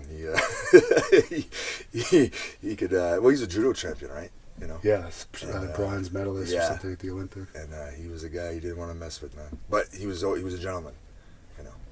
And why was it that you used the Rougeau name when you first started? My father didn't want me to use the name Dupree at the beginning. And I actually came up with it. Rocker Rene Rougeau. I thought it was catchy. But we actually had another Rene Rougeau back when Dad had the television going in the 80s. Okay. He was either Rene Rougeau or Michel Rougeau. He was a bodybuilder from Montreal. And actually, when I grew up and I grew my hair out, I kind of looked like him. And you won Mr. Canada too when you were younger, right? 17, yeah. 17. What year would that have been? 2001. 2001. Wow. And when you were that age too, was Rip Rogers still around the territory? The Hustler, yeah, 97, yeah. My dad brought him in. It was originally supposed to be Bulldog Bob Brown. He called up Bob Brown to be the booker, just a book. But about a month before the tour started, he died of a heart attack. And then he brought in Rip. Do you have any interesting stories about him from those days? Oh, he healed the hell out of me. He kayfabed me. I'd be sitting in the back and I'd ask him, so when did you start working out? What? Just kayfabe me, just be a total prick. But then I saw him in the gym and you could see that, you know. And he was there with his wife who was like 8 months pregnant. He drove up from Indiana all the way to my dad's territory, which is about 20-some hours, with a fucking 8-month pregnant wife. It's crazy. In an old beat-up Buick. Wow. Yeah. And did the marriage last? No. And And you ended up, I was part of this too, but you ended up being in Matt Rats for their big pilot episode. You fought Harry Smith. What are your memories of that? That was, I flew to Calgary, and then we met Teddy Hart. He picked me up at the airport, and he was late, and I thought I was going to be stuck at the airport. But then, the first time I met Teddy, he stood out. I mean, he had shirtless, but he had a vest with no shirt underneath, and his huge diamond cross. Basically the same way he dresses now. He dressed back then too. I mean, he looked like a star, you know. And then he had this Acura, a really nice car, but it was all like dented on one side. It was completely totaled. And then first question he asked was, "You smoke pot, Rene?" And at the time I was, completely straight edge, and I didn't do anything. But he brought me to his house, and I met Harry. I didn't. Harry. He had a wife with a newborn kid, and then his sister Annie was there. And I've been infatuated with her for like ever. I always ask. Every time I see her, I was like, "So, how's your cousin Annie? Is she talking about me?" She was cute. But Matt Rats, yeah, they didn't pay me. The check bounced. So, but I had a good match with Harry though. That was cool. And you ended up getting a tryout with WWE pretty soon after that. Lanny Poffo told us that he was instrumental in setting up that very much so. Yeah. He helped initiate the deal where through one of his mutual friends that I went backstage when they came to Moncton, and I met with the office there, and I just gave him my package, and they invited me to a tryout. And that was, I guess, before NXT or anything like that. So yeah, they had. I think they had just shut down Memphis and created HWA, Heartland Wrestling Association. And that's where the tryout was, in Cincinnati. And obviously that went well, and yeah, I got hired out of it. Yeah. Were you told at the tryout you'd probably be hired? Or? I kind of got a feeling, yeah. Who was running that tryout? Dr. Tom was there, and then all the agents showed up. It was a week-long tryout, so like every day there would be I met Jim Cornette, and I met Denny Davis, and Arn Anderson, and John Laurinaitis, and all those guys. They all showed up. And before I move on from the tryout, do you have any interesting tales about Lanny Poffo from knowing him? Never really got to know him. Just I guess you my father and my mother were really tight with his father, his mother. Right. In this 1970, early 70s, Angelo, the father, came and ran the Maritimes with my father. And Lanny, Judy, Randy, they all came as a family. And my father was actually best man at Lanny's wedding. They got married in the Maritimes. So. Interesting. And what was it like coming to OVW at that time when you got signed? That was their developmental territory. It was cool. It was like first time away from. It was like going to college, basically. You know what I mean? It was cool. Rip Rogers was the trainer, and got to know him good. But he was a really good trainer. A really good trainer. Who else were some of the people that went on to be stars that were there at that time? At that time, Nick Dinsmore was there. Rob Conway was there. Travis Tomko was in that school. Matt Morgan was there. So you would have been fairly seasoned compared to a lot of the people there at that time. Yeah, not completely, but I learned quick because I eat, sleep, breathe, live it. So. Did you have any issues with anyone at that time? Because I know later in your WWE days you did, but were you pretty well accepted? I thought so. I never really hung out with very many people outside. I didn't go out to clubs. I didn't. You seem very clean on your WWE Confidential video. Yeah, I didn't do nothing. I chewed tobacco. That's about it. That was my vice. What were your interactions like with Jim Cornette and OVW? Jimmy, that is a very passionate man for wrestling. Very knowledgeable person. Loud at times. If something's not done correctly, he'll let you know. Sometimes overly. I think. Obviously, you've heard stories of him going a little off the... Were you there for that Santino incident? No, I was not there. I was not there for that. I heard about it. Everybody heard about it. What exactly happened there from what you heard? It was a situation where Cornette was trying to do something with the boogeyman, and it wasn't done right. Santino started laughing or something, and again, Cornette's very passionate, and if something's not going as he wants, he'll let you know. And some people say that's the reason he was ultimately signed, because I believe Santino didn't have a contract at that moment. Could be. Because of that incident that occurred, to avoid legal ramification. Could be, yeah. Who were the talent relations people that you were dealing with at that time? John Laurinaitis was the head of talent relations. And there was a step below it. That position got changed like every year I was there. At first it was Kevin Kelly, and then they gave that position to another guy named Bob something. And then Tommy Dreamer got in that position. I think Dr. Tom was there for a while. And eventually Mike Bucci, I think. What did you think of Mike Bucci? Wow. Oh, talk louder. I really liked Nova. He was very helpful. I said before that I thought he had changed when he got that position. Maybe I shouldn't have said that. But I wasn't the same person either at that time.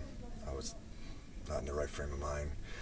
However, I think he overreacted when he heard about it. But that's the past, and to each his own. And when did you find out you were going to be called up to the main roster? About 6 months after I got to OVW. And was it always going to be as a tag team? Or? Initially, I think it was supposed to be me and Lance Cade.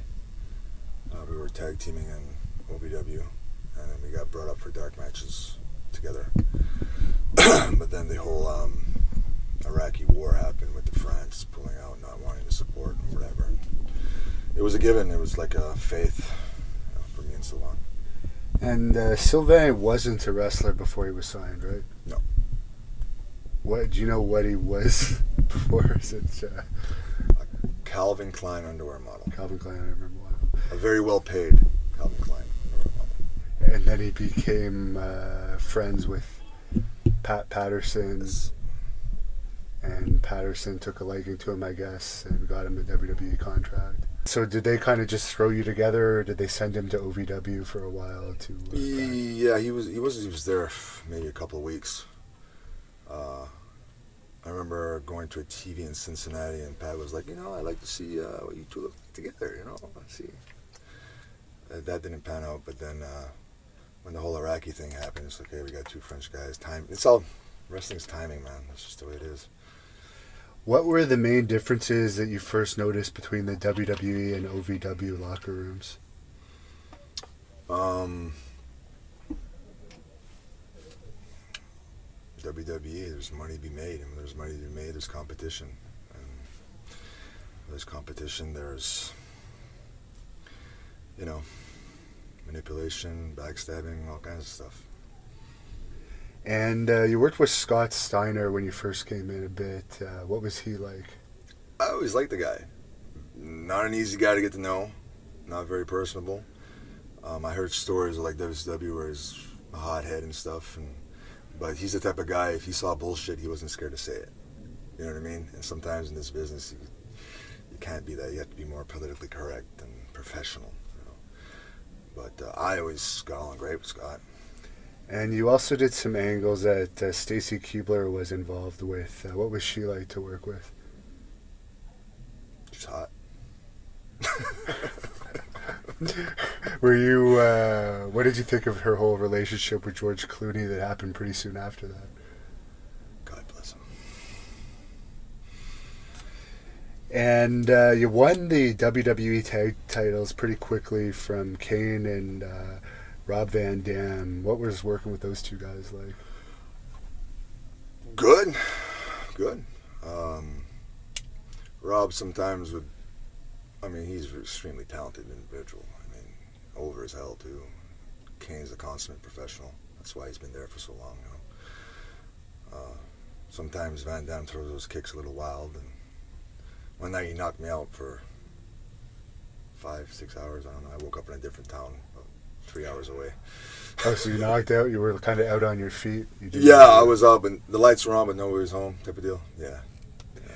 At that time, did you know you were the only teenager in history to win a WWE championship? I didn't even know. Found I that didn't out realize later it. on, Yeah. You're going a million miles an hour, and at that time I was a different person. I had OCD, and it was like, okay, I won this belt. What's next? What's next? You know, it's not like sit and smell the roses. It's go, go, go. At least that's the way it was back then. And you've said in the past you experienced some bullying in the WWE locker room. Did that start right away, or did that kind of progressively happen? That was on the SmackDown roster. Okay. So we'll get into that after.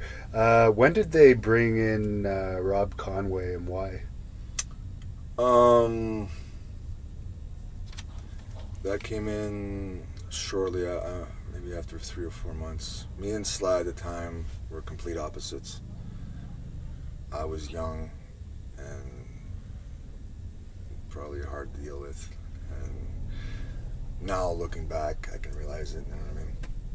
And Sly was a very laid back, at that time, individual.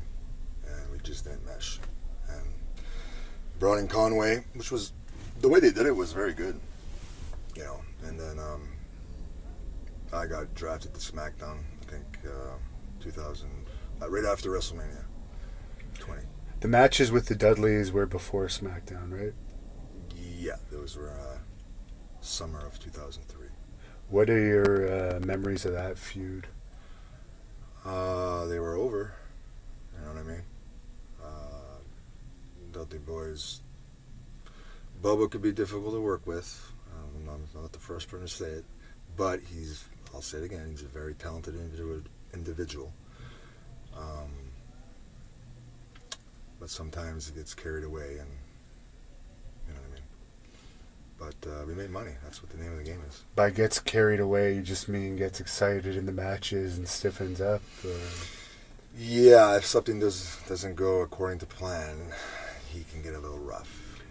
Is it true that he delivered a bit of a beating once to Sylvain in a match? Yeah. He bloodied his nose and slapped him across the face backstage. And did Sylvain go to the hospital over that or something? No. Or is that just a rumor?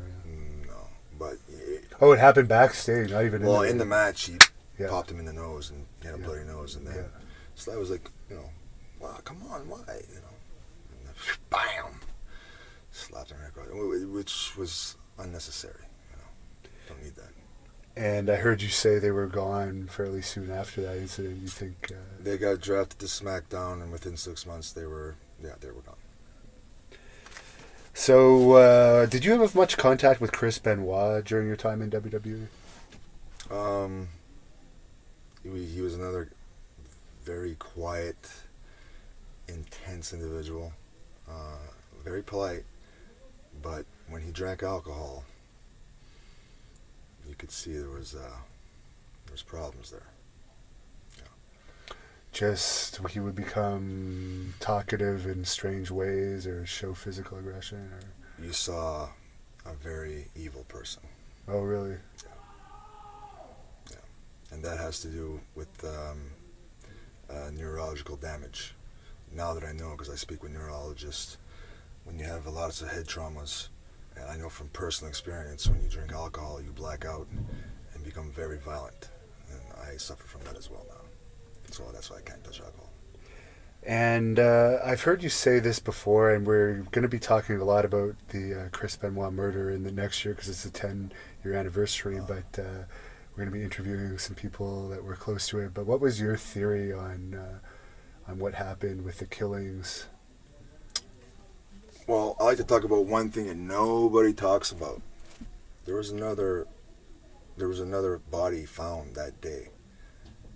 Another wrestler died that day that nobody talks about. He was kin to Chris. His name was Biff Wellington. Oh, from Stampede Wrestling. Stampede Wrestling. That was Chris Benoit's former tag team partner. and they did tours together in Japan. He was found the same day that Chris was found dead. Where was he found dead? He was found dead in Alberta. Now, we all know that there was text messages between different wrestlers and Chris, right? To the office and Right. Chavo Guerrero. I would like to know if there's any communication between Biff Wellington and Chris. That's what I'd like to know. Because that's an eerie coincidence to me. You know? Yeah. They were so close. And what about Eddie Guerrero? He passed away probably during the time you were there too. Yeah, that was hard. Were you close with him at all? I still cry to this day if I think about it too much. Were you ever fortunate enough to have a match with him? Yeah. And the two smoothest guys I've ever been in the ring with were Eddie Guerrero and Tatsumi Fujinami. And yeah, that one, I don't want to talk about that one. Now, when they were bringing Rob Conway in, were you at all jealous or anything that it seemed like he was kind of being put in that tag team situation almost to replace you, or were you just happy to be moving on? Yeah, I really want the singles run. I want to go. And when I went to SmackDown, I was in there with John Cena. You know what I mean? And we were off to the races, man. We drew money together. And before you did your singles run, you worked with Ric Flair and Batista, right? No, that would have been Sly and Rob. That would have been Sly and Rob. Okay. And so you made the turn singles. Did you have any say in the new character? You came out with the poodle. Yeah, that was all me. Yeah. That was all me. They let me do it. That was cool. The robe and the bleached hair, and they wanted me to be the French guy, which was cool. That was fine with me. The Cafe de Rene, I think I was. That there wasn't for mine, that but one. that was just a segue to build up the angle with Cena. That's all that was. Did you know Cena much before you had that feud with him? Not really. We worked together in OVW once. And consummate professional. He's the perfect. If I was a promoter, that's the kind of guy I'd want in that spot. And you two were both actually fairly equal at that point. You both held championships. You were actually younger than him. Like you're 7 or 8 years younger than him. Yeah, up and coming stars. Yeah. Did you foresee how huge he was going to become at that time? I could tell. That's a guy that they can trust. That's the guy that's well spoken. That guy looks like he's a star. Yeah, I could tell. Yeah. Was he fairly giving when you would talk about matches? I called everything. And I've heard you say this before, but I wouldn't mind getting it on our shoot. Now, obviously, you have a huge percentage of the crowd, reportedly, that always is booing Cena during his matches. Back when you were feuding with him, that didn't happen too much. Why do you think that is? Because I was a heel. I can get people to hate me. I'm not trying to do fancy moves. I'm trying to get people. I'm there to build him. That's my job. That's what's kind of lacking in this day and age. And you said the harassment kind of began when you were a singles star. Would that have been Bradshaw being the main perpetrator? That's just the way the guy is. He's obviously still there. They obviously like him.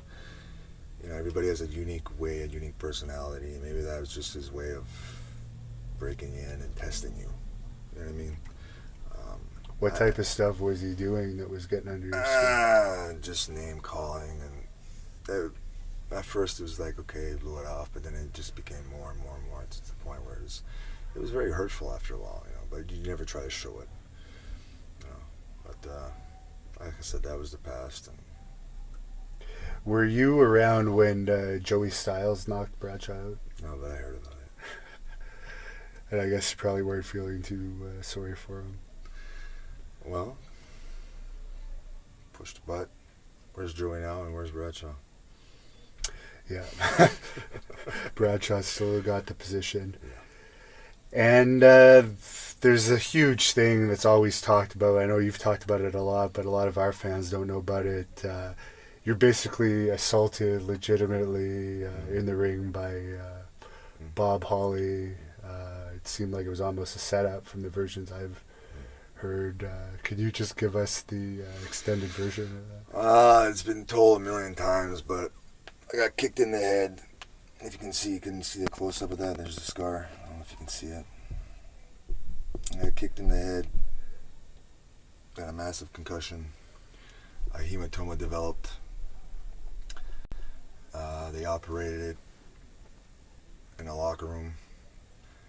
I got infected. It wasn't taken care of. I should have rested, let it heal before I got back in the ring. But I was just doing as I was told. And it actually exploded in a fucking, excuse my language, exploded in an airplane. What happens is they got rid of the hematoma, but it was attached to an artery. And the artery was feeding blood to the hematoma, which was making it bigger and bigger. I mean, it was swollen out to here. And as we were touching down in Cincinnati from Buffalo, connecting to Louisville, Kentucky, the air pressure in the cabin changed, and I was in the lavatory, and just exploded. So I actually pressed the call attendant button, and I can just imagine like the stewardess like opening the door and seeing this guy with just blood just pouring out of his head. You know what I mean? Like, and she comes back with 2 bottles of water. Sweetheart, I'm not thirsty. I'm bleeding to death here. And going into that match with Bob, did you have any suspicions that... At the last second, Kenzo was like, Rene, be careful. He knew what was going on. Yeah. And that was all over, I guess, you'd rented a car or something. I made a mistake. Okay, you're young. You ever make a mistake when you were young? You ever make a mistake? No, you're not perfect. Nobody's perfect. You made a mistake. That I hadn't lived... He goes on to say that I never offered to pay him, which was complete horseshit. He was sitting at a table in Dallas-Fort Worth when he called me out on it, and he was sitting there with Bradshaw, and my memory was like, you know, because you're going a million miles an hour, and this was 2 months prior, and I was like, whatever it is, I'll pay you double. Just let me know. And that's not good enough. And at that time in the locker room, if you did a little thing, they would blow it out of proportion to make it a big deal. Because that's just the way it is. There's a massive amount of paranoia there where people are job scared, and that's the way they do their business, to keep up productivity. And they would have loved to see a guy like me just go away. You know what I mean? Had you been friends with Bob previously? Yeah, looking back, it was probably a mistake to ever ask to ride with him, but my thinking was like, you know what, I'm going to prove myself to these guys and show them that, you know what, I work hard in the gym, I fucking diet just as hard as you guys, and you know what I mean, I want to learn, and I want to be one of the boys, you know what I mean, so, whatever. And from what you know, the locker room's a lot different now. It's not. From what I hear, yeah, dog eat and dog. those guys should be very happy that it is different. So. And did you ever have any matches with CM Punk during your singles run, or was that... I was asked that, and I got memory loss, you know, I was on YouTube, I was like, yeah, we did work together a few times. Yeah. What are your thoughts of him on a wrestler and quitting when he was fairly on top for a while there?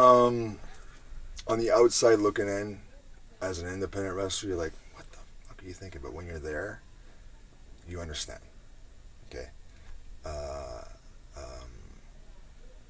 Was he right to go on a podcast and tell his story? I think a lot of people wanted to know about it. Yeah, we're interested, but now he's being sued. So, you know, that's a good idea. And I've heard you say that they had plants in the audience. Yeah. To try and get... I've seen it firsthand, yeah, one time. What would they do? They would do chants, and then it's like a ripple effect, right? They hear chants, and then try to get the people up. And so then, they just send a bunch of people out in CM Punk shirts? Or ECW shirts, yeah. I've seen like 3 or 4 guys all scattered around the arena, and I was like, wow. I guess if you really want to get somebody over, you know. And I have to ask you this because it just happened last night. Yeah. What are your thoughts on CM Punk's fairly pathetic performance? Well, I think Michael Landsberg's really happy about the outcome. And we all know that wrestling is predetermined, but you do have to be tough. And how do you think that makes wrestling look when you have a WWE champion showing such kind of pitiful skills in a real fight? Ask yourself that question. And I already know that you probably didn't have much contact with this guy, but on the other end of the spectrum, you have Brock Lesnar, who is fairly legitimately tough, and he was around during the He time. had you- credentials. Brock was an NCAA wrestler. The guy knows how to, in wrestling, as you know, is one of the greatest combat martial arts there is. Punk, I don't believe, played sports in high school. I don't believe he was ever in a real. Well, there was Teddy Hart fight, which he lost for what I understand. but the thing is, I'm hearing like he was doing comic books and he was doing movie roles. You have to dedicate yourself 24/7 to this. You know what I mean? You're not in there with some chump off the street. You're in there with a guy who had legitimate fights and he was a tough guy. Plus, the fact that he's involved in a lawsuit, he had too many distractions. You know what I mean? There's a lot. Plus, he's 38 years old. He's had hip surgery, knee surgery. He was an independent wrestler for 16, 17 years. I can guarantee he has at least 16 or 17 concussions. You know what I mean? The odds were not in his favor. But he went and did it. That was something off his bucket list. And maybe it's his last fight. Maybe it's not. I don't know. According to Dana White, it's going to be his last fight in the UFC. Well, he's the boss. Yeah. And you brought up Kenzo Suzuki. You were tag team champions with him as well. What was it like working with him? Love Kenzo. And did you ever get a chance to work with him again in your Japan? Yeah, we tagged together in all Japan. We did some tag leagues together, and he's just a lovable guy. He really is. What was your favorite tag match you had with him as a partner? Rob Van Dam and Rey Mysterio working together. Yeah, those were fun. Those were real fun. Did you get along with Rey Mysterio? Oh, great guy. Awesome guy. Could we ever see you in a company like Lucha Underground? I don't want. I don't watch wrestling. I watch. Believe it or not, I watch wrestling from the 1950s and 60s.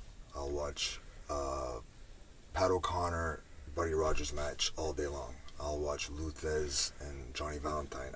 Call me old school, but that's the good stuff. I don't know. I'm weird. And you were around during the infamous $1 Million Tough Enough with The Miz and Daniel Puder. What was... Pubert. Pubert?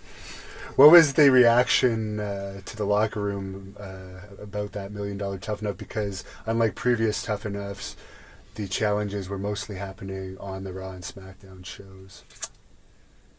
Well, if you're busting your ass 300 nights a year, and this guy off the street is making twice as much money as you have to sit in Louisville, Kentucky and eat burritos, how would that make you feel?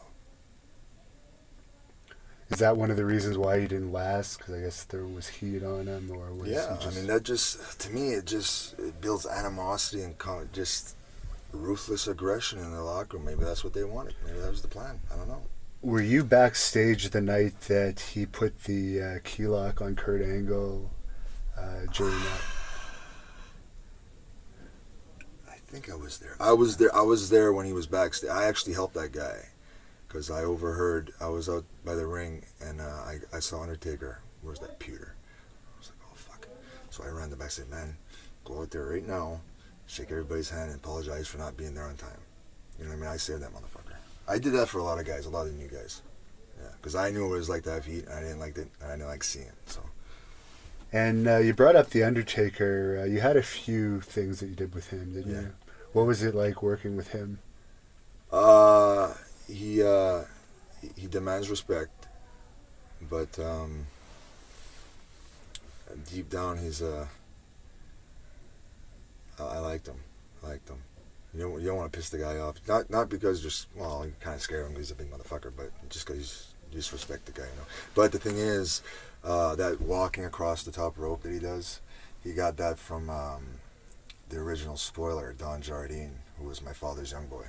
My father broke him in. He's from New Brunswick. Yeah. I don't know. I just wanted to tell that story. Sorry. So he treated you fairly compared to some of the other... Well, maybe I acted... Well, when you're young, shit. You know, sometimes you do stuff that's whatever. Was there anyone else other than Holly and Bradshaw that really was one of the people that were bothering you back there? Or was pretty much those two? That was pretty much it. And you ended up having a serious hernia operation. Yeah. What was behind that? Too much strain, man. At one point, I was 205 pounds. Just I was OCD. I wanted to be not only the best bump taker as a heel, but I wanted to be the biggest body. I wanted to be the most tanned. I wanted to just, you know what I mean? I just had the OCD just to the point where it was just insane. And I just was working out so hard that my guts were popping out, literally. When did you have reported a few times that you went to rehab? Yeah. Was that mostly due to pain pills? I was never physically addicted to a drug. It was just this. Something was wrong upstairs. You know what I mean? Yeah. There's something wrong. I couldn't go a day being. A lot of it was the paranoia of being fired, because they instilled that at that time. They instilled that paranoia in you. You know, you can get fired at any time. You know, where are you gonna go? That's you know. And then when you get taken off the road, for example, for my hernia surgeries, you're supposed to rest. I was back doing cardio. I couldn't lift weights, so I was in cardio the next day just to stay in shape, you know, because I thought 2 or 3 weeks, okay, I'll be ready to go back. But I ended up being off for 8 months. Right. During that 8 months, you know, they have those mass releases where they release 10 guys. Then you're sitting at home just scared, like, okay, what am I going to do? You know, I don't have a college education. This is all I know. You know, you go crazy, you know, and a lot of guys go crazy. That is very true, unfortunately. And you ended up coming back to the new ECW that was on Sci-Fi with a new look. I think you didn't have knee pads. Yeah, I was just trying to be different again. You know? Yeah. And what was your deal with that? Was that just a new gimmick that you? Well, when I had that crazy jet black hair with the funky mustache. Yeah. I bought 2 robes, $5,000 a piece, which I could no longer use. So I was like, you know what? I'm gonna go really cheap and buy white boots, white tights, not even bother with knee pads, and have a towel. The hell with it. I'm gonna quit spending money on all this. You know what I mean? Yeah. And but at that time I was lighter, and I thought that was some of my best work in ring stuff. Yeah. What did you think about that new ECW? Was it always ill-fated, or do you think it could have been bigger if they had put more? Well, yeah, if he was willing to invest more money into it. But here's the thing: that's not his creation, and eventually, investment, once it becomes a loss, and you're not making any money with it, he's a smart businessman. Why is he going to keep pumping money into something that's not working? You know what I mean? I mean, I know a lot of people were passionate about the brand and all that stuff, but it's business, man. And at one point you were sent down to FCW. What was the cause of that? Also, I went to rehab. Okay. So when you came back, they... Yeah. I asked to go to rehab. Okay. I was in there for 4 months. And then when you're in there, it was a great thing for me. You know what I mean? Just changed the way of thinking, outlook at life. Because me, basically, out of high school, I was straight to WWE. That universe, that world. Yeah. So I had that line of thinking. It helped me to finally, for me, it was like an education on life. You learn about different people in life, and you know, and to this day, I still use some of those mottos that you learn in there to get me through rough times. It really did work, because you know, this day and age, I'm doing good. But they tell you, you know, in life you'll get signs. They'll say higher power or whatever, but while I was in there, a bunch of guys got released for drugs that were supposed to be clean. And a week after I got out, I believe, the Chris Benoit incident happened. So if they're teaching about signs in life, and the biggest catastrophe in wrestling happens, that's a pretty big sign, don't you think? Yeah. Yeah. Did you ever have any dealings with Bill DeMott in FCW? No, he wasn't there at the time. I during one of my offs, I would go to OVW, and then I would drive all the way to Atlanta. Yeah, it was like 7 or 8 hours just to change atmosphere, just to go wrestle with those guys. You know what I mean? He was there. I never did the practices with him, but I heard horror stories. Yeah. But I was a witness to some of them. Yeah, what made you ask for your release? again, the Chris Benoit thing, and then I relapsed. I had relapsed on my drug of choice at the time. Sitting at home looking at TV, and I mean, he was on every channel. Every channel, Nancy Grace, just everybody's ripping into your profession, and just here's a guy that you looked up to. It's just all of a sudden, it's, you know what I mean? And just coming out of rehab, and then this happens. And my rehab was in Atlanta. Of all places. Of all places, yeah. You know, it's kind of creepy, you know? And I relapsed off that. So you just had enough. And I said, you know what? I actually listened to what they told me in there. I don't want to die. I don't want to be a statistic. You know, like, yeah, I love the wrestling business, but I'm not gonna die for it. Sorry. No, I have way too much to live for. I come from a very wealthy family. Sorry. Did you think you would ever come back at that point? Yeah. The initial plan was, you know what? And Johnny wouldn't accept it at first. He was like, I'll give you a week to think about it. Because they did not want to get, you know. And I actually showed up at TV in Corpus Christi to say goodbye to everybody. And if looks could kill the way Vince was looking at me, I'd be dead. Oh, yeah. He was upset over the it. death stare. Just, like, he couldn't. He doesn't like when people leave him, but he didn't understand. Maybe he didn't want to understand. But here's the deal, dude. The last thing you needed was a dead 23-year-old on your roster. And that's exactly where I was headed. So it was best for me. It was best for them. And what did you end up doing after that? Japan. Stayed there 7 or 8 years. And you did spend some time in England, of course, which That's why I met you, right? Yeah. And but you had some big matches there as well. Didn't you wrestle Bryan Danielson there at one point? I know we were on. Did we? I think so. Yeah. I think so. I know we wrestled. Me and Carvalette tagged. Yeah. And that was fun. And we did good business. I remember we worked with Brookside and his partner Frankie Sloan, the Liverpool lads, and we did a week. This felt good. It felt good. Me and Carl, and we did a weekly town, and then the following week we sold out. You know what I mean? Yeah. It's like, yeah. I remember Carl. Hey, we sold out. Like, yeah. What do you think about poor Carl? He's been put through the ringer in his life, I guess. Do you think he could have had another run in WWE if they'd given him another chance, or was that just wishful thinking? I mean, here's the guy who flew himself and his pregnant girlfriend to work for peanuts to get in shape to try to get another opportunity. You know what I mean? And he got a few dark matches, and but what was his gimmick? KO? Yeah, that Kevin Owens ended up. Good for him. I'm not hating. But Carl, I love the guy. And speaking of KO, what do you think of, you've always been a body guy and guys in your dad's team? Listen, I'm not going to criticize a guy's physique. I only met the guy once. Now, I can hate on him, and why? The guy, everybody has different dues in life to pay. Okay, yeah, I busted my ass in the gym, worked out to get the physique.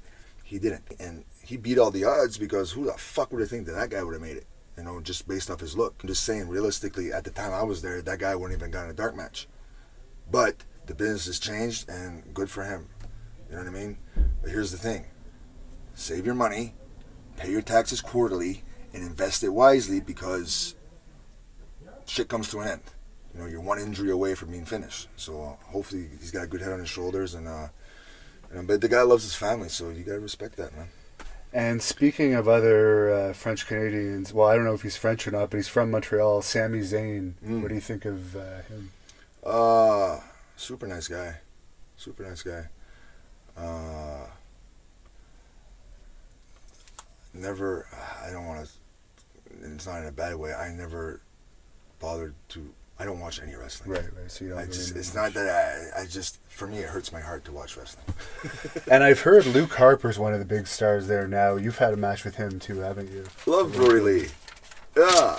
We the big son of a bitch too. We went to England and then we're working for Brian Dixon in those the camps. Yes. And I don't know if he came to the door. I went to the door and I saw this big son of a bitch. Wow. And he fucking stiff though. But I'm stiff too. So, but I'm glad for him. He should get a bigger, bigger position. And you ended up in Hustle, as you mentioned before. Yeah. What do you want to just tell the fans about some of your accomplishments there? In Hustle? Yeah. You went by Rene Bonaparte, right? Bonaparte, yeah.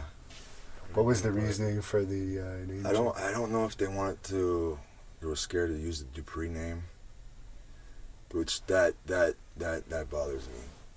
The WWE thinks they can take my name. Sorry, that's my father's name. That you didn't create that. No, that doesn't spell. No, sorry. But Hustle, I got to work with all the major stars. I got to work with Kawada. I got to work with Tenru. I got to work with Koshinaka. I got to work with Muda. I got to work with Akibono, who's a huge. He was in WrestleMania against Big Show. Yeah, but I mean, he's a god. He's the Grand Sumo champion. You know what I mean? He's a great dude too. I got to work with all the top guys in Japan with that promotion, and that was. I wish I had that gig again. And you were partners with Lance Cade there too. Yeah. I didn't even know he was booked. I just showed up one day, went down to the hotel, eat breakfast, and there was Lance. I was like, holy shit. Because you were going to be partners with him at one time. Yeah. So. And then as soon as they put us together, they call us the Texas Napoleons, and Anjo was one of the bookers. He was like, great team. It was cool. So were you teaming with him at the time that he unfortunately passed away? I got Lance's job in All Japan. We had remained in contact. He got rehired with WWF, and he emailed me. He's like, man, I'm just not happy here. I said, okay, I'll see what I can do. And I got him his job in All Japan. And unfortunately, the day before he was supposed to fly out, he passed away. Too young, man. Why do you think so many wrestlers die young?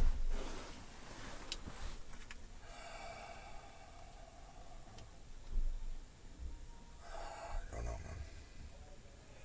man. And you also went to All Japan, as you mentioned. What was it like working for that company? Because obviously it has such a rich history. Yeah, it was...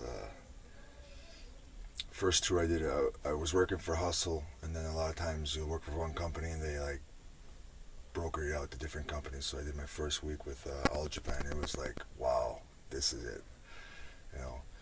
Just on the road, sponsored dinners. I mean, that's where I met my wife too, and started dating. And they let you be creative, and that's why Muda liked me. Oh, you're so creative, man. Yeah, I like. What is Muda like? He's such a phenomenal legend in the business. Yeah, he's a good dude. I like him. Did you ever get the chance to be in the ring with him? Oh, I work him more than I worked anybody.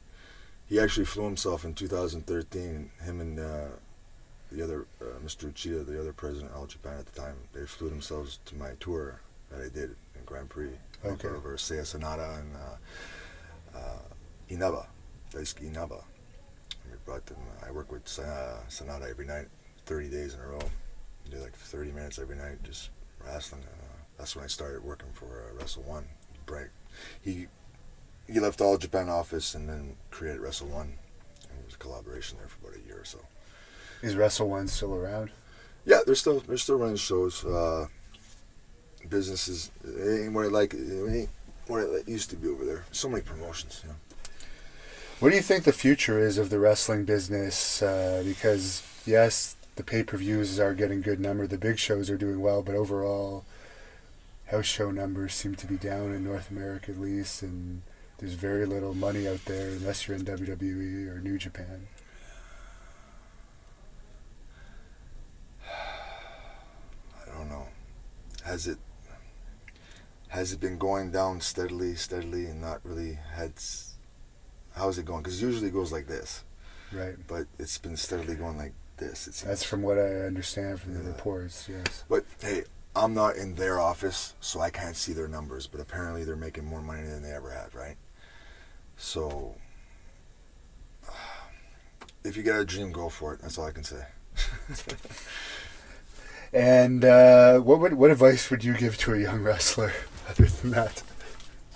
Run as fast as you can in the opposite direction. No, it's the same advice to it. Go get your education, blah, blah, blah, which I never heeded that advice either. You know what I mean? I was too hard-headed and stubborn. I just go, go, go. But in this day and age, there's only one major company, and there's so many wrestlers. This show here, how many? 20 wrestlers? That's on every independent show around the world. You know what I mean? And not only that, now WWE is so worldwide with different markets that they need Chinese wrestlers, they need English wrestlers, they need American, especially where they want to increase their network, right, subscriptions. So if they're going to a new market, they want to have a local to try to build that. And there's, you know, so it's, I don't know, man. It's oof. And is there anything you want to say to your fans that might watch this from across Canada and the world? Thank you. If you enjoyed my work, my body of work, I thank you so much for supporting me. And if I'm in a small town near you someday, please come out. And it's good to hopefully someday I can touch someone's life in a positive way. I know it sounds kind of corny and cliche, but I've been through much shit that it's time to give back. When I was in Japan, I actually got a call from Roddy Piper, and he was like, Rene, you've accomplished a lot for your age. You need to give back. I was like, well, I don't feel like I've gotten enough. You know, and that's kind of a selfish way to think.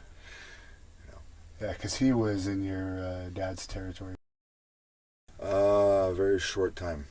He did. He was 15 or so when he came in.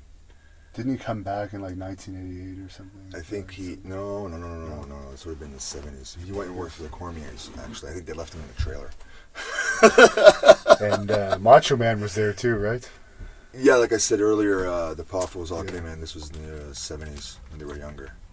So it's time to give back. For example, doing this interview for you, right? I'm doing this interview and giving hindsight. Plus, this is a venture for you to. In reality, I've known Devin since I was 17. I was 17. I was 17.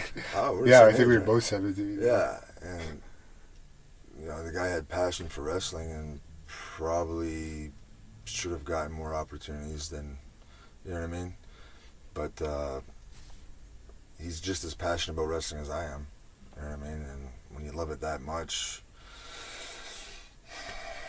you know, but never give up, never say never. And you're like me, you're going to be involved with it for the rest of your life. Oh, yeah. Whether you like it or not, it's the drug, It's man. an You're addiction. hooked. It's worse than heroin. There's no rehab. There's no rehab for it. Yeah, you can't get away from it. It's the worst, but the best. I can't explain it. And the dance that you did in WWE, that's the French tickler, right? Yes. That was called. Did you come up with that, or was that a creative? That was Rick Martel. I stole it. Yes, and I actually apologized to him, but he said, "No, it's okay. If you can use it, go ahead." I love Martel's class act, man. And you're wrestling coming up here for Great North Wrestling November 5th in Hawkesbury. Can we expect to see that dance there? I might just pull it out. I got bad ankles. I can't guarantee anything, but if the people, you know, you gotta be at least 1,000 or more. If 1,000 people or more, I'll pull out. But anything less than, I don't know. And finally, where can we follow you if anyone wants to follow you on social media? I only have a Facebook. There's been a few fake accounts on Twitter and stuff. That's not me. Yeah, I don't do the Twitter thing with Facebook. I got a Dupree, which is at its limit, and I got my real name, which that's almost at its limit too. So I might have to create another Facebook because I got so many requests and stuff. So. Cool. Well, thank you very much, and we look forward to seeing you in Great North Wrestling. Can't wait to be there, brother.